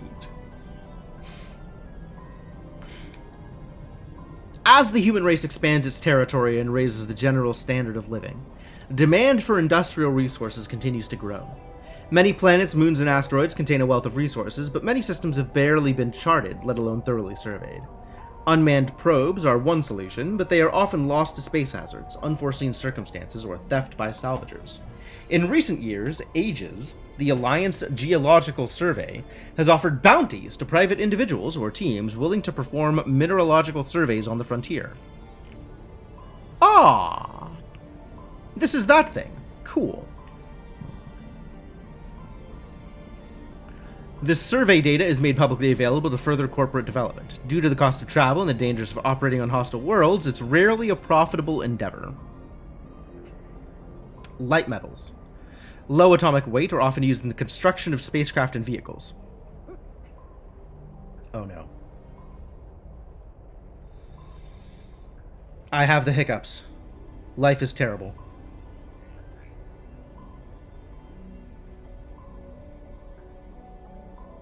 Maybe it's okay? Maybe it's okay. It's not okay. Nothing is okay.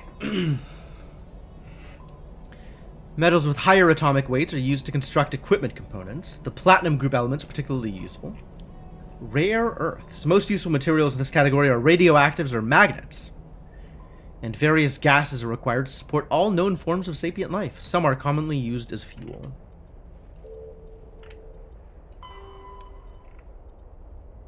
Geth armatures.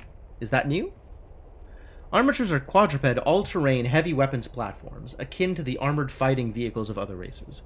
Geth being synthetic intelligences, armatures are not crewed vehicles, but intelligent entities, capable of independent decision-making and learning.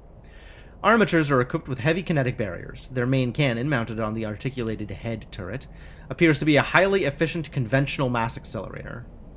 They do have flashlights on their heads. It is capable of firing in anti-personnel and anti-tank modes. Ooh. Some armatures carry drones into battle, presumably for reconnaissance purposes. Others host a swarm of insect-sized repair microbots. Why would you not use anti-tank weaponry against personnel? It feels like anti-personnel weaponry is just a step down. How bad are my hiccups? Yours can last over 30 minutes, can be heard throughout the house with open doors. I don't generally get the hiccups that often. They don't usually last that long, but I haven't made an extensive study of it. The Unification War. Oh, interesting. Some more Turian history. Where did this come from?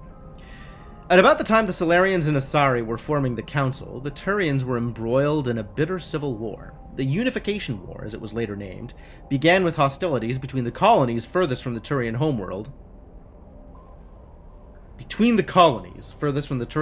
Palaven. So, like, between two different colonies, not between the colonies and Palaven. These colonies were run by local chieftains, many of whom had distanced themselves from the hierarchy. Without the galvanizing influence of the government, the colonies became increasingly isolated and xenophobic. Colonists began wearing emblems or facial markings to differentiate themselves from members of other colonies, and open hostilities became common. These are also rare but super annoying because, yeah, for sure. For sure. When war finally broke out, the hierarchy maintained strict diplomacy and refused to get involved. After several years of fighting, less than a dozen factions remained and the hierarchy finally intervened. By that time, the chieftains were too weak to resist. They were forced to put an end to the fighting and renew their allegiance to the hierarchy. Though peace was restored, it took several decades for animosity between colonists to fade completely. To this day, most Turians still wear the facial markings of their home colonies. As a point of interest, the Turian term barefaced refers to one who is beguiling or not be trusted. It is also a slang term for politicians. Yeah, that sounds about right. Anything new here? Looks like nothing. Liara Tusoni is updated? Is not updated. That's not updated. That's not updated. Valuable minerals. Oh. To maintain its fleet and continue to expand, the Alliance must find new resources wherever it can. You've recently surveyed an important deposit and claimed it for the Alliance. For the Alliance! There must be more like them in the Traverse. Probably. Turian insignias is also a thing.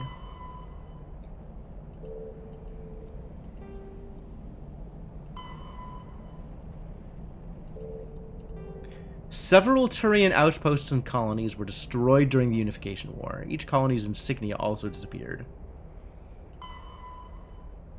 Alright, alright.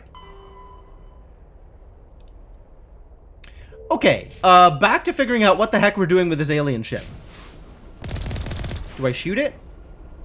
Oh, they shooting at me.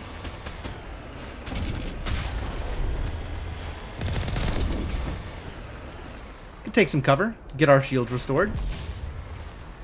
Probably. Shields just restore over time if I'm not taking damage. Right? There they go.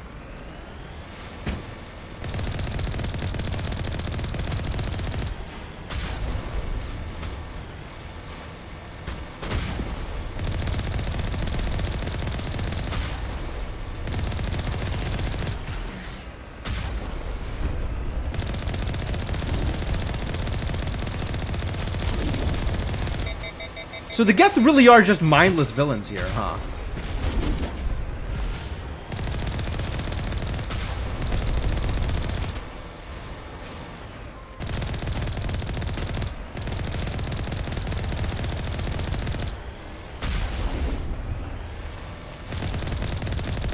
Oh, I got some Medigel.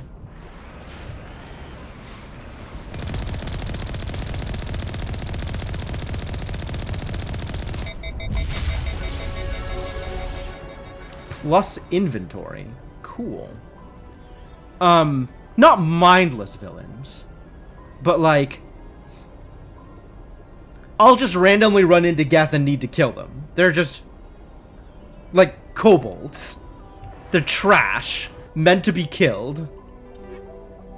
Recovered items, give me the items. Thank you for the items. And now we have points. Tali, help us decrypt things.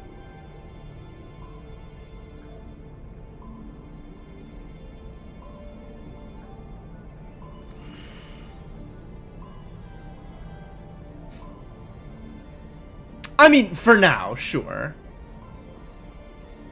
Full XP wall and vehicle, nice legendary change, really? That's new to legendary, okay. Yep, the ability to snipe has gone higher. Snipe better, snipe harder. Snipe with more sniping. I guess presumably I could have gotten out of my vehicle to fight.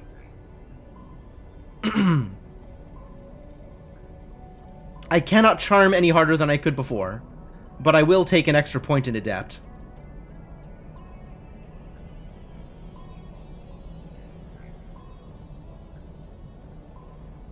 And continue improving warp? Continue improving basic armor? Start getting up in pistols?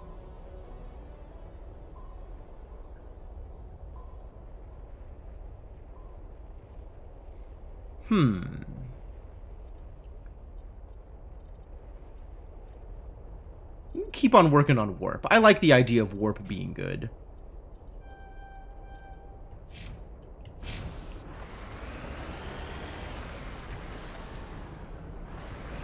Well, I guess the getting out of vehicle was best strategy if you wanted to maximize. I see.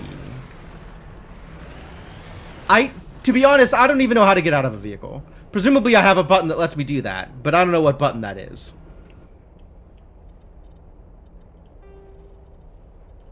Key bindings? I do have a journal button. Cool.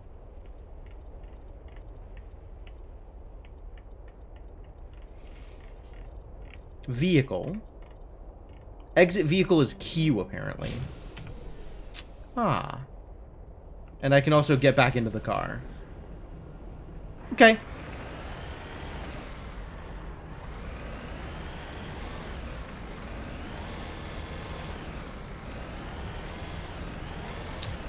Oh, that's a lot of red on my minimap.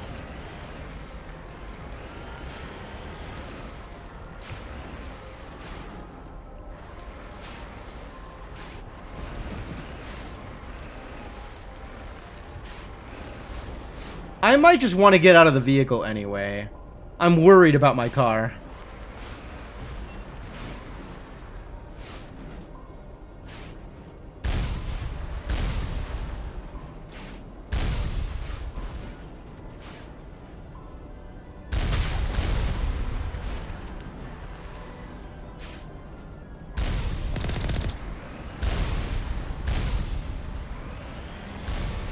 Oh wow, I was actually behind cover and able to shoot there.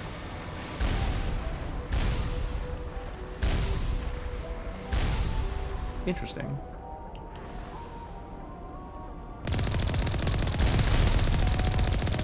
I don't know that I was actually hitting anything. Oh, I was totally hitting something. Sweet.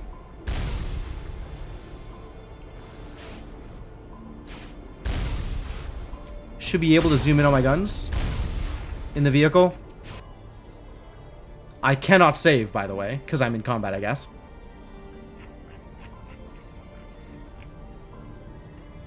Shoot, fire cannon, left control. I see. Hang on. What are my other buttons? Aim, hold. Nope. Repair. Oh, I have a repair button. Dope. Left shift is boosters? Whoa.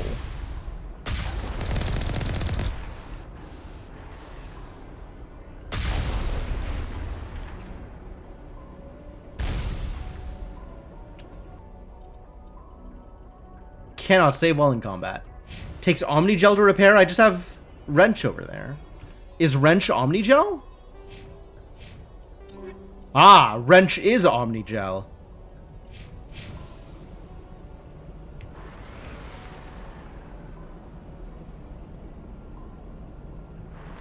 Trying to knock down the front door seems stupid. Maybe we could find a side window?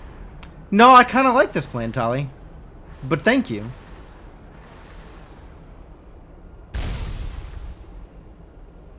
I don't even know what's shooting me. Something is shooting me.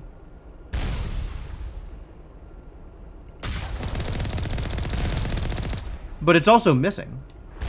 It's not missing. But I have shields. That's fine.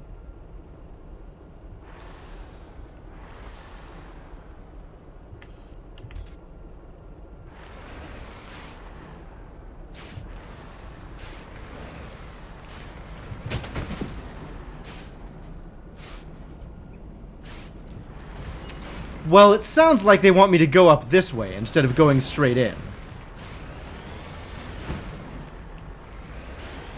But,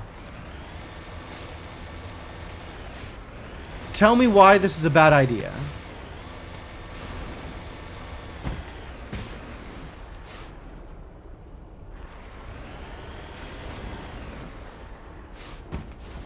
Cool, I can see people in there. Somebody's shooting at me.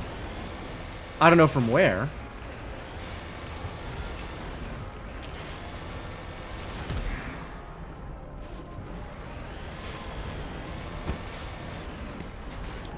Drunk guy piloting this tank thing and bouncing off the walls.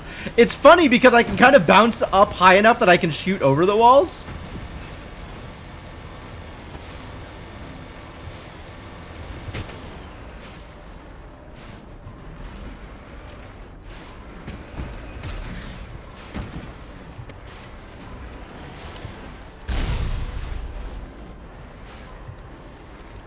I am being shot at, but I still don't know where from.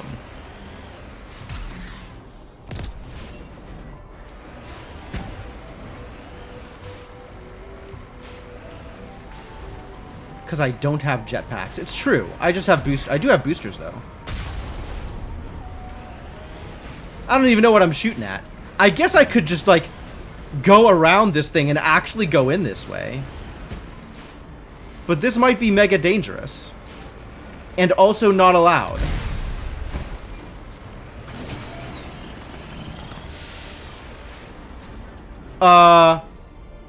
This is interesting. Feels like getting on top of here may not have been a good idea. Maybe it's a good idea. Geth Juggernaut. This is hilarious. And the fact that I can do this makes me not want to do it via the Tali suggested roundabout way.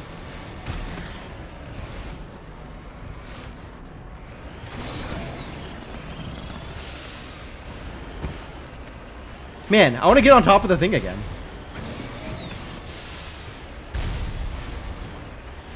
It's kind of hard to do. It seems very specific.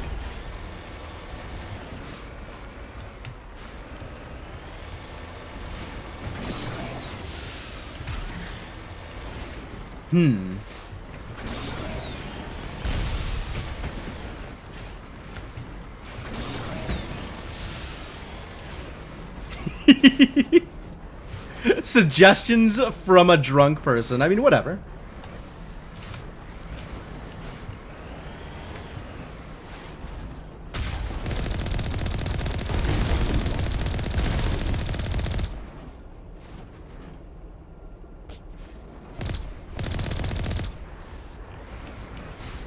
It seems like I can actually get in this way, which is neat. 26 XP.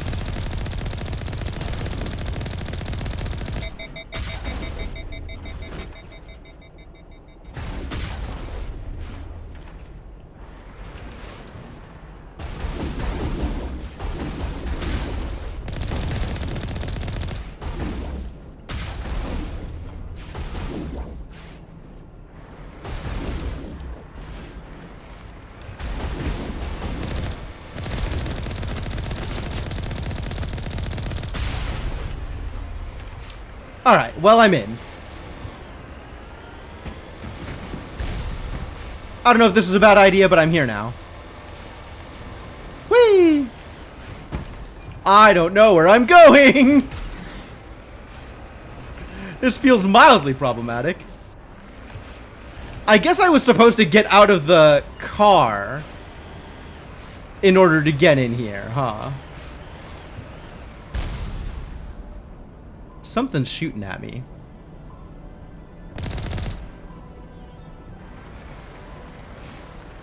I mean, I still want to get out of the car to investigate some stuff. But as long as I can keep taking my car forward, I'm gonna.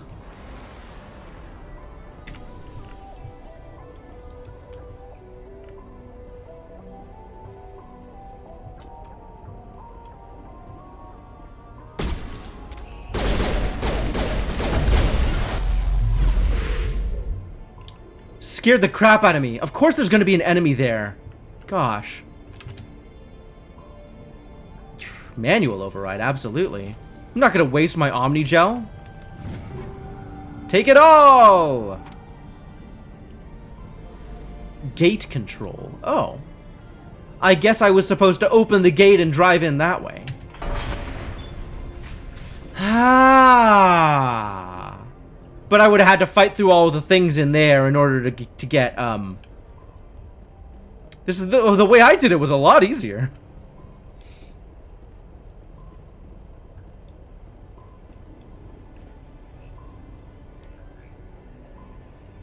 Might still work, might not, depending on when checks are made and what they check.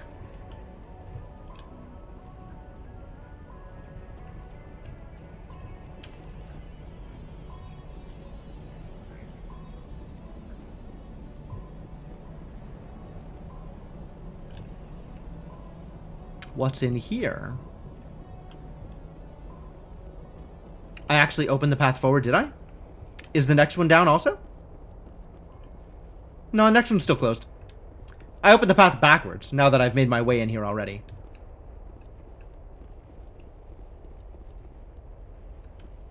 Upgrade kit. Take it all! I got Omnigel, I think, for taking it. Did I click Omnigel?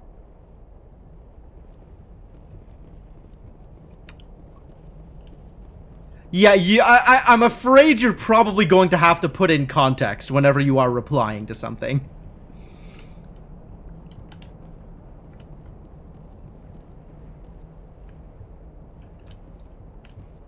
Hello? Hello? Go down the ramp? Go down the hello? Okay, thank you.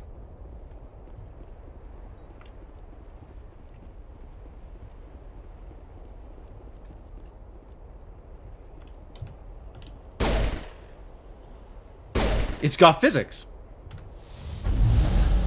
Get out of here, Tyre.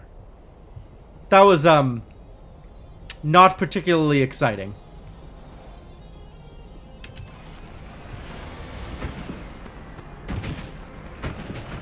Oh no, I've turtled myself again.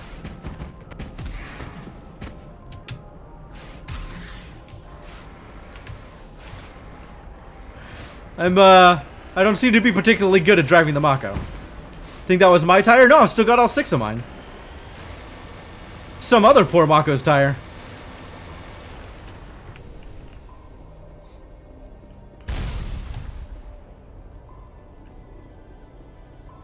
Yeah, they're still shooting at me. Still don't know who they are, though.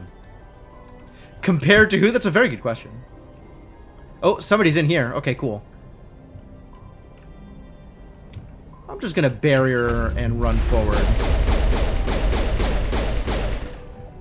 Superb. You know, if I'm gonna be using barrier like that, I should have shotguns.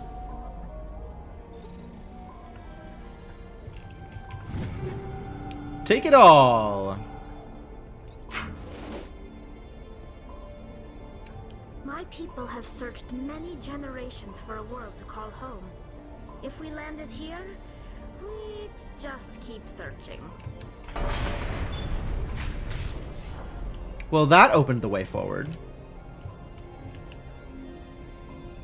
But let's check the other side, just in case there's loot.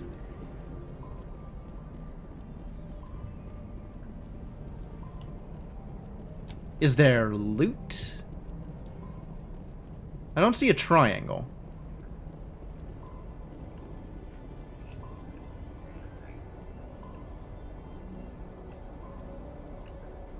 There is neither an enemy nor a loot.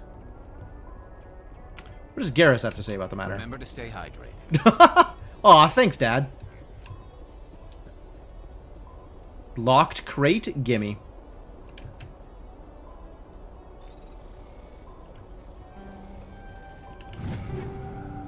Take it all! Any other clickies? Oh. That's the thing that's shooting at me.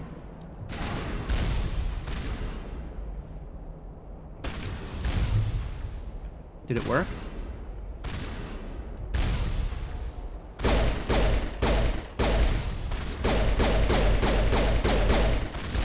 Whoa, it's just wrecking my team. Get out of here. Wow, that was bad news. How do I resuscitate you? Come on back, buddy. Let's deal with this in a slightly more intelligent way.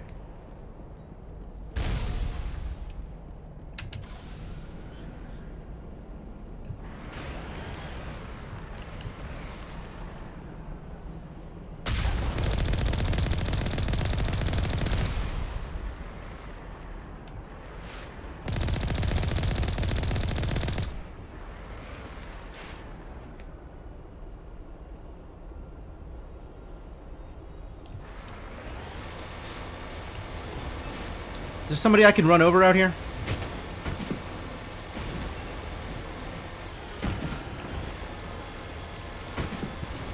I'm seeing triangles.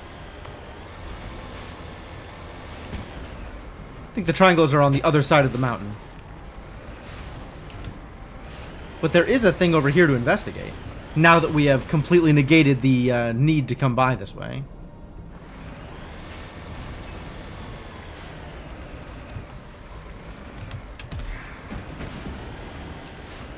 Alright, well, that's fine.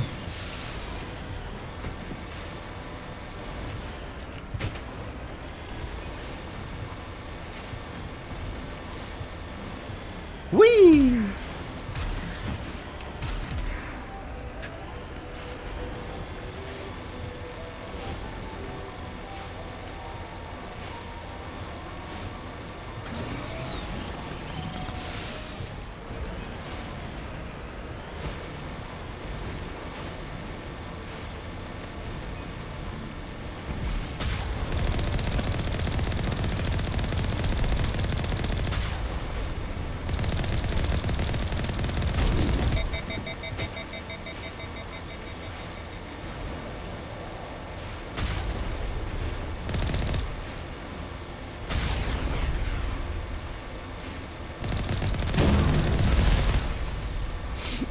I have no idea what I'm doing, but it's apparently working out fine.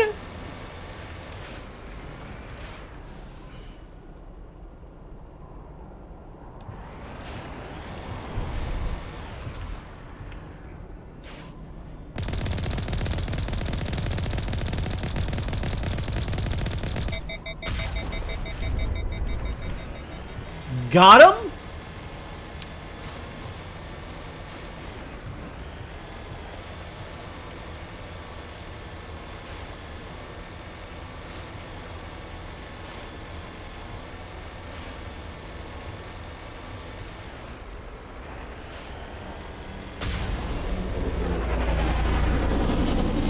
Did they drop some more garbage off?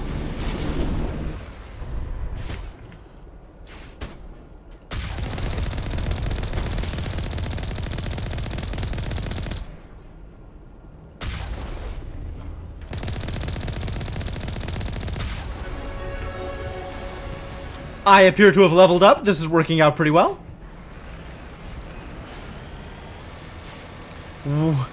I wonder if I can level up the Mako. Is the Mako on the squad screen? I don't see Mako on this list.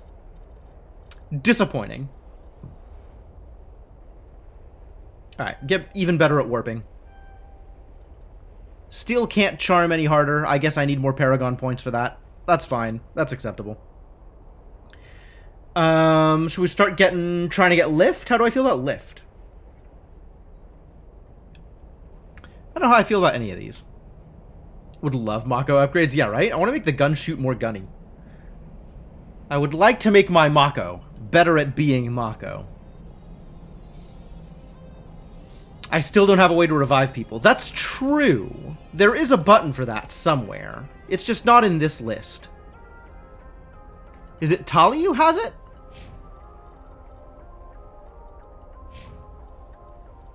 I think none of these people have it.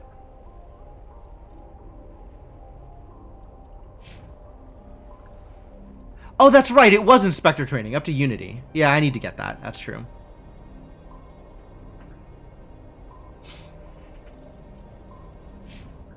Alright, we still want you to be better at sniper rifles.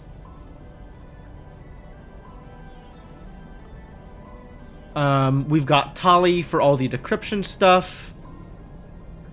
Speaking of Tali, let's get you to Master Overload so we can do electronics on hard things. Get you a point in First Aid because a point in First Aid is good. Should probably get more points in First Aid in whoever is using First Aid, actually. It is just about that time. That's reasonable. I want to keep going and kill some more Geth here. Tech explosion damage.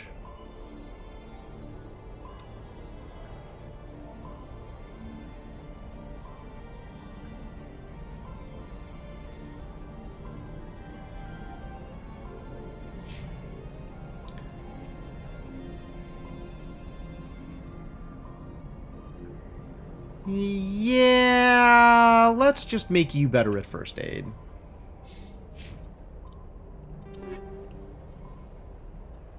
All of these items, recovered items. Can I just take all? I will have to look at them at some point.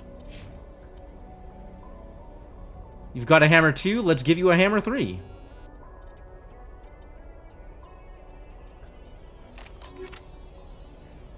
Hammer 3 seems better than Hammer 2. What about Reaper 2? Nah, I don't care.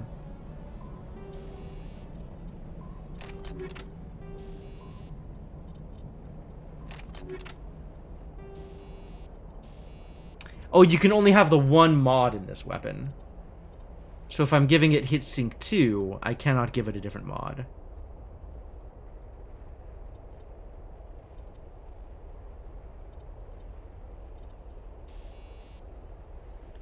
But we can give it some rounds.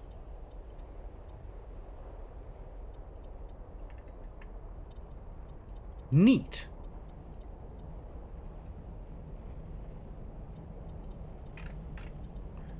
Better anti-personnel rounds? Weapons force. What does weapons force mean? Presumably it means the weapon deals more damage, but like 30% more damage?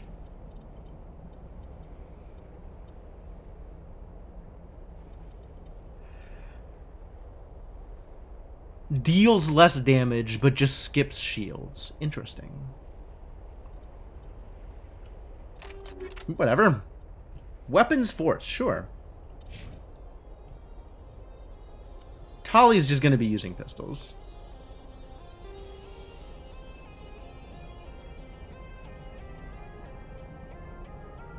Fires larger rounds for more damage. Rate of fire is slowed and weapon will overheat more quickly. Yeah, I guess that can be an actual question. What does weapons force mean? I don't appreciate terms and mechanics being opaque. Unless there's like a specific place that I can go to look at the answer to that question. In which case, I am happy to have that answer in-game as well.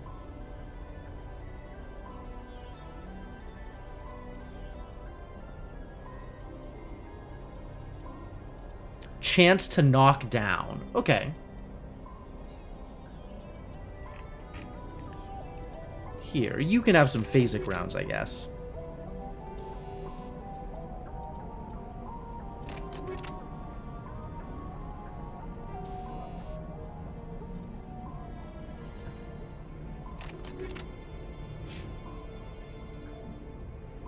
What do I have on my pistol? Armor-piercing rounds. Okay, that's correct.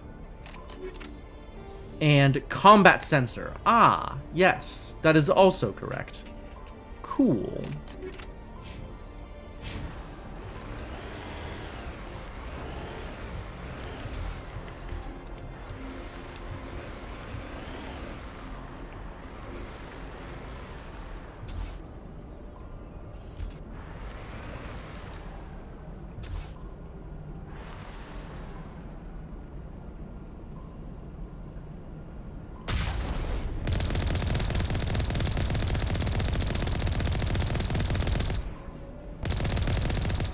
Am I hitting it? There I go.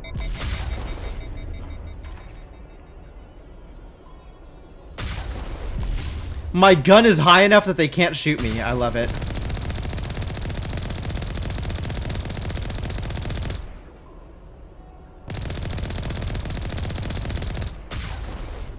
Got him.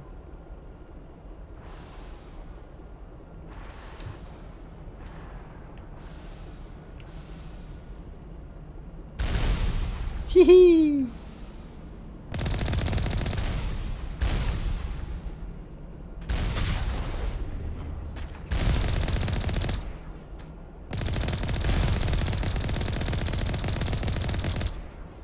They sure trying. Wait a minute, who's over here?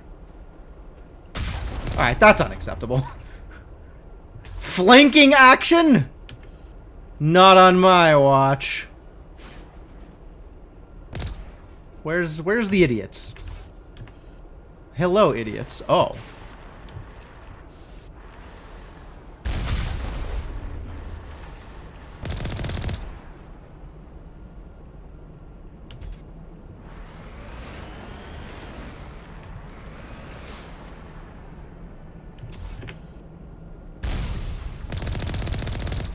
$31 experience. Okay, I guess I should try getting out of the car and actually fighting one and see if I get more experience that way. Moving out. Also, you should first aid. Wait, who's first aiding here? I thought you had a first aid button. How do I make him use his first aid button?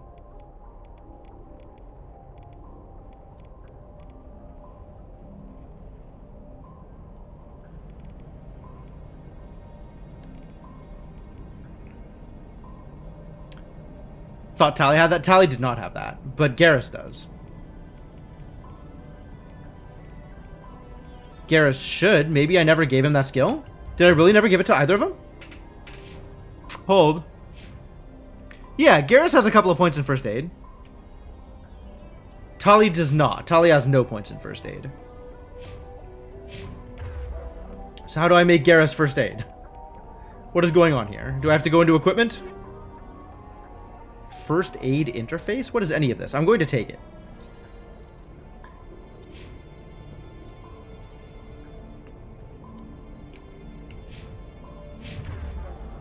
First aid ability always stacks with main character first aid, which always doesn't always. Okay, yes, fair enough. You should be on that. So I should hit first aid, and it'll just do it. Okay, cool.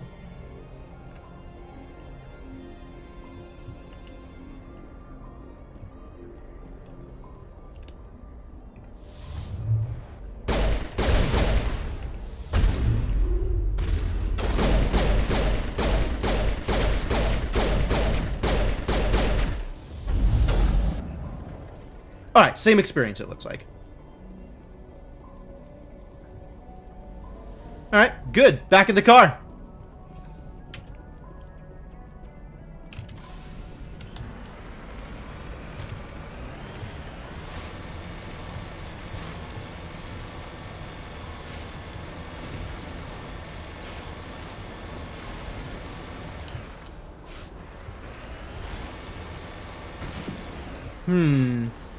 Not a lot of cover in here, is there?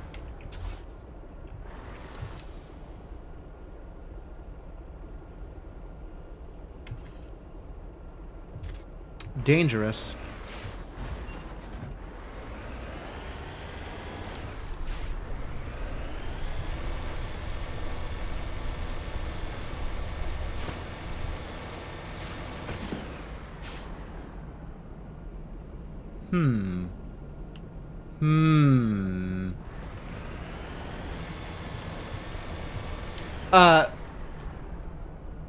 First, medical ability, like, use Medigel for healing is already bound to V by default.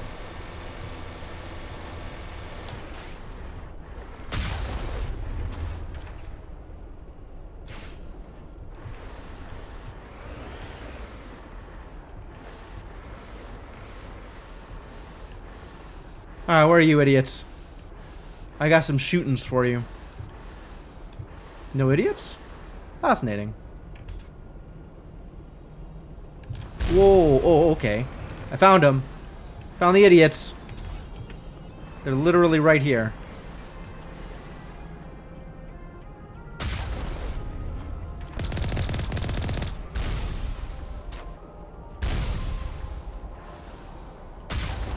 Kaboom! That's satisfying. I like that I can right-click on enemies to delete them. That's very nice.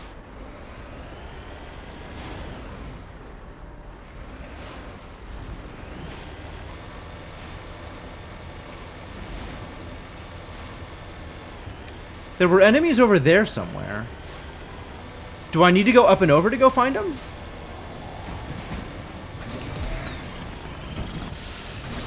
This was a poor choice. But we're fine.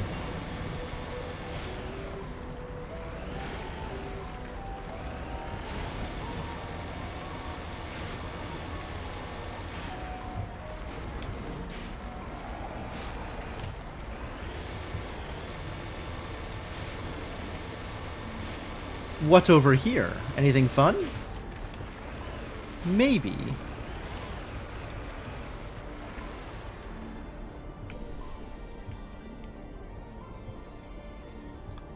Anything clickable? That's the real question. Fun is one question. Clickable is another.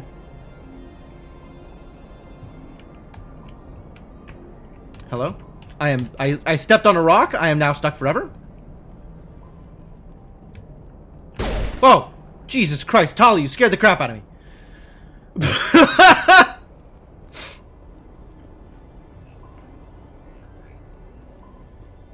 Doesn't look like there's anything relevant out here.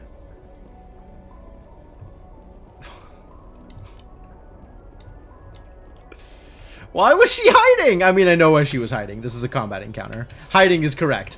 But, like, Jesus Christ, lady.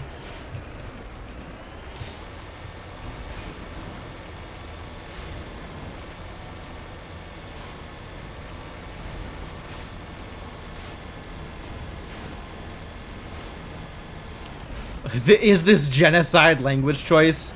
I mean, they've already decided they're going to kill me. So, killing them back is pretty much the only reasonable course of action? I'm just annoyed that because of Quarian action 300 years ago, we have arrived at this point without the ability to have a conversation about it.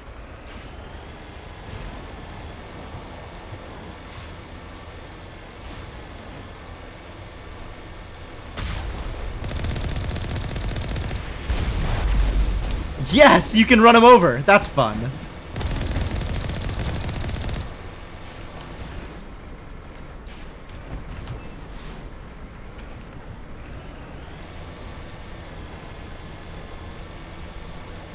That is satisfying.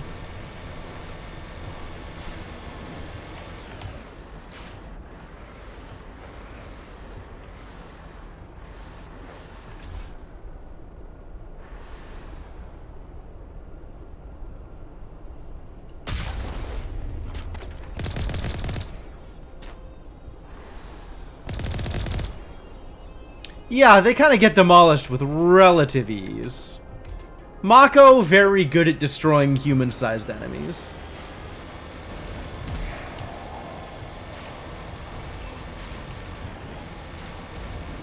Oh. Hey, look! It is a suspiciously person-sized gap. in this wall otherwise preventing Mako traversal.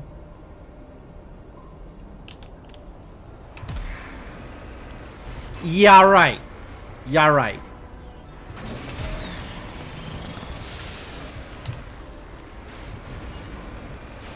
I highly doubt this is actually going to prevent the Mako from getting through.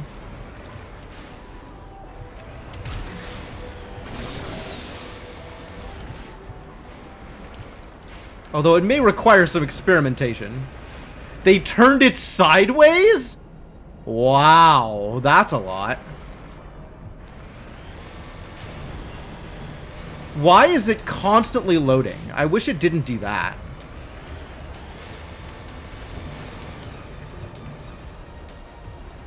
Ah, dipping into the fire seems like it's causing problems also.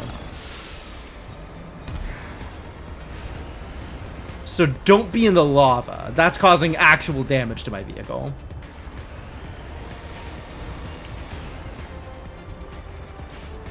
Above is an invisible wall? Really?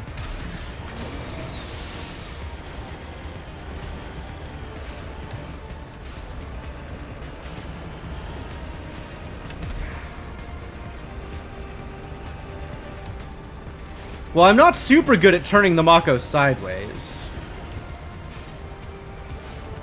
Hitting an auto-save spot, then backing up and driving it over again. Okay, yeah, that makes sense. It's just frustrating. Because I'm trying to do a thing.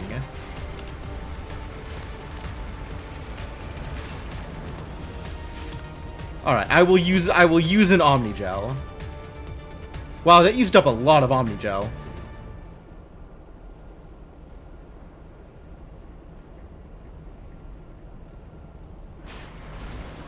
So we gotta be careful not to drive into the lava.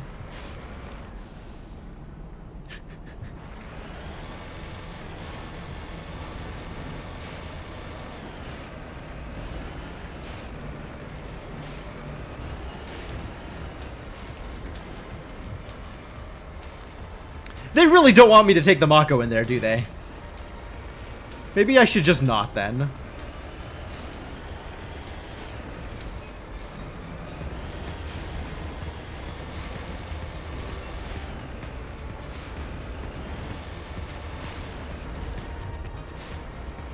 Lava bad for a lot of things. It's a fairly consistent standard.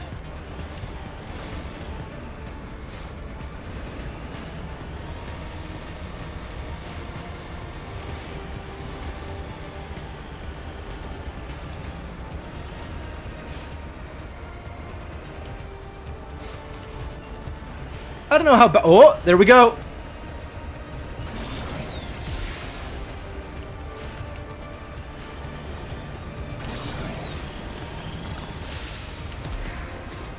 Kind of. I may have instead just gotten myself stuck.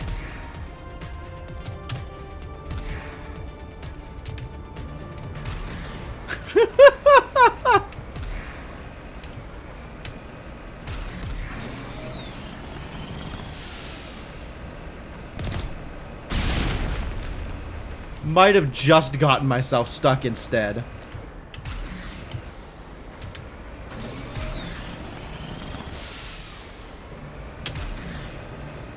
Yeah, it doesn't look like this. Oh, and I cannot exit the Mako unless it's parked and on level terrain. Which means, ladies and gentlemen, we are in trouble.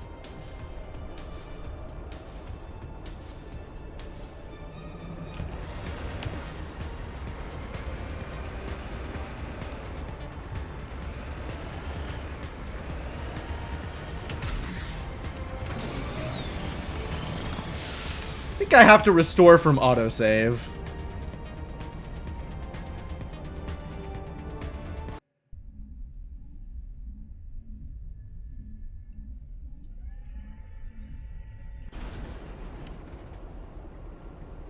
Jammed. My radar is jammed? Since when has that been happening?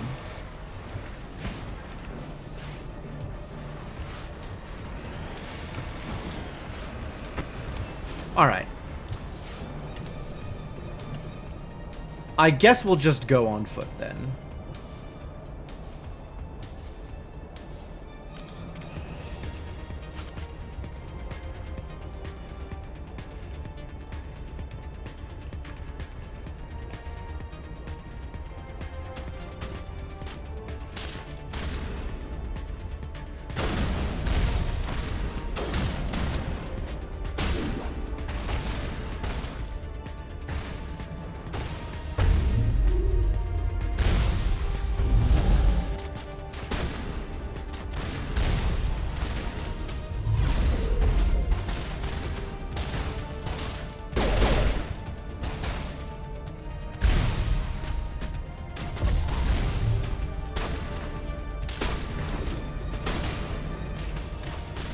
It is hard to take shots there, huh?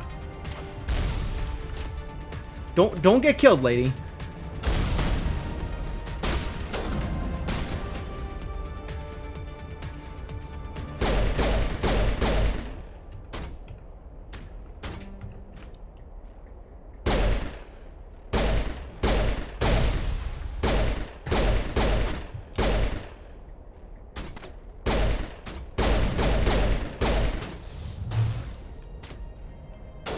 I think I missed. I'm really bad with my shots.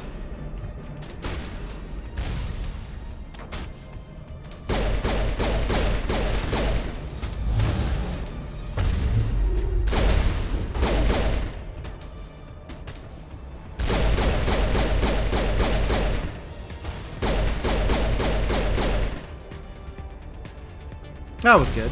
There's still one up there. Hiding behind the wall somewhere? I don't even know what my buttons do. I just know that I can push them.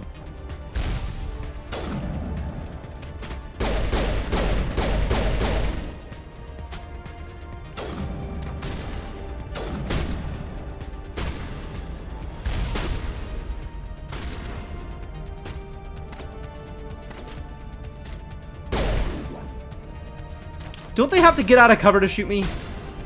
Doesn't seem like they're doing that. Whoa! What's up, Garrus?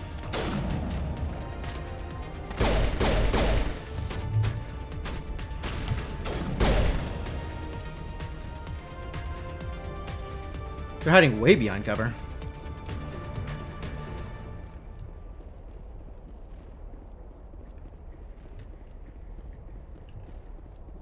You think that? Oh boy.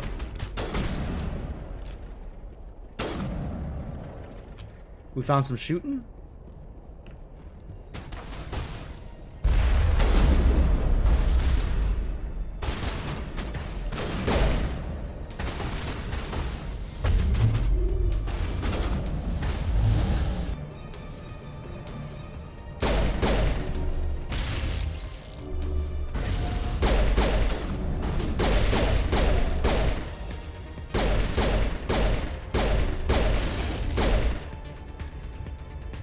Good choice to create cover and then step out from behind it. That is a great choice.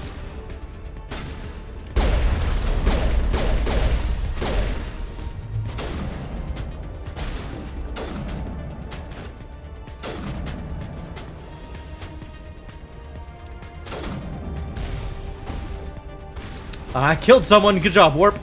Warp did the trick.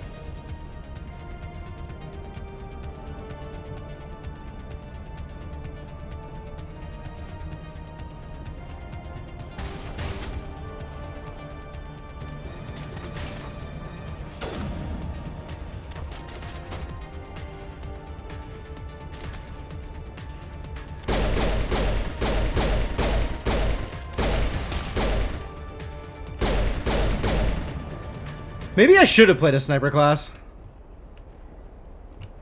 There's an enemy up there.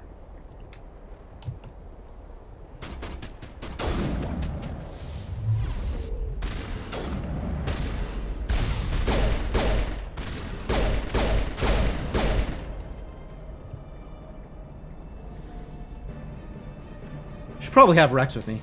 Rex and his passive health regen. I think that fits my playstyle better.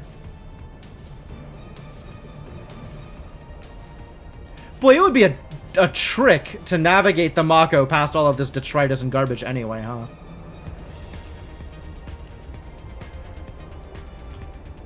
Would take some work to do that thing.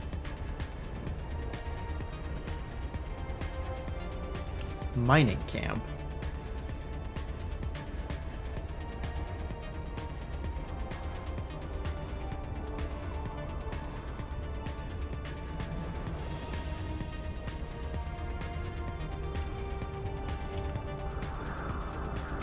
Oh, cutscenes. Great.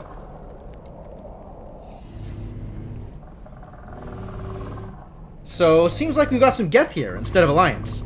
That seems problematic. Whoa. Are you a boss?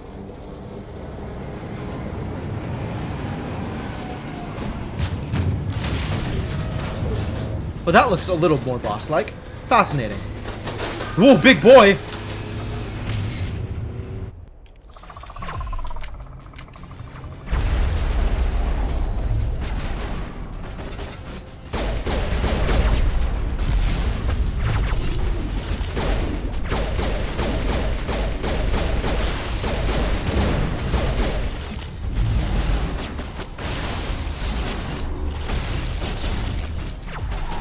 Maybe don't get died. Don't be dead.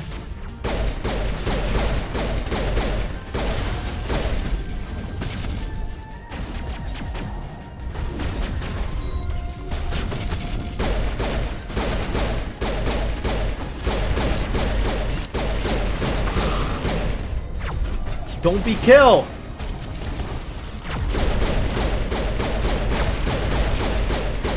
Oh no, I am be kill. I didn't get Unity, did I?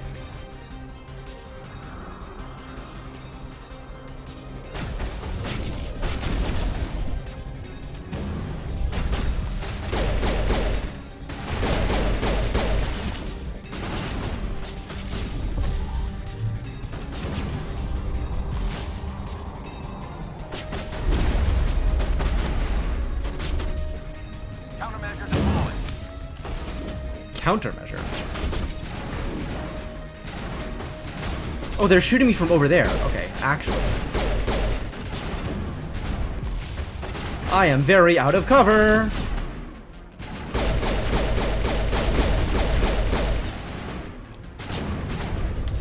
Good as new. Unfortunately, Tali is very dead right now.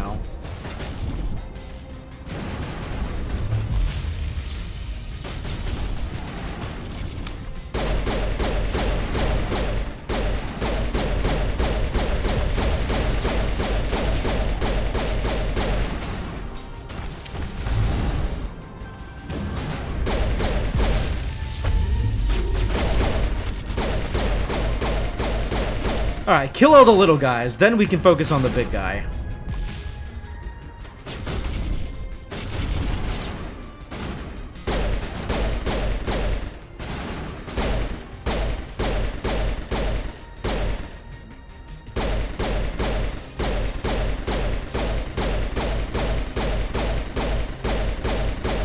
Alright, this seems to be working. Great.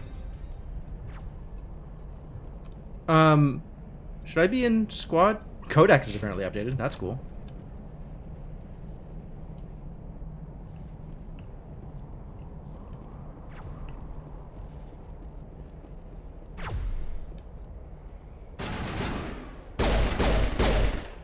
No sniping. Sniper, no sniping. This thing is just gonna wiggle over here? That's cool.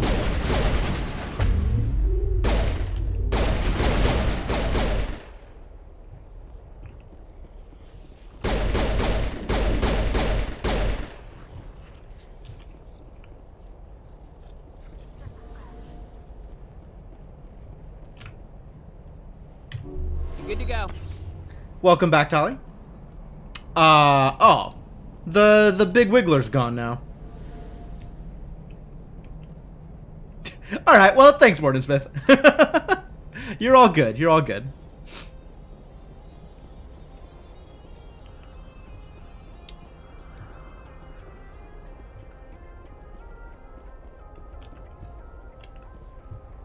I guess into the mining facility is next. Which, given that it is in fact past midnight, I will call this scene transition as a good point to save and quit for the night.